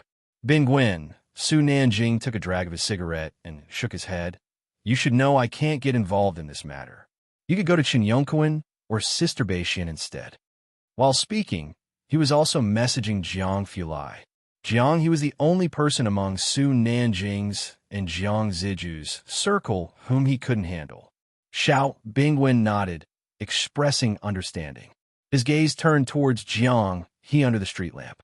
With him here isn't Jiang Jr. The Xiao family had cooperation with the Su family. Everyone in the circle knew each other, and Su Nanjing and Xiao Bingwen shared a good relationship. Both were part of the group, and Xiao Bingwen had come to seek him out after hearing he was in Xiangqing. Su Nanjing glanced at Xiao Bingwen, smiled without saying a word. Jiang Fulai's whereabouts in Jiangjing were always a secret, but Xiao Bingwen was not a talkative person, and Su Nanjing trusted that he understood discretion. As the two talked, a lazy figure came walking over from the opposite side. The person wore a white top and a pale blue long skirt below, the collar, cuffs, and hem all embroidered with delicate peach blossom patterns. Judging by the time, the peach blossoms in Xiangqing should begin blooming soon. Seeing her, Su Nanjing extinguished his cigarette and took a step forward. Are you alone? Where's Jiang Ji? Su Nanjing was very surprised. With Jiang He having a fit, Bai Lian's coming was pointless. Bai Lian's cold, half-lidded black eyes glanced at Jiang He squatting under the street lamp. Her tone indifferent. He's queuing. Queuing, huh? Su Nanjing pinched the cigarette, nodding his head. The next second, he hesitated and looked towards Bai Lian. Sister Bai Lian, what did you say he's doing? Standing in line for milk tea. Bai Lian explained. Su Nanjing. At the side, Xiao Bingwen stopped discussing serious matters when he saw the unfamiliar woman approaching. He just stood aside, looking at Bai Lian with surprise a few times. Such a look was rare to see even in Jiangjing. Let's just wait for him to come over. None of us can handle Jiang He. Su Nanjing looked at Bai Lian's beautiful and lazy face, unable to associate Jiang Fulai with lining up. His brain instantly became somewhat chaotic. As he was speaking, he saw Bai Lian walked over to Jiang He and grabbed his collar. She picked up the child in one swoop. The child frowned, looking at her expressionlessly. What's wrong? Bai Lian squatted down. Jiang He was wearing a blue little vest. Go to school, go back. With just 2 words, Bai Lian understood his meaning instantly. Did your brother say he will send you back to school the second half of this year? Jiang He was about to raise his hand to block his ears. Bai Lian reached out to push his hand away. Jiang He put it back again. Fine, Bai Lian smiled. It'll also go to Jiangjing in the second half of the year. Jiang He was startled for a moment. Bai Lian slowly said, I will become a university student. And you, she smiled. Jiang He silently lowered his hand. Come along by yourself. Bai Lian patted her dress as she got up, and then politely bid farewell to Su Nanjing. They'll take him to the library first. Su Nanjing watched dumbfounded as Jiang He obediently followed behind Bai Lian. He then took out his phone and sent a message in the group chat. Su Nanjing, at Ming Dongheng now, I understand you're what the hell, Ming Dongheng. Jiang Shijue? Question mark. Su Nanjing put away his phone. He watched Bai Lian leave, having had two what the hells today. Once the others left, Xiao Bingwen still gazed in the direction where Bai Lian had departed. Xiao Bingwen could tell, from just now, that the brother Jiang Su Nanjing had mentioned was Jiang Fulai, and that girl was just with Jiang Fulai. Yes, it's exactly as you think. Su Nanjing came back to his senses. Jiang family's young master's principles and bottom lines seemed to have no use with Bai Lian. Thinking this, he smiled at Xiao Bingwen. Xiao Bingwen retracted his gaze. How come I have never heard of her in Jiangjing? In his memory, there was no one who matched the girl he had just seen. Su Nanjing relit his cigarette. Normal. She's not from Jiangjing, just a good student from this locale. What? Xiao Bingwen was especially surprised. No wonder he had never heard of her. Jiangjing's top circles were only so big, especially among their generation. There were only a handful of impressive people. Xianqing? Xiao Bingwen then lost any interest in delving deeper. Don't talk nonsense after you go back. Su Nanjing glanced at him with a smile. I know your family is also acquainted with the Gao family. Xiao Bingwen's heart tensed up. Nanjing, rest assured. Su Nanjing chuckled, not reminding him further about the matter. In the evening, Bai Lian returned with Jiang Fulai. She was going to pick up her guzheng. By the time the two adults and one child got back, the sun had not completely set. In the antique-looking hall, Su Nanjing had just gotten back not long ago. He finished a phone call with Gao Yan, and when he saw Bai Lian, he immediately stood up. Jiang He was sluggishly trailing behind Jiang Fulai and Bai Lian. Jiang Fulai was holding a stack of books, and Bai Lian was casually playing with Jiang Fulai's laptop with her hands. It was not a large laptop, very thin, and she could spin it on the tip of her finger. Xiao Bingwen, sitting hesitantly beside Su Nanjing, was talking to Ming Dongheng. Master Xiao, Ming Dongheng replied very formally. I don't know about Director Chen's affairs, but even Mr. Wang has not found any leads. Wang Yufeng had mines, but he was affiliated with the Dawson family. It was not easy to find out that he had been providing resources for experiments and heavy industry over the long term. Xiao Bingwen knew that both Director Chen and Ming Dongheng were hard to deal with. About to continue speaking, he saw people returning at the entrance, and he quickly stood up, his eyes focusing on Jiang Fulai, young Master Jiang. Jiang Fulai placed the stack of books on the coffee table. His eyes and brows exuded a chilly pride, and without raising his head, keep talking. It meant not to mind them. Jiang Fulai went to get Bai Lian's guzheng. Bai Lian leaned against the doorway, not entering, as she waited for the guzheng to go have dinner with Ji Hong. Xiao Bingwen glanced at Bai Lian beside him, but did not continue speaking. It was Ming Dongheng beside him, though, who, upon seeing Bai Lian, got up to pour tea, and Xiao Bingwen was taken aback by his actions. Su Nanjing paid attention to the laptop spinning in Bai Lian's hands and was terrified. If it fell, the whole laboratory would be heartbroken. Sister Bai Lian, Su Nanjing held back his gaze from looking and recalled Gao Yan's words. He walked over to Bai Lian, somewhat hesitantly. Have you ever entertained the thought, for instance, of having more family members? Or having another mother? Bai Lian placed the laptop flat in her palm, finally resting it on the bar counter, while looking at a message on her phone. What? On the phone. Wang, how long can my godmother last?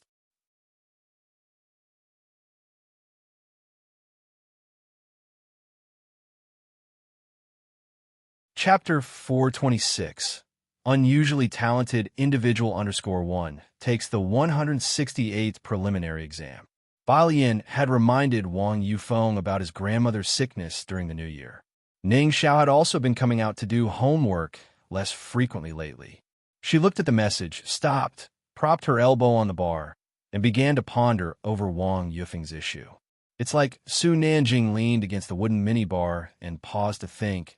Having an additional mom, perhaps? His voice wasn't loud, but Ming Dongheng, who was delivering tea, and Xiao Bingwen, who was not far away, both heard him. Not to mention Xiao Bingwen. Even Ming Dongheng was particularly surprised. Bai Lian was sensitive to the word mom. She didn't look up, idly tapping on her phone screen, but her hanging hand was a bit tense. Then let's forget about it. She picked up the tea Ming Dongheng had brought over and took a leisurely sip with her head bowed, her expression relaxed and casual. Not far away, Jiang Fulai put down his violin. Bai Lian stood straight, reaching out her hand. Give it to me. Jiang Fulai's expression remained unchanged, but a hint of gloominess could be seen on his stern face as he handed the violin case to Bai Lian. He escorted Bai Lian back. After the two had left, Su Nanjing leaned against the bar, turned to Ming Dongheng, and clicked his tongue. Bai Lian, pretty interesting, huh? Ming Dongheng glanced at him and stayed silent. Only then did Xiao Bingwen slowly inquire. Nanjing, what you meant just now was my mom has always wanted a daughter, right? Su Nanjing went back and sat on the sofa, refilling the cup head finished drinking from with water. She's definitely the daughter my mom dreams of having. As he spoke, Su Nanjing thought his own mom was kind of weird. He had only known Bai Lian for a few days, and although they already had a life-and-death relationship, asking her so abruptly if she minded having an extra mom. Jiang Fulai would kill him if he heard that, wouldn't he? He lowered his head and sent a message to Gao Yin. He'll think of another way. Across from him, Xiao Bingwen was taken aback, the Su family wanting to adopt Bai Lian as a goddaughter. He looked up slightly toward the outside. Did that miss by just now not know who Su Nanjing is? Let's hit the bar tonight. Su Nanjing crossed his legs and looked at Xiao Bingwen. We'll scout the place out. Next to him, Ming Dongheng reminded, you guys should bring some bodyguards. Qinglong Bar was the only one in Xiangqing that was worth Su Nanjing's visit. Su Nanjing was well aware of this. Bachter Street did not belong to domestic forces. The Su family in Jiangjing could count on one hand those who were comparable, but internationally, that was all there was.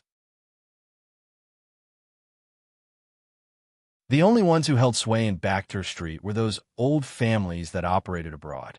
Xiaoming, Su Nanjing smiled at Ming Dongheng. You are getting more and more thoughtful. Meanwhile, at Ji Heng's, after Bai Lian returned, Ji Heng was video calling with Ji Xiaojun. I know. Buying a house. Ji Heng turned on the yard lights. Ji Xiaojun was urging him to hurry up and buy a house. But his response was nonchalant. You didn't run into anybody? On the other side of the phone, Ji Shan's face was somewhat blurred. No. Ji Heng could understand. Their lineage didn't count for much. Seeing Bai Lian return, Ji Heng handed his phone to her. Your uncle, aunt. Upon seeing Bai Lian in the camera view, Shun Qing snatched Ji Shan's phone. Alien. Why did you come back so early today? Came back for dinner. Bai Lian set her backpack aside and chatted with Shun Qing at a leisurely pace. Since Shun Qing and Ji Xiaojun moved away, she had been coming home much earlier than usual. Jiangjing. The residence where Ji Xiaojun was temporarily staying had a sense of the old times, and the rooms were quite spacious. In the large hall outside, the butler flipped through some documents and casually set them aside. What are they doing? They're making a phone call, Xiaojia said from the side, his tone respectful. They've been busy sorting out Ji Heng's account for the past few days. However, it came as a surprise to the butler that Ji Xiaojun and Shun Qing stayed in, showing no interest in visiting various attractions. Let him get used to the accounts first. The butler was aware that Ji Xiaojun was an artist, and there would definitely be some barriers in learning these things. If it really doesn't work out, find someone to manage them on his behalf. Xiaojia furrowed his brow, originally thinking he'd be able to bring back an assistant for the master, especially since Mu Heng had some skills back then. But now, it appeared to be causing trouble for the Mu family. The new week started, and the junior and senior high school students also began their school year. Xiangqing No. 1 High School was much livelier than before, but along with the bustle, there came the groans of all students. because the start of school signified the beginning of the initial exams. After school in the afternoon, Su Nanjing was still waiting for by Lien by the roadside. Her group of friends was as formidable as ever. Today, they needed to head to the Zhang family first to help move some goods.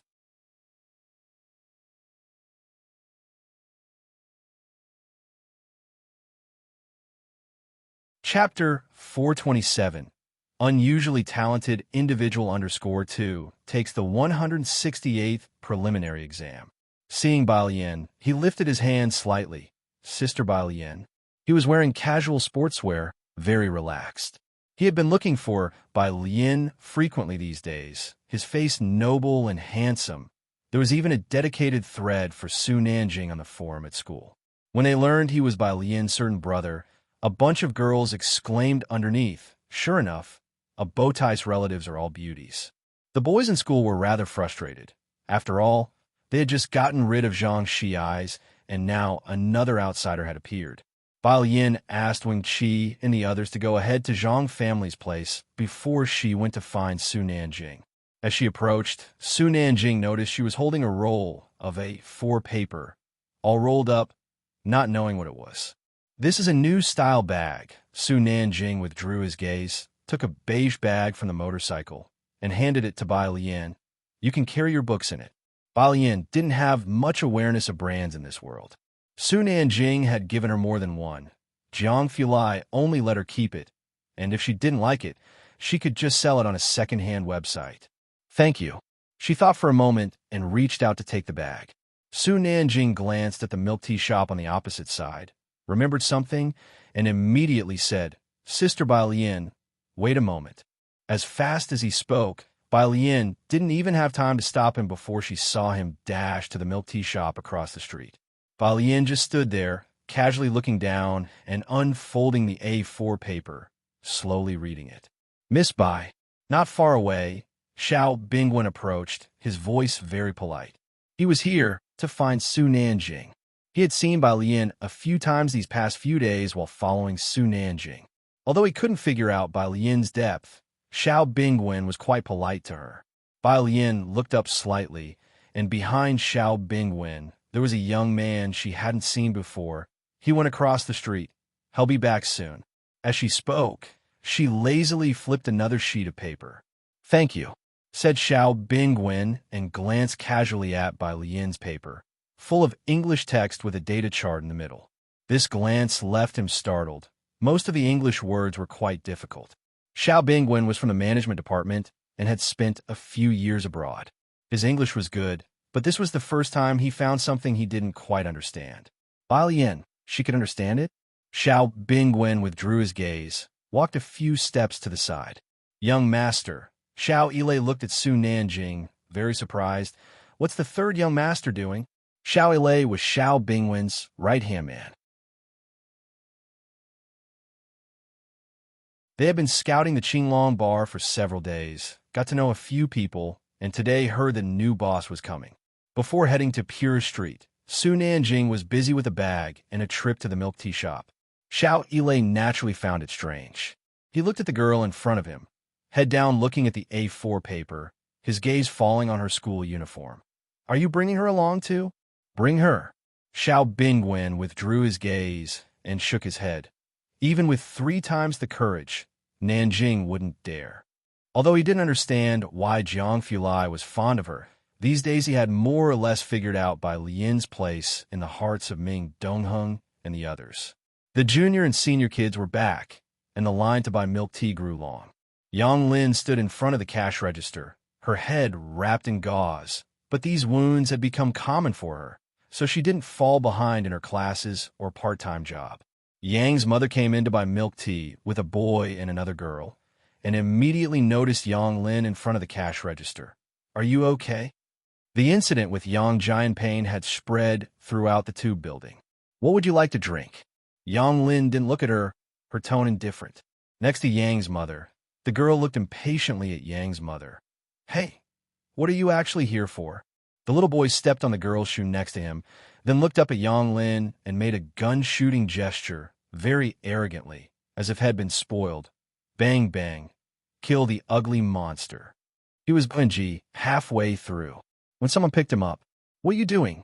Seeing her son being lifted away, Yang's mother was very anxious and rushed to intercept the tall figure, protecting her son.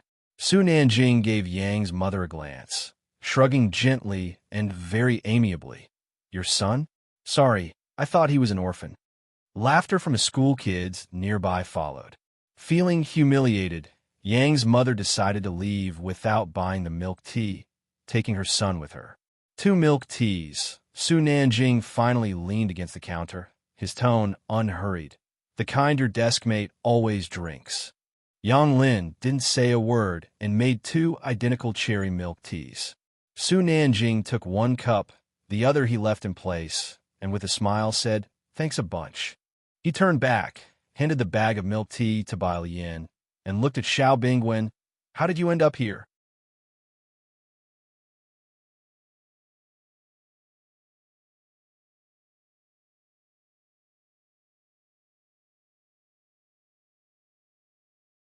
She only raised an eyebrow.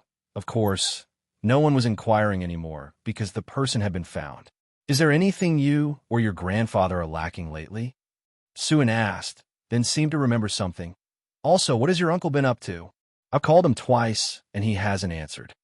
"It's nothing. He's just been a bit busy lately," Bai Lian replied nonchalantly. With that, Suen no longer dwelt on the issue with Ji Xiaojun. After hanging up the phone, Mrs. Zhang passed her a can of Coke. "Auntie," Bai Lian opened the Coke with one hand and took a sip. "Zhang Air. Zhang Xiais has earned a commendation in prison, decreasing his sentence by 1.5 months. She and Zhang Fulai had been tutoring Zhang Xiais every week. But Mrs. Zhang only got to visit him once every half-month, so she hadn't heard this news. "Really?" Mrs. Zhang instinctively looked up upon hearing news about Zhang Xiais. "How did he earn a commendation?" "During the new year, there was a disturbance in the prison. Zhang Xiais had knocked down the ringleader, quelling the unrest, and it was said he gained quite a few minions inside." However, Balian did not go into detail with Mrs. Zhang about this. He helped the prison warden catch someone. Balian downplayed the incident. She knew full well how clumsy Zhang Xiais was, and that he must have suffered a lot in there. Balian was not concerned, but she knew Mrs. Zhang could not bear to hear it. "Good, good." Mrs. Zhang wiped her eyes. "I'll go and tell Yin Lu the good news." A reduction of 1.5 months in the sentence meant he would be out even sooner. This weekend, the entire Xiangqing No. 1 high school had scheduled a beginning of term examination. All 3 grades would take it together. The internal exams at Xiangqing No. 1 high school were not as rigidly structured as the college entrance examinations. Saturday's exams were Chinese, mathematics, and English, with the final exam on Sunday morning still being the comprehensive science subject. Balian only brought 2 pens, as usual. She was ranked first in the final exams, and all the senior year teachers knew her by name and face. Seating for the exams was done by rank, so she was at the first table in the first examination room. Almost as soon as the comprehensive science exam started, an invigilating teacher stopped next to her, looking down at her exam paper. Bai Lian's papers were always favored by the teachers for their neatness. Now, even Lu Lingxi and Lian Ningxio's papers were starting to be scrutinized, not to mention the others, especially Wing Qi and a few who like to show off with extravagant writing styles. You're tuning into the Romance Rendezvous YouTube channel. We're so grateful for your support, and don't forget to subscribe to join us on this incredible journey through captivating stories. Your generosity through donations truly makes a world of difference, as it's the primary source of revenue that allows me to expand and enhance this channel for you. Thank you from the bottom of my heart for being a part of this adventure.